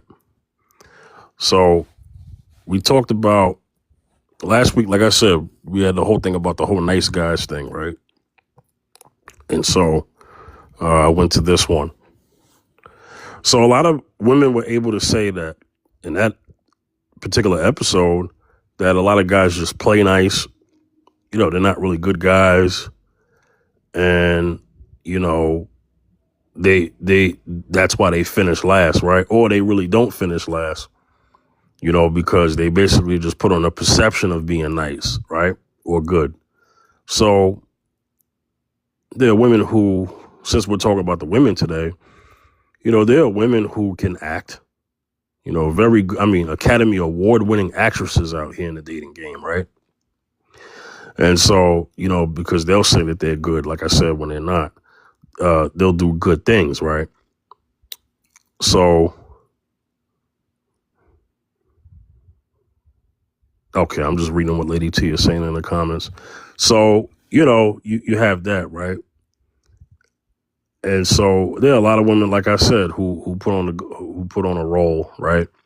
But I guess the question that I had for Kate, one of Kate Vigilant's questions was, no, she had a question. I responded, and I said, "Do good women know how to pick good men?" Does anybody have a response to that? Do good women honestly know how to pick good men, or know when they're being picked by good men? Does anybody know that? I think if someone knows who they are as an individual and know what their identity entails and if it aligns with their values, then yes, they know. If they don't have those beginning with and they don't have a good foundation and they haven't done the work, then they have no idea. They don't have a clue.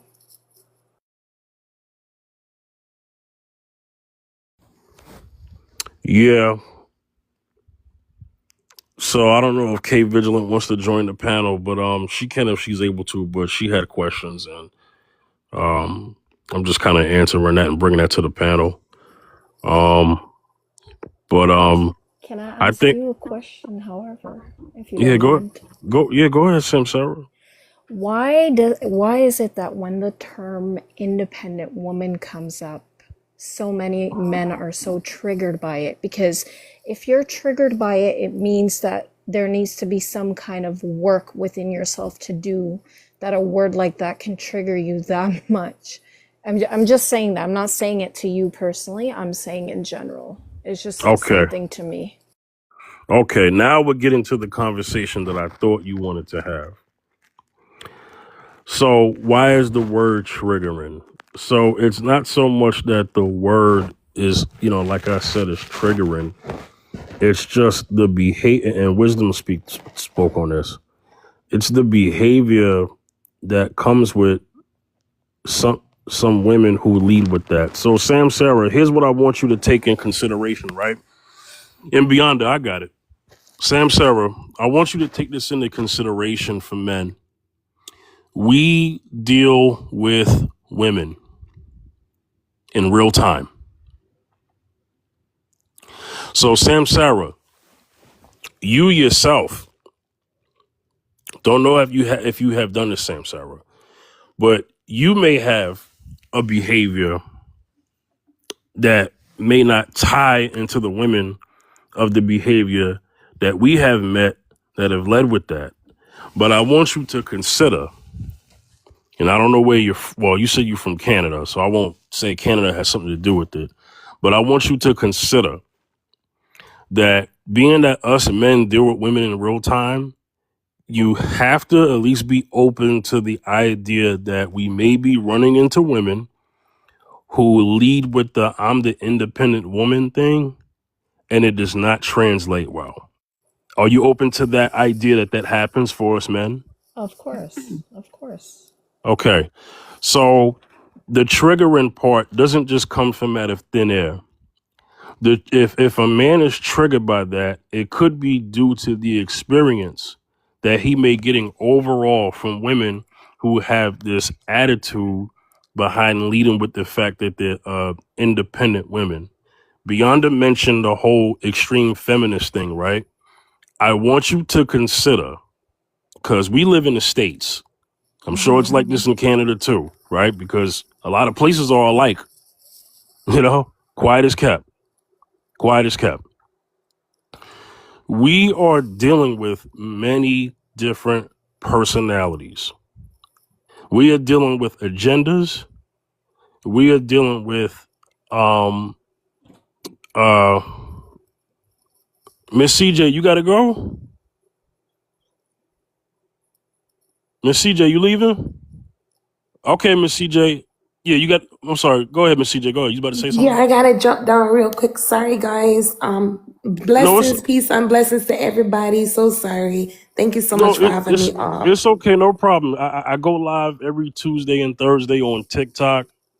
I also go live on YouTube starting Monday nights. But yeah, definitely come check with me when you're ready or when you're available, okay? I appreciate that. Thank you so much. God bless everybody. God bless you. God bless you. So DJ, take one. All right. So Sam Sarah, back to to what we're talking about, right? And K Vigilant, I'm gonna get to you in a second, okay? So it's not so much. So what I'm saying is because of what we're encountering, this is why you may be hearing some of the men being triggered. I think this is what happens, Sam Sarah. I think this is what happens. Look, I fifth, I'm not to sorry. be rude, I totally understand what you're saying, right? But what I'm Okay. saying is it's that man's problem if he keeps coming in front of a woman like that. He's not learning, he's not healing, he's accepting the same kind of woman. That's on him. That's Okay. not on the woman. The woman has to look after herself respectfully in what she's doing wrong and the choices she's making. Because with each choice is a consequence. And it all goes back to cognitive evolution. So yes, choices are consequences, and hence why people are coming up with the same men and women coming in their lives. They're not doing the work. They're not accepting that they're accepting those men and women into their lives. Hence, it's on them. It's not on anybody else. Well, Sam Sarah, can I give an example of what triggers women Sure, go that they hear ahead. from men? Go ahead. The word submission. Okay. So, I to be fair, because yes, I acknowledge that a lot of men may be triggered by the word independent, and you said that some things may be. Well, I don't know if you said, but we were talking about how what we communicate, asking questions and stuff like that. Do you know that when a man says the word submission, the woman don't want to hear nothing after that? Do I you agree understand with that that that. happens too? Okay. I Okay. agree with that. Yep. Okay. So there's trigger words on both sides, you know, and this is where the communication comes in, But if you right? get triggered, like I Mm-hmm. said, that's an Mm-hmm. individual problem. As a woman, if I'm married, I have my man, there's nothing wrong with me submitting to my man. That's my man. Mm-hmm. Mm-hmm. I don't find anything wrong with it. I understand the concept of it. You don't So find anything the wrong with it, but you know a lot of women do. see, submitting is not wrong as long as it doesn't go outside the you being disrespected. If you're disrespected, there's no need to submit to disrespect. Mm-hmm. So there's knowing who you are and knowing what you're going to accept, knowing who you're accepting into your life as your partner. And if they have those certain traits that go beyond submission, it's not just submission, it's where it's twisted and it's this sense of controlling you rather than being the authoritative figure and leader in your life, because that is what a man should be. This is where the issue we are having with men and women. Men like to use the control aspect, many, not all, and they like to just say, well, sit your ass down and do what I told you to do. Respectfully, it's gonna be very hard for me to listen or understand what you're saying to me, because I'm gonna say, excuse me, I didn't hear you. Can you repeat that again? Because that's disrespectful. I shouldn't have to listen to that. That's not my man in that moment. Well, I'm glad you said that because on the adverse of that, when a woman says that she's independent, then you can understand that how women take that is going to be their way as well. Just like how men take the word submission their way. The problem is many men don't know how to respect a woman, and many women don't know how to respect a man these days. Okay. K Vigilant, Yes. how you doing today? I'm good. How are you guys? How Good. is everybody? How is you feel? How are you doing, sis? I'm good. You were very active in the comments and just letting you get in. So the topic is, are good women overlooked in dating or just misunderstood? Go ahead, K Vigilant. I think both. Um, I was saying earlier that I'm gonna just make a disclaimer. This is an opinion of mine, and I'm stating this opinion through my experience. Okay. I I consider myself to be a good woman. At the same time, you know, I have things about me that I gotta work on, which I am currently working on. It's for me, it's about work. As far as over a woman being overlooked, I feel at times women could be overlooked depending on the type of person you're with. It all comes back to who you are and who you're with. To me, if you're with somebody that overlooks you and can't respect you, and then this woman who I am, who allows that to happen, then it's going to be conflict and situations. Um, as far as being the other, what was the other one? Being overlooked, and then the other one was what? Misunderstood. Misunderstood.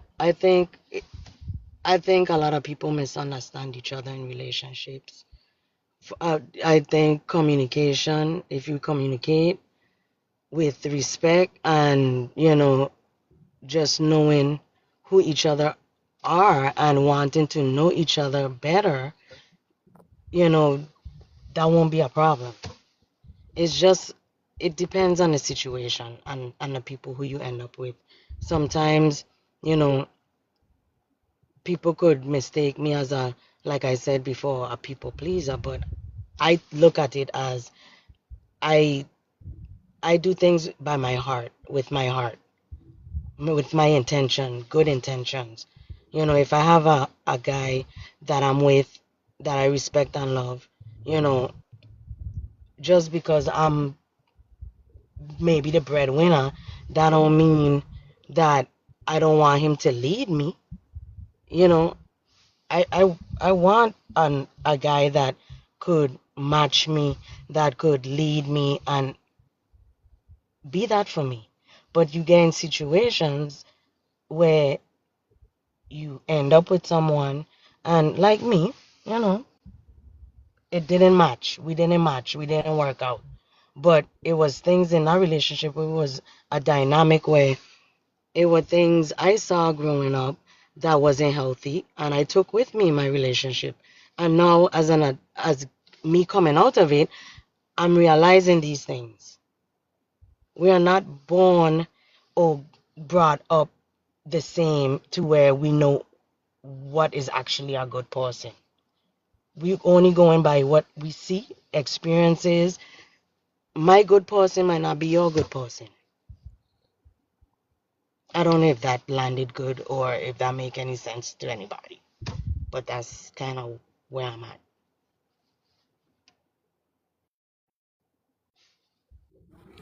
No, I appreciate that. Anybody have anything to respond to what K Vigilant may have said?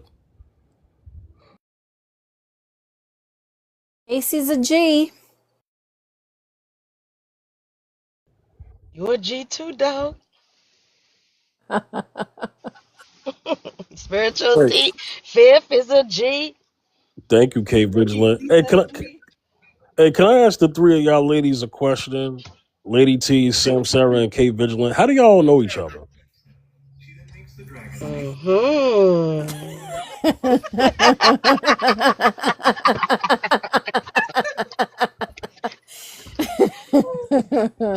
I appreciate y'all coming on here because I'm getting friends of friends, and if I'm getting friends of friends, that's a good sign. But I'm always curious of how three of y'all know. I mean, Sam, I know how Lady. I think y'all may have. I think I kind of know how you and Lady T are. But how do y'all? But how do Yeah, the three of they are y'all kind of all know sister. each They other? are sisters for life. Yeah, Yeah, I'm the baby that came in you're the right behind baby. the He baby. is awesome. Cause like Kay, you don't live in Canada like Lady T and Sam Sarah do. No, Right. So did y'all meet in person or y'all met on the internet? I don't. Where we met? We met on the internet. Okay. Okay. And Sam Sarah, Lady T, y'all know each other in person?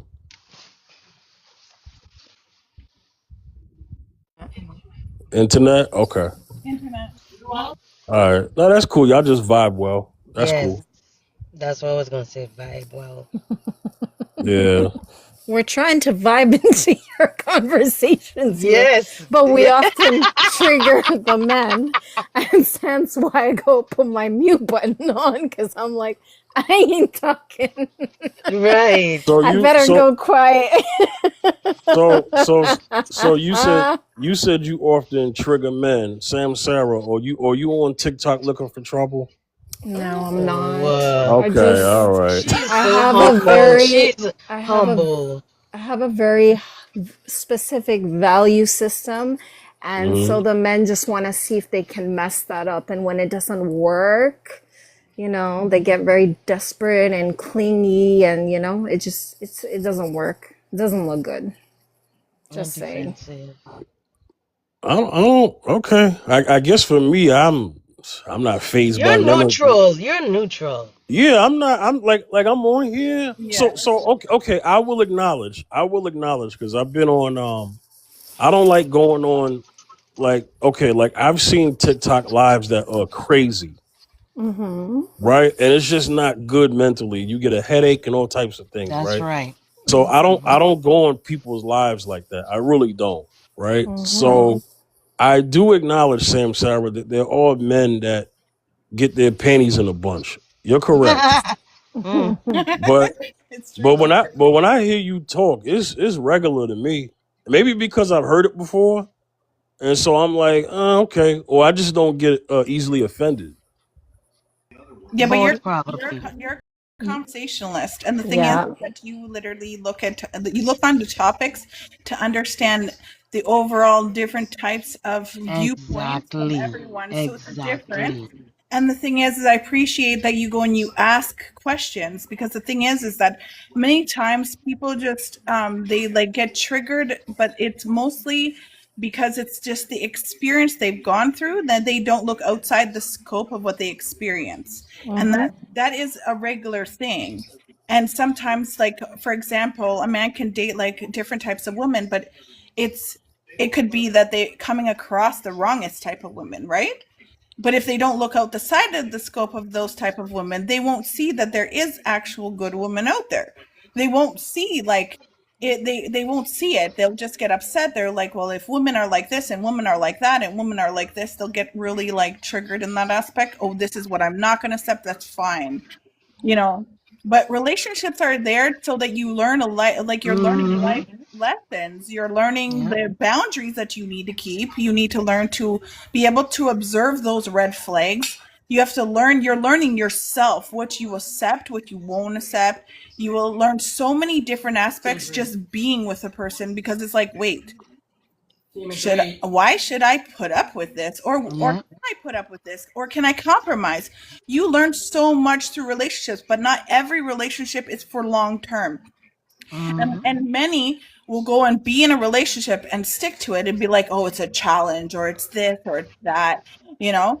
And it's like there's a limit out of suffering and stuff like that. So it's learning to like forgive, forget, and let go, understand the lesson from those specific relationships, and get on with life and find what is good for you. And also it's good to heal and really evaluate yourself every so often to see, like, am I lacking in something? Do I feel insecure in something? Do I feel as if like I'm not like at where I want to be, or can I elevate myself? Like, this is something everybody should do on a regular basis, is so that they can be one, accountable for themselves, but evaluate themselves and uplift themselves, and to you know to become greater. But also, when you're feeling good within yourself and you about like you did all the work, and you will be less triggered, and you will draw toward a person that will be more for you. And you will Mm-hmm. know and see the red flags when all of those other ones that are just looking for, I need healing, you need to, I need something from you, but I'm not here for a long-term relationship. Or I'm not I'm feeling lacking, but you can fill that gap for me. You'll know those red flags and know to deter away from that, you know. Mm-hmm. All I'm saying is I come on the lives just to give knowledge and all that other stuff. So if I hope I don't overly trigger people in aspects just because I specify certain specific words. I just Yeah. like to show like there's more different ways of looking at different, all different aspects, and I don't generalize. Mhm. So I will say this, right, and then I'm gonna get to Jess because she's here, okay? So Jess, I'm gonna be on for a little bit more, so it's okay. So, I'm finding out, and I've had situations with different women since I've been doing these lives since January, right? And apparently I may have triggered some women when I'm having a one-on-one with them and just asking them questions like you say I do, Lady T. And I don't mean to be triggering, but I'm asking questions. I'm realizing that for some of those women, me asking questions is triggering. Me asking them to explain what they're saying is triggering. And you know, it is what it is. I'm not Mm. intentionally trying to trigger, but it's like, if you come up here and you say something wild and then you don't explain it, and then I just ask, okay, well, what do you mean by that? And then we're having a breakdown. I mean, I don't that could be a problem for some, you know. But shout outs to Soul Survivor because Soul Survivor said to me, look, you're gonna have people who are gonna be like that with you, but you know Right. what? She said you yourself, you do your best and you're fair with people, and for people who are not used to your broadcast, they may not know that. You know what I'm saying? But she said, ever since I've been up here, you've been fair. I And think so too. right, right. I appreciate that. Thank you, Jess. Right. No, I appreciate that. And if anything, it's just two adults having a conversation. And Wisdom made a good point. Just the fact that you may disagree with someone is offensive. But here's the thing. I try to make it so that if I do disagree, I disagree respectfully. But then also I'm human. I may get it wrong sometimes. And what I try to do is ask the panel, hey, am I tripping? Am I bugging? Because it may just be me, you know? So, Lady T, you can understand how that could be interpreted as triggering too, just by just asking questions and just maybe just kind of getting to the bottom of what someone's saying. I understand where you're coming from, Fifth. Yeah. But for some, like again, for me, when I first came on your panel, it's not that you triggered me or Hmm. anything. It's just that it was personal. You get what I'm saying? So we on a public live, and I understand we having a discussion, but it was certain things that I wanted to keep, and with certain things I didn't mind sharing. So maybe it was that aspect too, if that makes sense. So, Kay, let's go to that, right?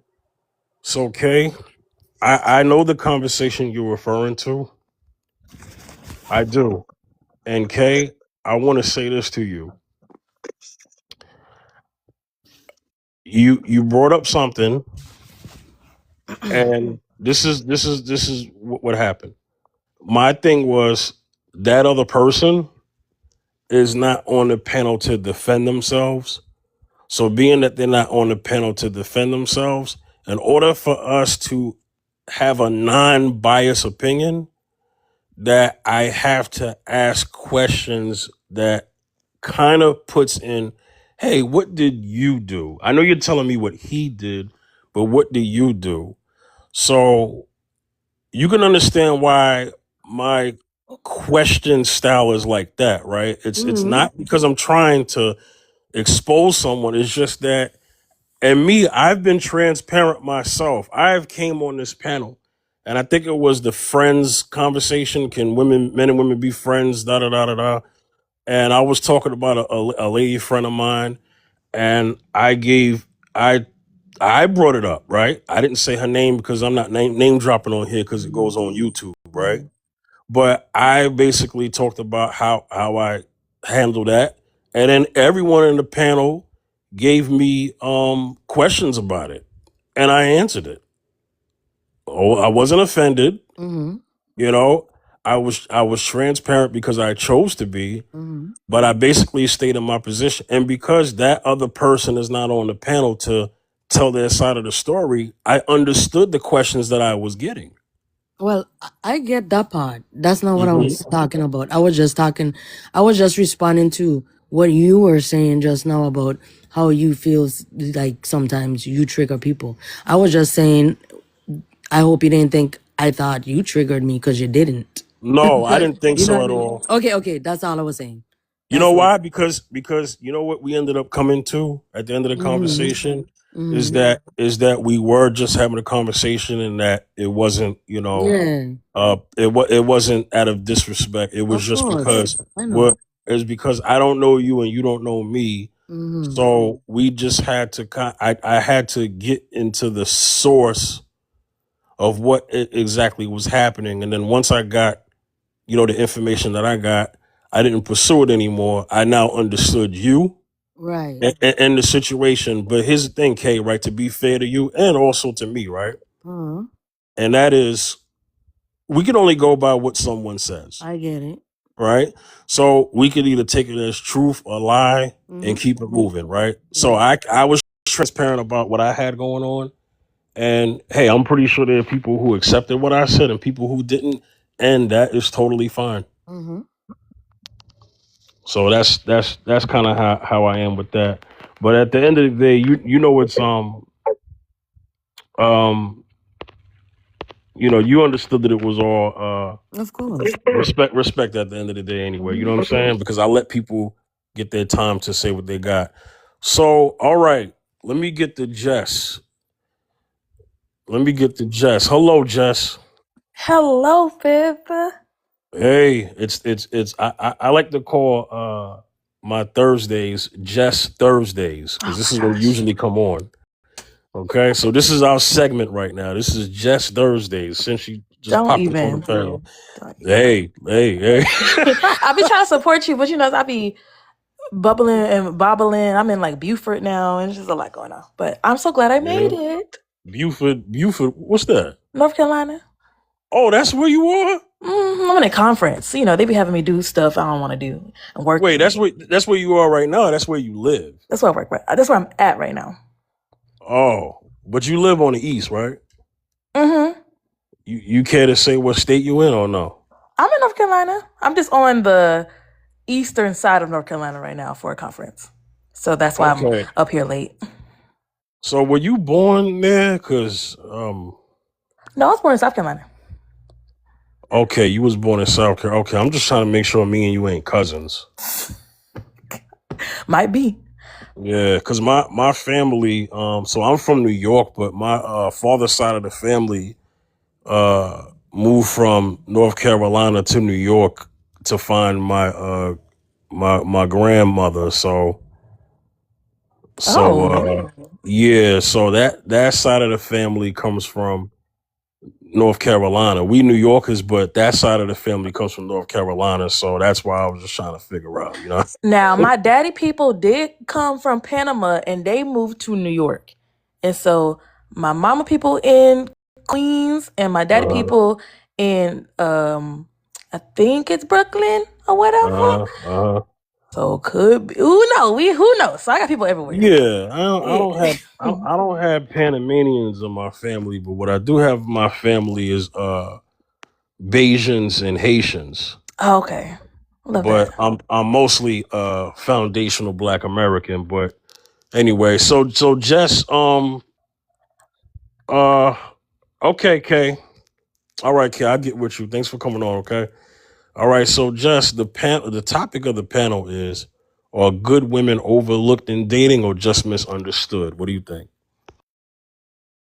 Yeah, I would say misunderstood because men go after who they believe is good, right? If his only value is I want to have somebody to have sex with, he'll go after the woman who's good for that. If his only value is, or if his value is marriage, he'll go after the woman who's good for that. So I don't think good women are being overlooked. I really think it's the it's what the good is. This is how we define the good, what the man's value is, and what he's pursuing. But men find good women all the time, right? You find good women for the thing you're actually looking for all the time. There's no shortage of good women. Now, what that man wants out of life, right, is then what will define who is good for this particular thing.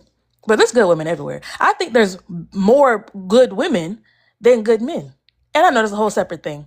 But I think there's more marriage-minded women than marriage-minded men, if that's what we're defining as good. But no, I don't think there's any shortage of good women. Again, I think this is an instance where it's about self-appraisal, you know, and I don't mean that about you, Miss Jess, at all. I got no smoke for you. Okay, so this is what I'm saying though. What I find is amongst women, you guys really love like confirming and validating each other. I see that amongst women a lot. You'll have a woman that, you know, no matter what's going on with her, oh yeah, she's a 10, queen, goddess, slay queen, right? And so a lot of ladies think that other women are better than they are. And men don't feel that same way, especially marriage-minded men. Like, think of it this way. Like, if men were the bouncers for the marriage club, because we're the ones who get on the one knee and give the ring, then it's not easy to get into that club. You know, there's a lot of women that have been girlfriends for 6, 7, 8, 9 years, then produce multiple children for a man and still ain't got a ring. So if men who want to marry don't agree with your assessment or your appraisal of what a good woman is, and it's an idea that is only held amongst women, then I would argue that the value of that appraisal is nothing, right? So I given the example earlier with girls and the whole body count conversation. It's a big old contentious conversation. People online, they argue whether or not it matters if you slept with a whole bunch of people as a woman. And women often will say, well, it doesn't matter the same for a man, you know? And it's kind of like, if women think it's not a big deal, or most women tell each other it's not, or at least they're willing to argue against men that it's not, but to marriage-minded men, it is a big deal. Then even if you like a whole bunch of other stuff about that woman, she's not a good woman for marriage. She might be a good person. I'm not diminishing her value as a human being or as a child of God, right? But I am saying that in terms of what men are looking for in wives, she's not good for that, based on what men are looking for in wives, not what you think a good wife is as a woman. So a lot of you ladies, y'all say, well, there's good women everywhere. My girlfriend, Sally, she's a good woman. But Sally done got a side link, a sneaky link, a maintenance man. She done been the other woman. You know, she done had 3 abortions, you know, and you like her because she make good money and she pretty and she got she got a flat press. You know, her hair is, you know what I'm saying? But a guy will look at her and be like, yeah, she pretty, but she for the streets. Or yeah, she pretty, but I wouldn't want her to teach my daughter any of the stuff that she thinks. So I think the issue again is that if men were to describe what they think a good woman is, and women were to describe what they think a good woman is, we'd be talking about 2 different types of women.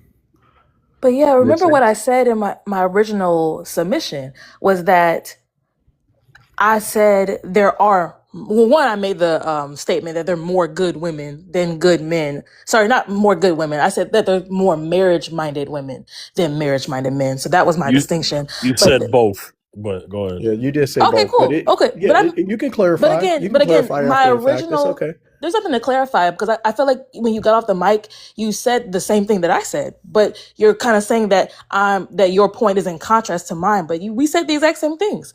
That depending on what you define as good, which is what you said, Wisdom, it will determine who is marryable. So if that man thinks that having a ton of bodies is not good, then it will go back to my original point, which is what I said, based on the man's definition of good, he will then find the woman who fits that. There's no shortage of that kind of woman. But depending on your definition, you're going to find what you're looking for every time.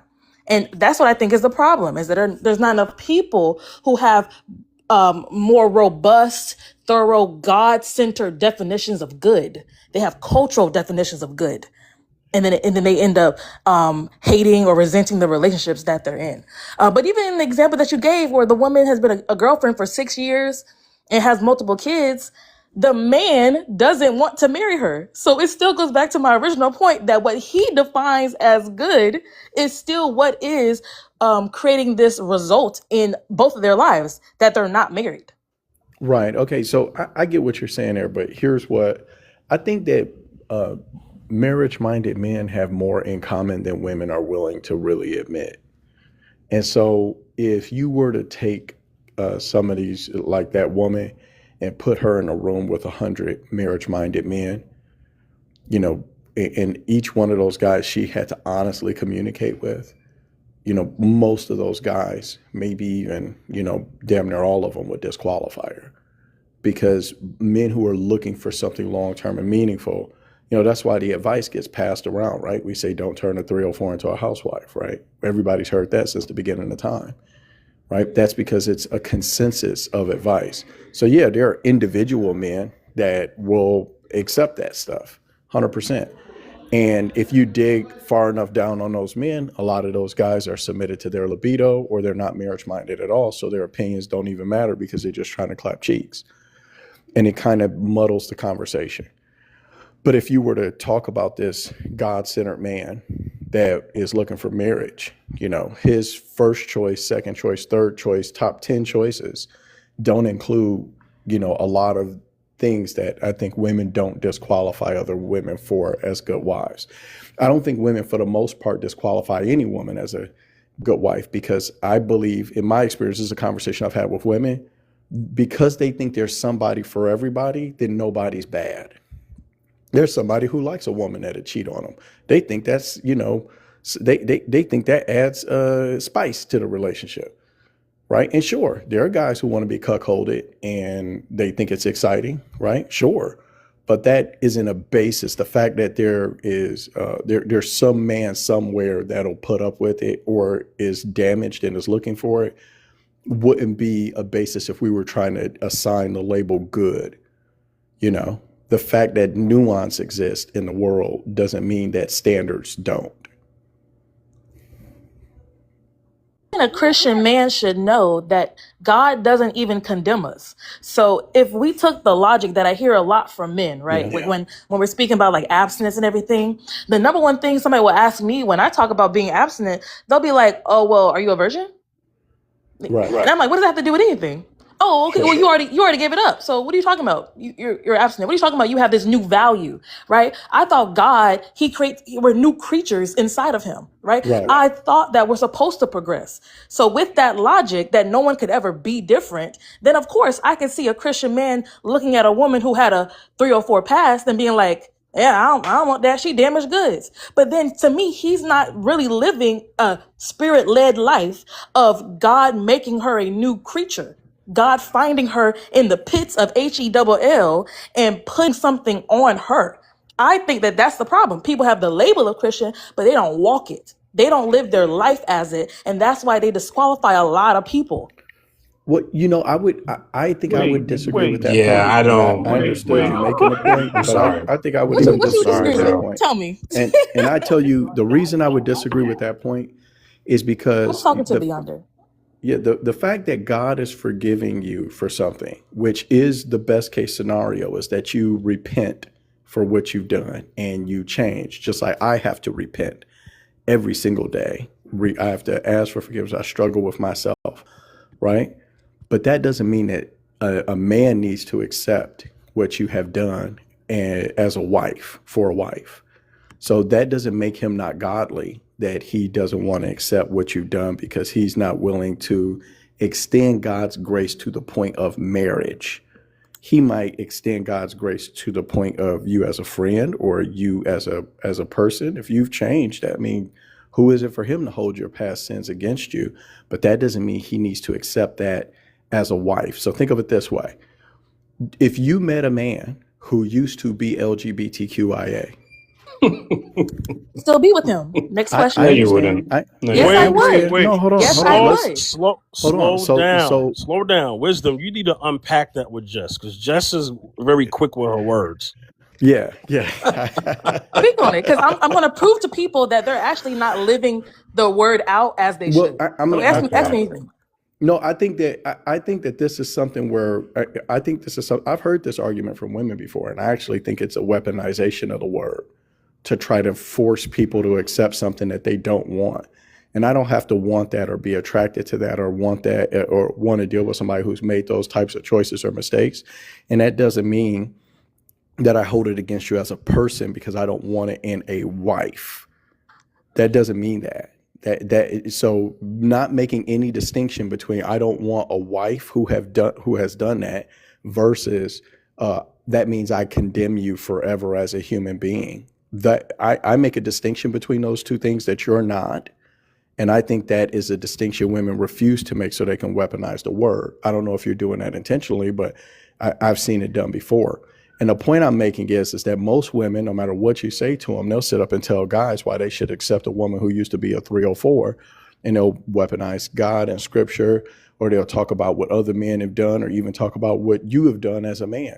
But then once you tell most women, hey, would you be with a man that used to be LGBTQIA, used to be sitting up, doing this, doing that, getting ran, the whole 9 yards? Would you want that? And most women, I'm not saying you, most women will say, hell no, I ain't looking for that. I mean, I get it that he's changed, but I'm not being with no man that's had his bottom tore out. I'm not Because it's doing that. hypocritical. Most of us are hypocritical. You can I find that don't with think the it's men or the hypocritical, but women. I explain why, but you go ahead, I'm listening. But yeah, beyond it, you wanted to say something to me. Everything he's saying is correct. Like, it's not hypocritical. I said this earlier, didn't I, Fifth? I was saying that if the Lord forgives you, that's good, but there are still consequences to your actions here on earth. That's kind of like the harsh reality of like living life. You can't just like do But everything you you are want. holding it against her, though. Hold on, you can't just do whatever you want and have people just like accept you for what you did in the past and like it'd be all good. That's not how that works. Yeah, even Apostle Paul went through that. But Like, beyonder, that's not how that works. you are holding it against her, though. That's like No, I'm not. let's just No, live. I just want her to Let's be a just wife. live in the truth. It disqualifies her from being marriage material to Correct. you. So you are holding it against her. That's what I am saying. She doesn't have to be his wife, but people will get on these panels or in their conversations and say there's only a specific group of women who are marryable. I'm not saying that she has to be your wife. I'm saying to disqualify her from being wife material because of her sexual past is you holding it against her, which is not even what God will No. do. No. So I'll say that's all I'm this, saying. So just stand in the Beyonder. truth of that. I Yep. know it's hard. Like women would not want to be with a reformed GAY man. I know culturally that's hard for people to do. I know. But I'm just saying, stand on business. You are holding it against them. There's That's gravity fine. to sin, and You that's don't what have it to is. hold it against her. You just may not want it in a wife. And the beyond, just like I'm not holding against it if you're a woman that's a larger size. I may not just want that in a wife. You know what I'm saying? And that's perfectly fine. And I would say this to you, Beyonder, my brother, brother, man. What she's saying, I believe women do actually think this way. And I think this is how they end up with inmates and all different types of stuff. I think this is the reasoning that's used. I'm serious, bro. Like, I think this is the reasoning that's used where you have women who end up with inmates. This is the reason that's used. We experience it as men as a lack of discernment. I mean, there's a whole show, Love After Lockup.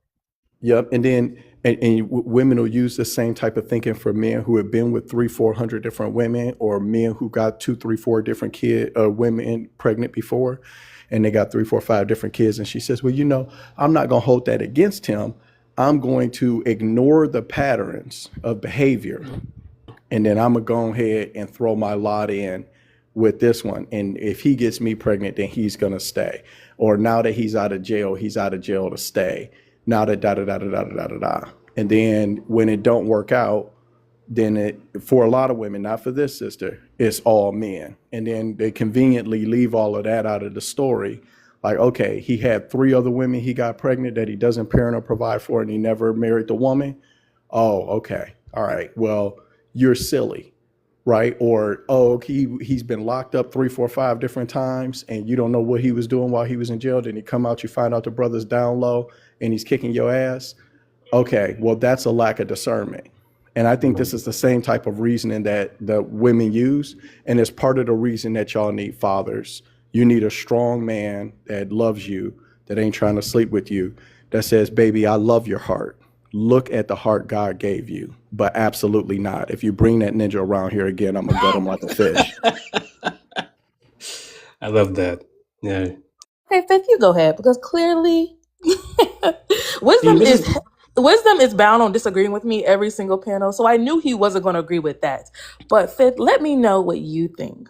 fair. This is the problem, man. Like I like Jess, this you're cool and everything, but then like oh man, it's What so about crazy. me? Like when you were first speaking, I was like, yeah, she's cooking, and then you said that last statement about, oh, well, I think there are more good women than there are good men. Like that's where you lost me. That's why I was like, that's when like the talk went like downhill, and But that's I why I don't know. clarified. I meant when I said good, I meant marriage minded. So that was the last point I made. Because I again, still don't agree with that my though. original, I know other people do, or don't. When my first statement was the definition of good, it can be different.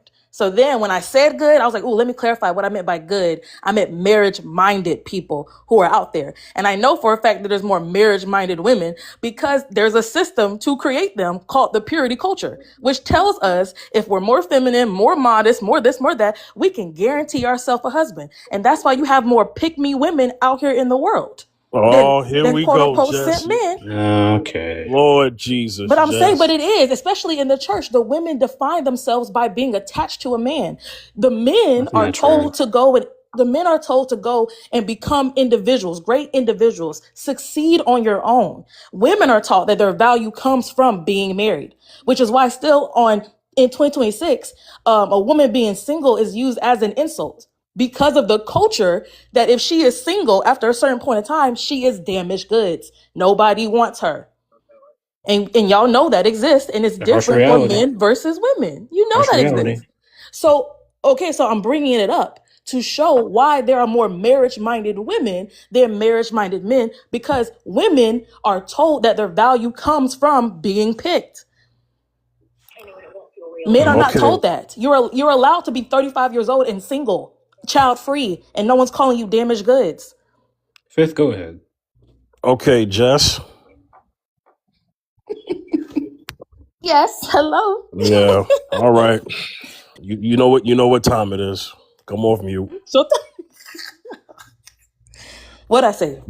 Now, Jess, I really do like when you come up here because you make things very interesting. Contrary to what people believe, I rock with Jess regardless. Okay. But at the same time, we're going to keep it real here. Jess, can you define what a good woman is to you first for context? Good. Go ahead. Okay, so for me, a good woman is a woman who is rooted in godly principles, not perfection, but pursuit. You look at her life; she sees God as the authority over her life.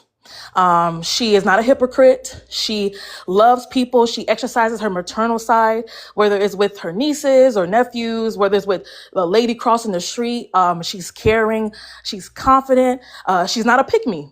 She understands that her value doesn't come from a man. Her value comes from God. And so she knows that marriage is the vessel to be able to pursue purpose, but marriage is not her purpose.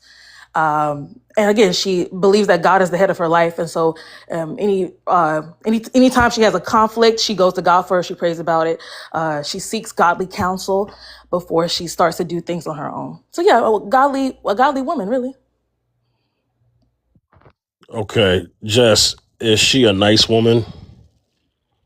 No, she's kind, but no, Okay, I don't believe in nice. okay, so she's a kind woman. She's a respectful woman, right? Definitely. Does she have integrity?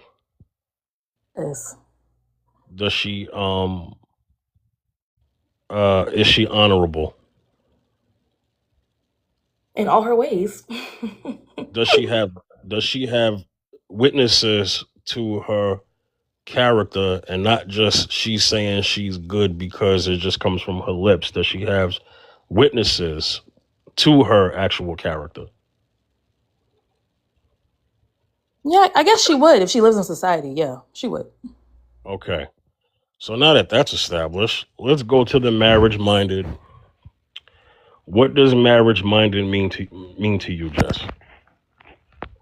Marriage minded is a person who prioritizes unification over any kind of casual sex relationship. So not only do they respect other people's covenants, right? So she's not being the other woman like Wisdom said, but she also understands the value of marriage. So if she's going to date, she dates with the intention to marry. She courts, if you want to use court, she courts with the intention to marry. If she's not looking for marriage, she doesn't interact with men. She doesn't she doesn't go on dates for meals and stuff like that, things like that. So is a marriage minded person more so looking at the long term than the initial beginning? That they know that this is a marriage, that this is a life thing? Is that included in a marriage minded person? Looking at the long term as in when Marriage is for life, long term. she defines marriages as long term, yes. Okay. So is it safe to say that a woman who is marriage minded has analyzed all of that, committed to that level of commitment on a base level in terms of what would it mean if she got married? Those are the things that she has aligned herself with as far as taking it serious? I wouldn't say all the time. I wouldn't say she has done all of her due diligence all the time because of the purity culture that I believe a lot of women are still under. Okay. Can you explain parity culture? I don't know if I'm even saying that word right. Yeah. Purity culture. That's what you Mm-hmm. said. Okay. Tell me what. Actually, I don't need that explained. Okay, I thought you said something different. So, okay, Just want to clarify, purity cult like being pure is not the problem. What purity culture has told women is that it's a works-based mentality where if you're feminine enough, modest enough, you can then guarantee yourself a godly husband. That's the demonic part. okay. So you're saying that women have a more marriage minded than men. Where do you get that from? So where I get that more women are marriage minded than men is one, because of my experience with purity culture, and two, just going to singles events. There are more women there. Men don't like to do that. When the church has it, when secular people have dating events, oh, come here, come that. There's more women there, right? We talk about the purity culture aspect of, especially in the church, where it's women who are told, here's the formula for you to get picked. Men are not told that. Men are often allowed to be individuals, sometimes even pushed into adulthood before they can even understand what that means and told to be a man, figure it out. And women are coddled and they're kept by the bedside and they say, hey, just make sure you're under 150 pounds. Just make sure you look presentable. Just make sure you're not having your boobies out on the internet, right? Because you want to get picked by a man. That's not the same rhetoric that the men get. So yeah, women, again, secularly and in the church, are told that their value comes from being married. And if they're 40, child free, and unmarried, something is wrong with them. Unlike men who are allowed to be 40 and unmarried, child free. We're not the same, though. That's the difference. Beyond there's Can actually I ask a question to you, sis? Are, yeah. are Go We're the you go same ahead in because God, there's though. actually more to that. Galatians 3:28. There's no male nor female, no Jew nor Gentile, Oh my no goodness. slave nor free. We are all Yeah, one in Jesus Christ. spiritually we're the same because we've all fallen short of God. That's correct. But biology wise, what we're attracted to, what we like, just two different things. But that's hold not what I'm on? talking about, though. Yeah, just can I ask you a question, sis? No. No. Okay, well, I'll make a statement then, Nah, and you wisdom. can. Go ahead. You can speak. I mean, he's on the Yeah, panel. she ain't But gotta answer. does he have to ask me the question? Well, this is what wisdom's going to do. Wisdom's going to speak, and then Yeah, I you ain't can said handle nothing it how you want to handle disrespectful. it. Okay. You're right. Yeah, I ain't said nothing disrespectful to you. Last time he was on this panel, Wisdom, and then even then you said this is the rhetoric that puts people in these relationships where they go after convicts. I kind of find that disrespectful It's to not. It's say just that. a point of disagreement. It's a But you point of meant, disagreement. but you said it about me. But you said it too, Yes, Beyonder. I I said it do about find what you. that. I did say it about what you said. I can criticize what you say without thinking you're a bad person or calling you stupid or anything like that. But you I did should be able though. to No, ma'am. Let me tell you something. Okay, this is my personal opinion. If you come onto panels to have conversations about contentious topics, then I think inlaid in that is that you're going to have people who agree and disagree. And if your perspective is that you don't want to engage with anybody who doesn't agree with your thinking or might criticize it, I would think that a person like that shouldn't go to panels at all where they expect to engage with folks or engage on topics that are contentious. But I digress. Let me say this. All right. You seem like you're a woman who loves God and you care about his word. That's what you seem like to me. And I think that's beautiful. Okay. But even though God gave us equal value spiritually, is it not your understanding that God made men and women to function differently in this world with different responsibilities and different ways that we're supposed to behave in this world?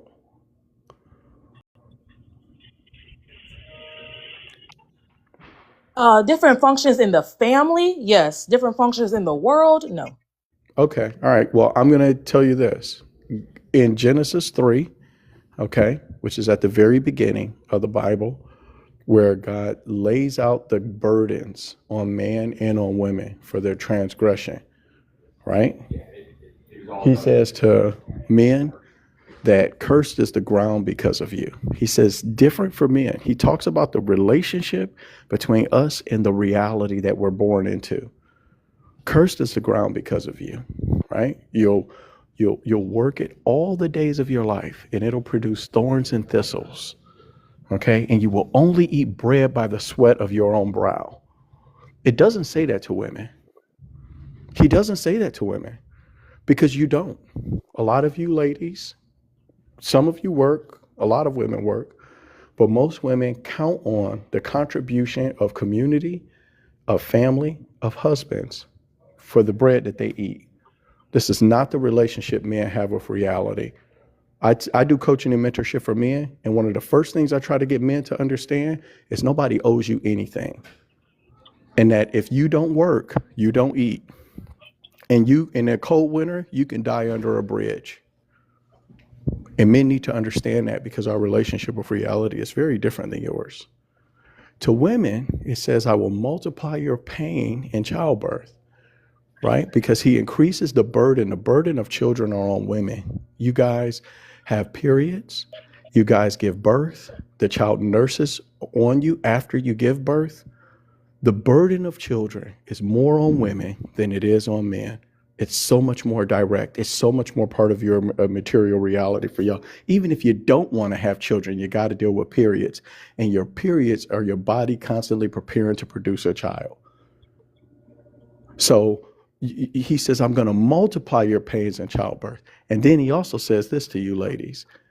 Your desire will always be contrary to your husband's. You'll have a desire to rule over a contrary desire to your husband. But he will always rule over you. So it tells the woman, you want a man that can lead, but you ain't gonna want to listen. So in Genesis 3, my sister, who loves God's word and cares about what it says, it lays out that the basis of our relationship with reality is different. We are both co-inheritors of God's kingdom. We are both equal image bearers, right? We have equal spiritual value, and men and women are meant to complete a mission that was set by God. That's why you guys are called helpmeets, as a connector. It's somebody that completes your capacity. You can't do it without her. You can't complete the mission without her. She was made to help you to complete the fullest articulation of what humanity is supposed to be. Can't be done without a woman. Women even have a role in the salvation of humanity. It says that through the world will be saved through the womb of a woman. And wasn't it right when he put Christ inside of the belly of Mary? So, but we have a different function in society and in the world, in a different relationship with reality. We are not the same. We're not the same. So I just wanted to point that out to you if you weren't aware. We're not the same. And I'm not condoning men dragging their ding-dongs through the street. I don't condone that, right? The Bible is very clear about sexual immorality. But we don't pay the same cost for it. And the reason we don't pay the same cost for it is because women don't give the same punishment to men for doing it. A woman will take a man that's been with 100 people, right? Men aren't like that. We aren't attracted to the same things, and we don't want the same things for one another, so we don't bear the same social consequences for our romantic behavior. And I don't understand how women who are as intelligent, degree, PhDs, this, that, and the other, can't understand how you're not going to get the same results when somebody wants you for a different reason, wants something different from you, and you operate different in the world. I don't know why we can't connect that fact and stop calling it patriarchy and misogyny when it's preference. But it is though, and I'd love to respond. Well, I think that calling it patriarchy and misogyny is a lack of understanding of how the world functions, right? Because it's not patriarchy or misogyny when women desire men who out earn them. Yes, it is. It's not patriarchy. It's not patriarchy or misogyny when women desire men who out earn them, because y'all go out of commission when you produce children. So it doesn't make sense for you to get a guy who lays the same burden of productivity on you, like you don't have to make people. That's silly. Again, we live in a patriarchal society, so to make the patriarchy synonymous to, again, the problem is people make the patriarchy synonymous with misogyny, and that's not true. The patriarchy is just the framework. What happens inside of a patriarchy is men will assume power, get power, especially from other men, through dominance and violence. So the problem is people be on these TikTok panels saying, "Oh, it's the patriarchy. It's the patriarchy." It's really the residue of the patriarchal system that we live inside of. But the Bible, even the Bible, is a patriarchal book. So I have no problems with the patriarchy. I have a problem with people inside of the patriarchy using tools like misogyny, violence, and anti-biblical things to get power or to dominate people. But also, I don't understand why people keep going back to the curse of Genesis as a way that we should be living. The curse is what happened when Adam and Eve separated themselves from God. It was the curse of them being against God, them going against God's word. The curse is actually supposed to be showing us that when we don't live in intimacy with God, then you'll have women who are trying to be the quote unquote man of the house. When you go against God, you'll have men who think that their leadership is built on dominance. That's what happens when you go against God. But a lot of times people be on these panel and trying to create a world where the curse is supposed to exist in our lives, and we just have to get used to it. The curse is the consequence of us being against our initial covenant, which was to God. When a woman is submitted to God first, she would have no problem submitting to her husband because her covenant first is with God. But again, the curse is the separation from God. The curse is not the prescription of all Christians. And it's very crazy for Christians to be saying that. And I've heard it multiple times on multiple panels. Oh, well, women, God said, well, your desire will be for your husband. You want to be the woman. So the man will then have to dominate you because of that. That's the curse. Her not having a father to teach her how to live a submitted life, how to vet people, a family unit, like they had a multi-generational family unit, is a part of the curse. We should not be trying to make concessions for how you then act the curse out well. No, That's what sin does, though. Sin separates us from God because we were living within God's glory in the Garden of Eden. And then when we sinned, because we all sent Christ to the cross, He died for all of our sins. So I am at fault, just like Adam and Eve are. It separated us from God. So when we're here on this earth, right, our life is to rebuild that bridge that we burned through prayer, the Word, and it's a lifetime process. And then when we die, because our God is so good, He will raise us up from the dead, and then we will be with Him in heaven. So the curse is a thing we have to go. That is the consequence of us sinning, which is we all sin every single day. So have to that is sin though. okay. We don't have to, but Real quick, we do. and real quick, I Right. So when I we understand what you're saying, Jess. I really do. I just don't agree with it at all because the Bible is so clear about there being hierarchy in relationships. And I'm I not never talking yeah, we about never yeah, we agree. I'm not. I'm sorry. Go ahead and just let me know when I can finish uninterrupted. But I'm. Go ahead. What did you say? Okay. Because I like Beyonce to finish, but we agree on that. There is a hierarchy. Okay. So women are supposed to submit to men, their husbands. Husbands, not men. Yeah. Husbands. Hold on. Then if what you're arguing is that I think women are supposed to submit in society to men, then we don't have an argument. I think submission is for marriage. Is that what you thought I was arguing? That you should submit to me because I'm a man and you're a woman, even though me and you don't know each other except for on the internet? Say anything like that. I thought you were asking No, me a question, I'm which is saying, did you why. think that's what I was arguing for? No, you didn't say those words. You specifically talked about the Genesis curse, and in reference to what Beyonder was saying. Well, we're just different. And then when you brought up the Yeah, Genesis curse, I was showing you how that was a consequence. That was not God's original prescription I got for it. us. But it was, whether it was God's original plan or not, who gave the curse? I do. Okay, so was God saying this is what you could do now, or this is how things might be now, or did He just say this is what it is? Might be. He was talking about might be. Okay, all right. I disagree with that. When I read the Yeah. scripture, He said he was saying this is what it is now, and I'm going to oust you from the garden, and this is what it is. Yeah. So And you can could you show me where I could come to a might be understanding based on scripture? yeah, I could, but you Where? probably won't though. I But know yeah, because if I'm you going to read the words yeah, I and do not turn too. it in a go Yeah. ahead. Yeah, so Go if you ahead. if you read if you read all of the Bible in its context, right, and we don't cherry pick things, the curse was specifically because of their sin. It wasn't the original design that Adam and Eve had. I And know we that. can we I'm not right, arguing right. that. So there's no way for people who are actually reading the scripture for the author's original intent, not for our cultural understanding, for us to then say, oh, well, this curse is obviously God's new design. This curse is obviously what He wants for all of us to do. He wants us to be cursed.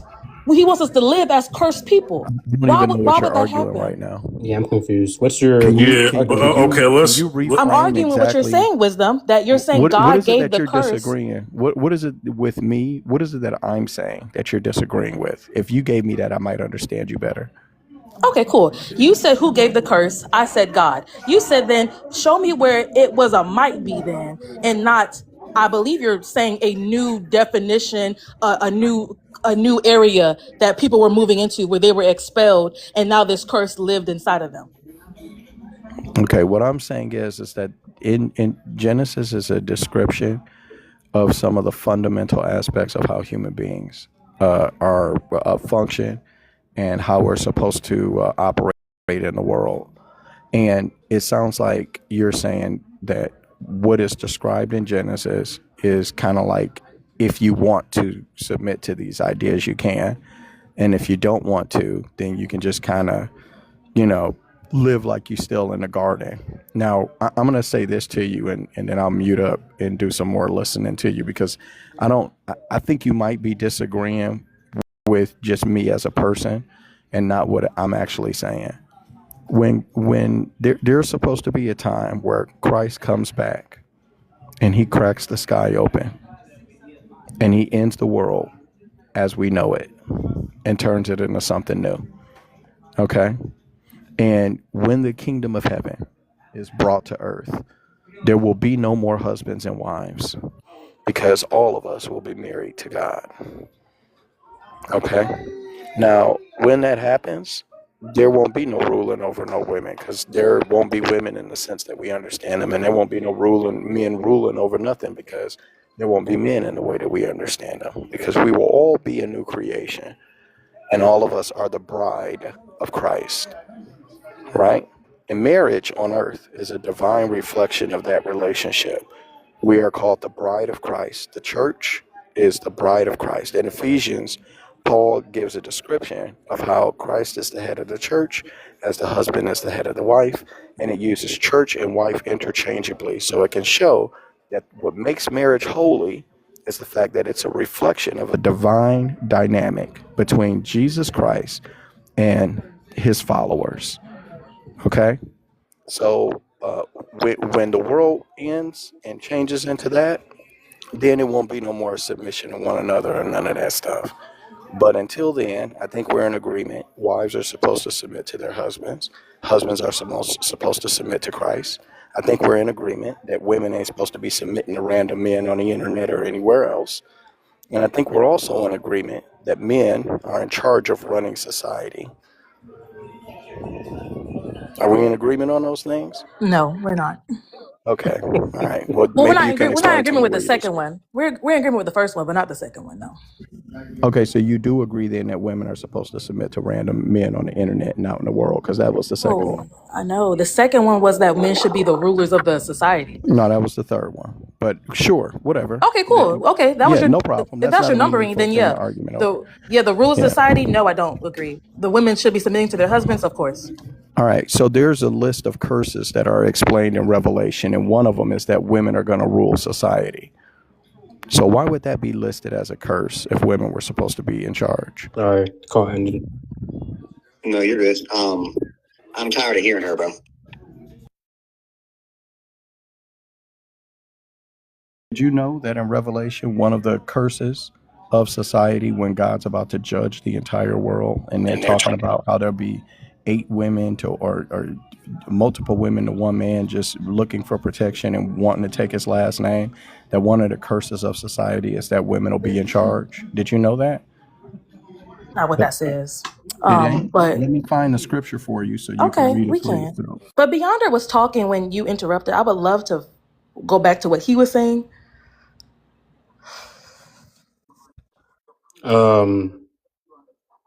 Well, I don't know what I was saying. What were we talking about? Because we were having a conversation.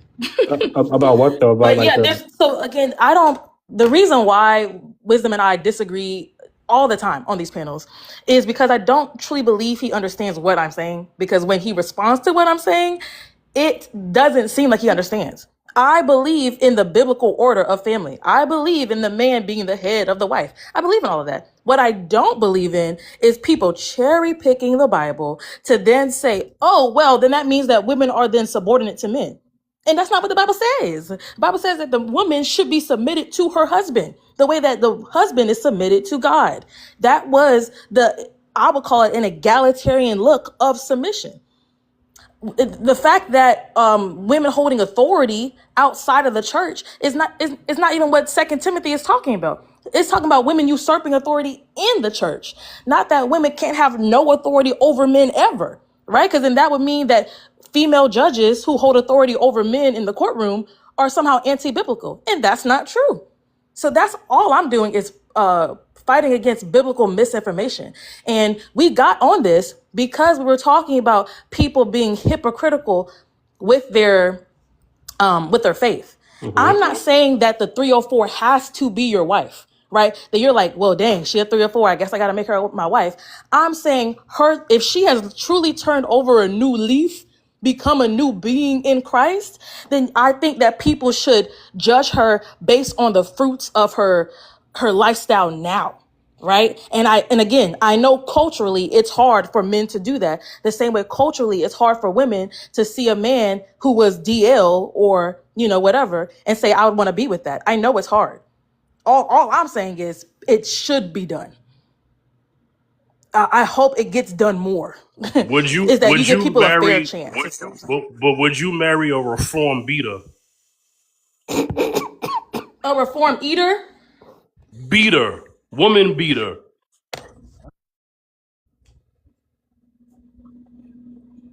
Yeah, I would. Would you marry a reformed grapist? Mm. Yeah, I would. Okay. Wow. I don't All think right. you to me though, again, a woman beater and a rapist, they have a higher threshold to prove that they're not doing that anymore. A reformed 304, I believe, has a lower threshold to prove in her lifestyle she is not 304. So I do think it'd be harder to see the reformation. But yeah, I think you should again test their fruits and be like, okay, are they a different person? But usually, in my experience, a person who beats women is gonna keep beating women. In my experience,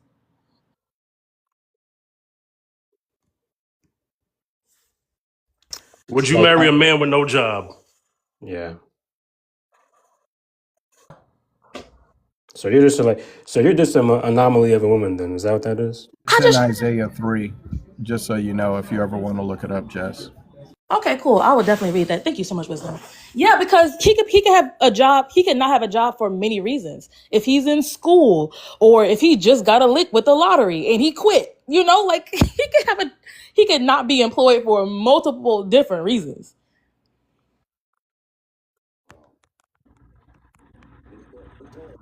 He could just simply not want to work. Again, and then I believe that that is not stewarding what God gave you well. God gave you gifts, right? There's no way that you could be on the street and then have the priority of being the head of anybody's household.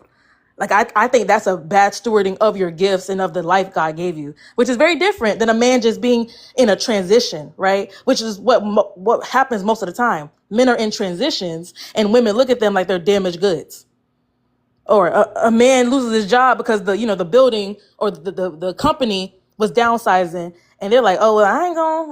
What it look like me going to him? Because they're going off of cultural definitions of good.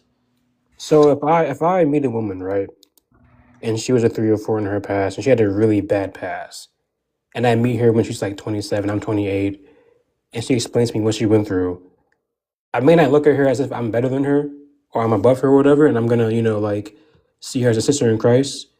But if I choose to not take her serious, how's that a bad thing? Do you mind saying your question one more time? I said, let's say, for example, I'm 28, the woman that I meet is 27. She looks nice, she seems, put together, whatever, but she tells me about her past. And it's pretty bad. Been ran through, whatever. And I hear that. And then what I do is I don't look at her as if I'm better than her or above her any kind of way, but I don't want to really commit to her. I don't want to be with her romantically. I don't want to marry her. Is that a bad thing? Yeah, I feel like if the only reason you say that is because of her crazy past and not because it's her future lifestyle, or not future lifestyle, sorry, her present lifestyle, then yeah, I would say that you are pew-pewing yourself in the foot.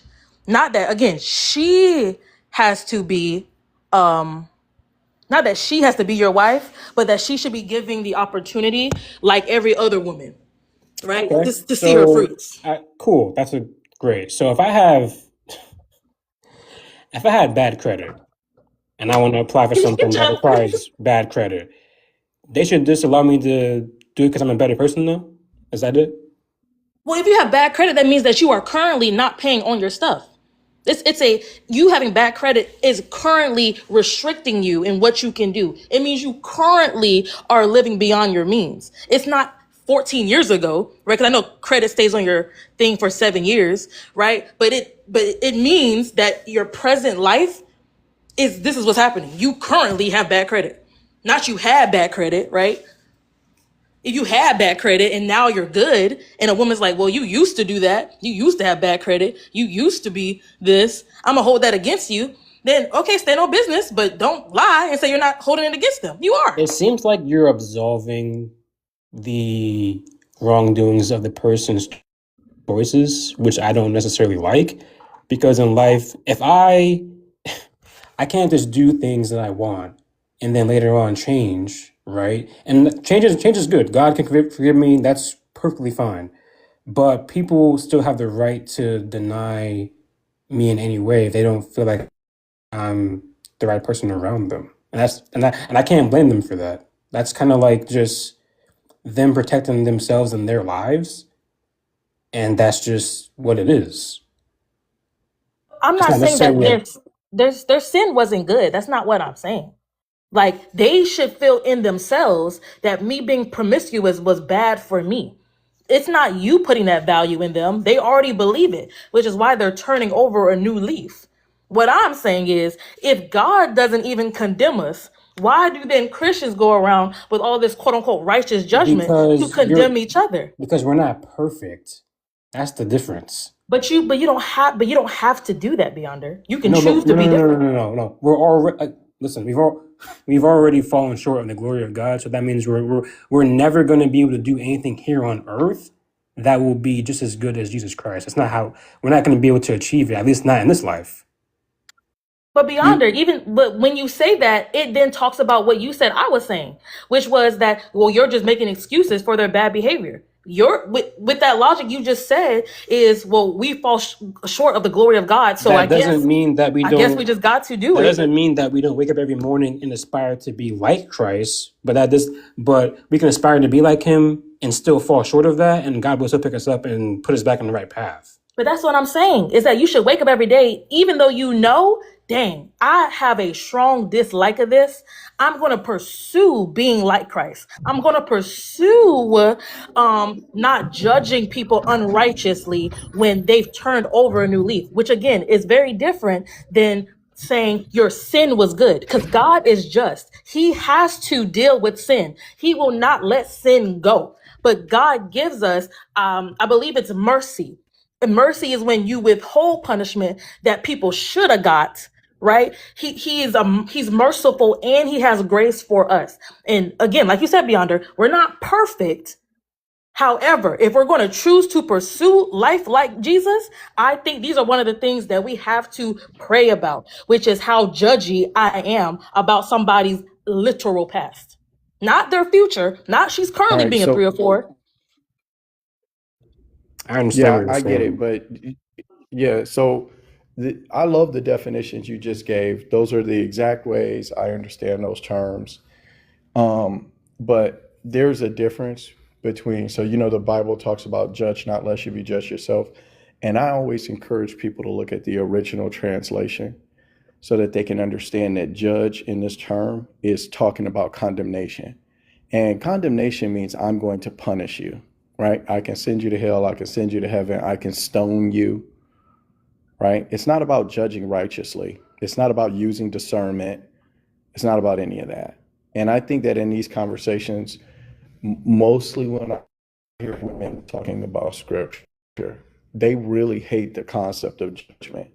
Women hate judgment. I see this often. They hate it. They feel like it's a form of violence, that you can do something as a person that has consequences where people might stricken you from opportunity. They might stricken you from consideration. They hate it. Now, men seem to accept this. Men seem to accept that I know there are certain things I can do that could take me out of certain opportunities. Women do not like this, right?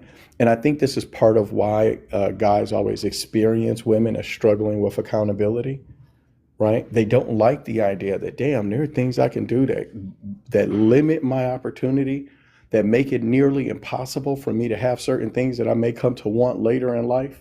So I didn't want it while I was making these mistakes, but now I stopped making these mistakes and I do want it, and I should have it because scripture says, judge not lest you be just yourself.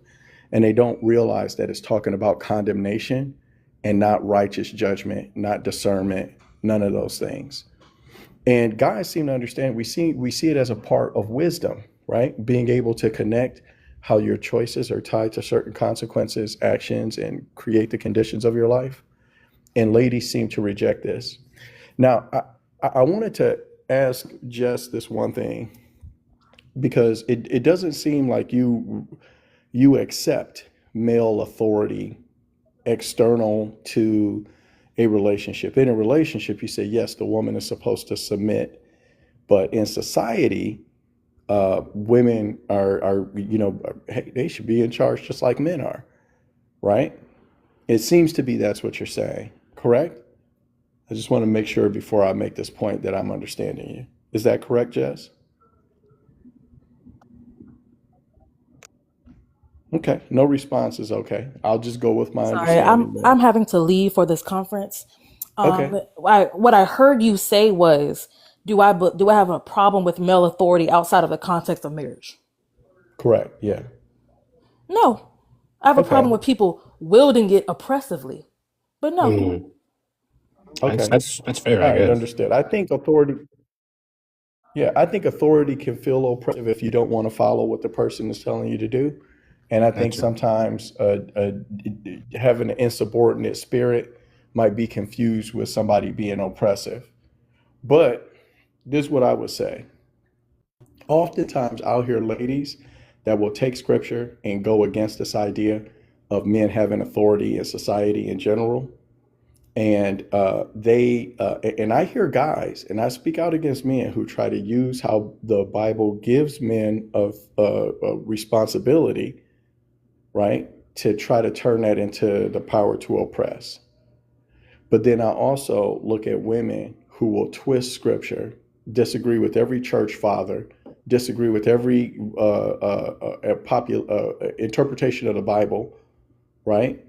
And try to take the words to make it where it's something else, because they don't like the idea that women are not supposed to be ruling society. They're not even supposed to be ruling society as equals to men in rulership. They don't like this idea, right? They love God's word, but they don't like this idea. So I will see them twist scripture into knots to try to avoid this. But it's just part of it's just the way things are. And we can see we're living in this society. Women have authority. And what are they doing with the authority? They're arguing to delete their children. They're arguing in marriage. They're arguing to destroy the nuclear family unit. They're arguing against male-female cooperation. They're arguing to let people into the country that are destroying the nation. Yep. They're arguing all types of things that are absolutely corrosive and destructive to society because they're being included in the authority too much. So we can see it in black and white. We can see it. And there's studies that have been done about this to show the more rights that women get in a society, and I'm talking about rights to rule. I'm not talking about protections. I'm not talking about women being treated fairly. I'm not talking about women being protected. Okay. But it's directly synonymous with the fall of the society. And if you have this conversation with most women, they will not process it. If they hear you say something like this, no matter how much data or evidence you can produce, they experience it as a hatred for women, even though it is demonstrably true. You see what's happening in Europe right now, in England, in Germany, in France, right? Society's completely falling because they have female leadership, or the women leadership is equal in voice to the men or greater. And they've opened up the borders and they've destroyed the whole nation, and it's all falling apart. And they're trying to do that to America too, right? Turn it into a socialist, welfare state. It's the same thing, right? So I just disagree. It's obvious that women ruling over a society is a curse. Not a single female ruler, but female ideas, female sentiment, femininity ruling over a society Not being part of society, not being part of considerations, but ruling over society is a curse on that society and destroys the people in it because it's unnatural. And so we cannot say that. We can't. Well, one, we can't even Well, I say can that in say a. it. That is Well, no. Well, the totally reason why I'm different. saying that is because one, women are not the sole reason why ABs occur, right? So women I know, but they're promoting pushing for it. men have pushed for it for generations. I So got it, but it's women but pushing no, for it. It's a woman's but it's rights not thing. though. The But it's LGBTQIA thing is a woman's rights thing. The trans thing is a woman's right thing. men All are of this also stuff. men are also pushing I that. know. Men are I know also men who pushing are. that. I know men And who yeah, hold identify on, as hold on, feminists. hold on, Men hold who on. identify I as let you feminists. speak. I let you speak. So again, everything that we've talked about, that's somehow the cancer, sorry, the C words of society, and it's because Right. of women in power, women in authority. We can't Yeah. even really quantify that because we have never seen a full society, a I society get it, but with multiple. Hold on, like a nation that had all female leaders. We haven't even seen societies with all female leaders. There will be one female president who is on the backs of all of these other male leaders in their legislation and their society and their culture. So we can't even qualify to say, oh, well, because there's one or two female leaders that we've had in Mexico, that's the reason why they're opening the borders, or that's the reason why more ABs are happening. We can't even qualify that. But also, to your point, we are removing the idea of the agency of men, right? A woman cannot say, oh, well, it's just all men because I make all these bad decisions. Men would come up and down and say, well, what about your agency? How have you contributed to that? And to all the other things you just pointed out, that's somehow the woman's fault, even though women have never been actual leaders ever in the history of ever, right? In society in historical terms, there's a male agency in that as well. So my first point is that we've never had a society where women were the quote unquote leaders. A woman being president for 6-7 years out of a country's 200-year history does not then make her more impactful than all the other male leaders. We've never had that in history. So you cannot say, that's why I want to see that study, because you just can't say that female leadership is the reason why all these societal cancers are happening. When we know most of our society is built off of But male leadership, built he's off of right though, patriarchal. because if No, you look at the he's days of not. I'm just talking he about is what. though. If you Yeah, look I'm at the just days of talking about Noah, what that's what women as a happened. group argue for. That's all. But As a and group, And also, that's I what want they're to make, fighting for and and also arguing I want to for. make one more point. About the whole thing about you said, hold on, hold on, what me? I'm talking to my friend. That's all right. Oh yeah, again, we're again talking about curses and not God's original design. And I think that's important. And I think that's where we disagree. People use the curse to say, oh, well, in Isaiah, it says that women going to be it says first the infants will be your oppressors and the women will rule over them. And so if we know for a fact that little babies are not oppressing grown adults, right? So even if we take the Bible literally at that, right, it was a literal curse. It wasn't a prescription for us to live inside of. That's And so Isaiah that's 3. why, I know, that's what I'm talking about. And Yeah, so, and the so children anytime are the oppressors, the YNs running they're around not going oppressing crazy. you. They are not oppressing you systemically. That's not what oppression Okay, means. well, Terrorizing I'm just people. telling you what my view is. I know you don't agree, but I'm just telling you Yeah, why I think what I think. There's a lot of people who see it this way too, but I I understand you know. don't see it this way. I And think that the many children people of have been the wrong. children, There was a yeah, ton of people I in got it. Germany, but I was speaking Yeah, though, wasn't I? There's uh, a ton of, because you get the filibuster wisdom, but I don't, right?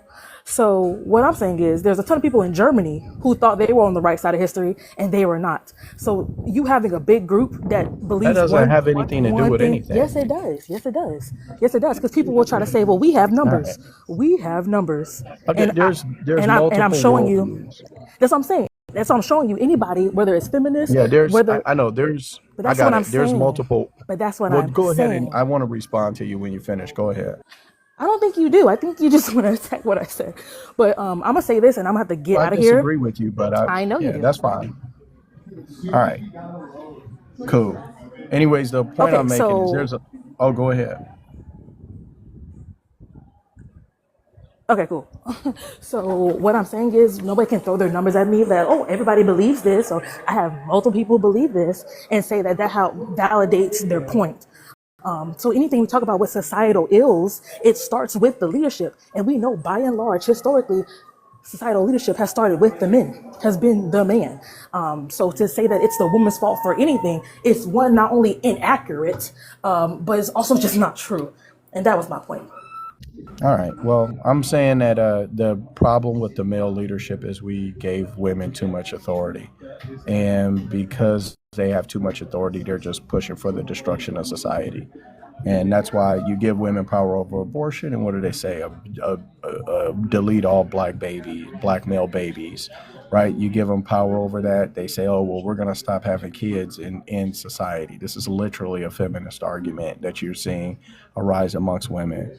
So, I think that, ladies like her, I love that they're looking at God's word. I just hate the twisting of it so that they can try to turn it into some type of thing where they can still be feminist and at the same time be godly. You can't have both, sweetheart. It's Jesus or nothing. Yeah, all I was gonna say to back that up is, so you're talking about, female leading, how it leads to the fall of a society. That is 1000% correct. Even the Bible supports that. Look at the days of Noah. Women were giving birth to Nephilim, and they were seen as queens, and they were pretty much elevated above men and other women that couldn't give birth. They were elevated to the nature of the Lord was perverse. It was flipped upside down. That's what's happening right now today. All of the social issues we have, whether it be abortion, whether it be whatever you name it in society, it's because we respond to these issues with a female lens. When before we used to respond to it with logic, reason, and masculinity, which gets things done, in my opinion. Men have the monopoly of force, and since the government knows that, they had to put these things in society, these toxic and corrosive things in society, to take away the power of men, or at least make men think they don't have no power. Because if men have power and men realize that, they can rebel and they can overthrow the government. The government don't want that. They want power. So they're going to put women in positions of power that will, make men feel as though they're not that powerful. And that all it does is messes up the nature of society we have right now. So what you were saying is correct. I don't know how people don't see that's common sense. Fifth, when you ask the question, overlooked in dating, the only thing that's overlooked today in this conversation was common sense. That's why I was so annoyed with a lot of women that were on the panel, because they weren't saying anything that had any common sense to it. That's why I was quiet for so long, because they're not saying anything that's truthful. They're just saying what they feel, and the way I operate is what you feel and what's real are two different things. And if what you feel is getting in the way of what's real, that's a problem, because you're not accepting the reality of situations because you're feeling a certain type of way about how things should be. So, All right, let me get y'all final thoughts. And before y'all go, thank you for everyone for listening. Make sure you join me on my new show. I'm still doing TikTok lives, but I'm doing a new show on my YouTube channel, Fifth at Night, panelist show. April 13th, 8 p.m. Eastern Time, 7 Central. That is a new show that's premiering April 13th, and that will be every Monday night on my YouTube channel. I'm still doing TikTok lives on Tuesday and Thursday, just to make sure that's clear, all right? yeah, I'll be there. All right. Oh, absolutely. Absolutely. Like I said, my final thought, Fifth, is the only thing overlooked today was common sense. Other than that, it was a good show, and shout out to Wisdom. Before you go, you remember how I brought up that point about the whole nice guys finishing last or they unattractive? Yeah. Notice how I said that there was no holding back on that opinion. But Right. today, yeah, you know how it go. I know how it goes. Yeah. I don't know how you do it, man. I get how you neutral because you're the host, but it's bro, how do you listen to the? Well, here's the thing. I don't get it. My brother Zacchaeus, my best friend, he says this all the time. Let them talk long enough and they will tell on themselves. And so I just let them talk. And then once I get to their whatever their final was, then that's when I step in. If you notice, I do the same. You know what I do? I chill in the dugout for a while, and then that's when I come up the bat. You know how it is. And I mean, some things, yeah. a lot of things get said to the point where I miss it, and then I'm like, oh, because so much stuff got said. So some things I miss, not because it's on purpose, it's because it's just so many things get said. You know what I'm saying? So yeah, yeah. So on episode 1, to let people know, episode 1, the guest panelists will be Beyonda, Mila, Lena, and Angie Monroe. All right, and so this is a show. Wisdom is kind of similar to how Lapeef does his thing, because you've been on there before. So that's kind of the style I'm doing. All right, well, I'll definitely be there Monday night, 8 p.m. I'm locked in. Give me the Yeah, question beforehand, and I'm gonna have the answers. exactly. I'm gonna send you the. I have the topic locked in, and I'm gonna send it to you. I'm gonna send it to all of y'all. You know what I'm saying? Because we're so close to that date. So trust me, you're gonna get everything y'all need. Okay, everything y'all need. I'm ready to go. I know how to do this. I've been doing this as a podcast with me and Zacchaeus for years. So trust me, I know I know how to handle this one. This is just something extra to the pot. You feel me? But I'm happy. I'm excited. I'm grateful. The show is not a show without the people. So I'm grateful. Beyonda, you've been a good brother. Good brother since I met you on here, man. And I appreciate that. And I appreciate you joining me on this Monday journey as well, man. I appreciate that. Absolutely. That's how I move. You know. Thank That's how I you. move. Shout out to Meerkat. Meerkat's going to be on episode 2 with Jess. So, It's gonna be a good conversation. Oh my oh goodness. yeah, I got a topic. I got a topic for that too. I got the topic for. I got 5 episode topics already good, ready to go. Wait, we got Jess and Lena joining. Not on that episode. I have to feel that out. Because So both of them together is like kind of a crazy duo. Not gonna lie, Lena and Jess. My goodness. Oh God, Lena, I love you, Lena. I love you, Jess. Ignore what Beyonda said. But yes, I do have plans to have them both on the same episode at some point. I mean, I'm saving I got that. love too, but damn, man, you know. I know, because they've been on here together one time, and But yeah, yeah, I'm excited. Shout outs to both of them. Shout outs to both of them, man. They really make the show interesting. So there's an entertainment factor to this too that I acknowledge. You know what I'm saying? You know how it is beyond. Otherwise, people don't watch it. So, but anyway, Wisdom. You have any final words, brother?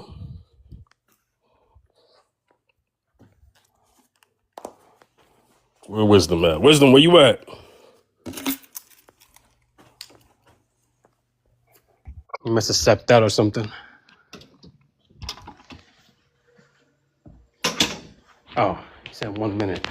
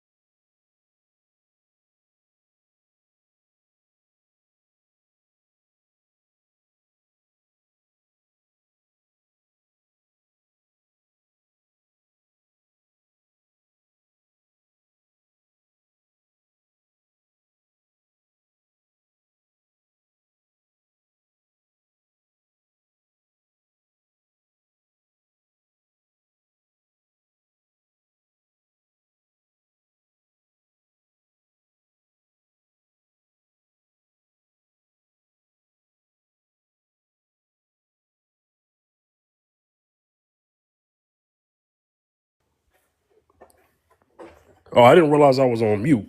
Yo, Beyonce, can you hear me? Beyonce. Yo, Wisdom, you there? Well, anyway, I didn't realize I was on mute. But yeah, y'all get at me at the Fifth General My TV. fault. The show, no, it's all good. I was on mute. I didn't realize I was on mute the whole Fucking time. after work. Can't get out of here. No, it's all good. At Fifth General TV on YouTube, the replays go on there. There wasn't a Tuesday episode because it was my birthday, but this episode will be on my YouTube channel tomorrow, uploaded for those who who missed it and want to replay it. The YouTube channel is about to have 4 shows a week total. Fifth at Night Monday, Wednesday, TikTok Live replay, Mrs. Z and Fifth Podcast Thursday, and Friday is the Thursday episodes replay of TikTok Live. So full schedule on the YouTube. That Tuesday slot is cooking something new. I'm gonna let that wait. You know what I'm saying? So My bad. What were you no, saying it's in the all beginning? good.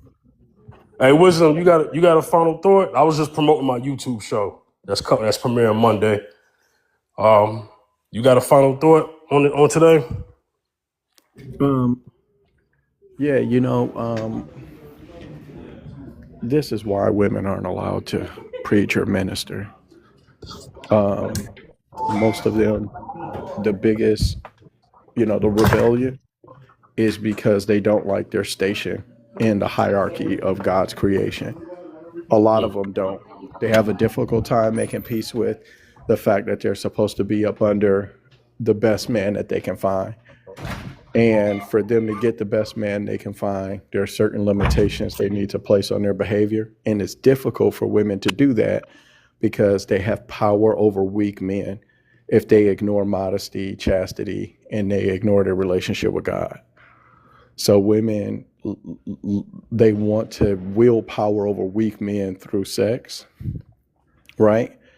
And that's a lot of power to willfully give up, and a lot of women just aren't capable of doing it. And they also have the power of weaponizing their victimhood. And the power of sex and the power of victimhood together means that I get to wield the power of sex over men. And then if things don't work out, I get to paint myself as a victim of the situation. And so it creates a really attractive dynamic where I get to have power until things go tits up. And then when they do, I get to dodge all the accountability from the chaos that was caused from me prostituting myself or, extracting resources from men. Or, you'll have these gals, you think about the type of women that went to Cosby's parties. You think about the type of women that went to, hung out with Weinstein. You think about the type of women that were hanging out with these powerful men. Women worked hard to put themselves in position to be the one that got chose to get on the yacht, to get in the boat, and to get in the mansion. And the girls that do that are not innocent. They're not girls that are just looking to have a good time and didn't know any better.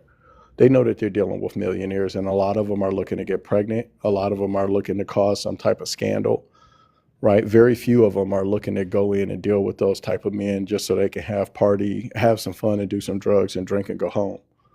A lot of them are intentionally putting themselves in those spaces and places so that they can try to position themselves to get resources in the moment or extract resources over a long period of time through either scandal or pregnancy or some type of sugar baby relationship.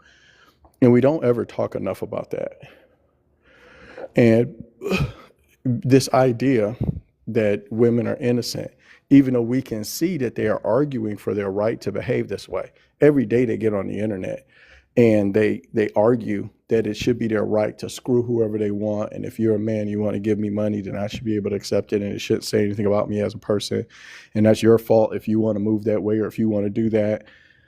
Like, women are so clear about this stuff. I just don't even see how there's an argument about it after the fact at all. And any man that calls it out is a misogynist or hates women or something like that when it's obvious. It's as clear as the blue sky. It's so obvious. So a lot of ladies have a very difficult time letting go of the power that they have available to them and the lack of accountability that comes along with that power, because they get to weaponize their victimhood, right? And they reject their position in society, and then they use God's word to try to twist all of that and make it all a man's fault. And it's why they're not allowed to preach or minister. And you have to be so selective about what women you deal with. So very, very, very selective, because a lot of women think they're good women. And this is where I'll land, because it's where our conversation happened. Primarily, this was the conversation I was having on your panel. A lot of women think they're better women than they are. And other women support the bullshit. So that's what you end up hearing and seeing, is a whole bunch of women supporting each other's bullshit. And if anybody's good enough at calling them out at it, That he's word, gay. brother, that word. Be careful, okay? Yeah. They're LGBTQIA. Yeah. No, I'm Right. saying before that, the cuss word. So, You codified the other one. You did good, but just the cuss word, just be careful on that, all right? okay. Yeah. Yes, sir. I ain't trying to mess your Yeah. panel up, but I No, it's appreciate so you for good, but having me you're up. right.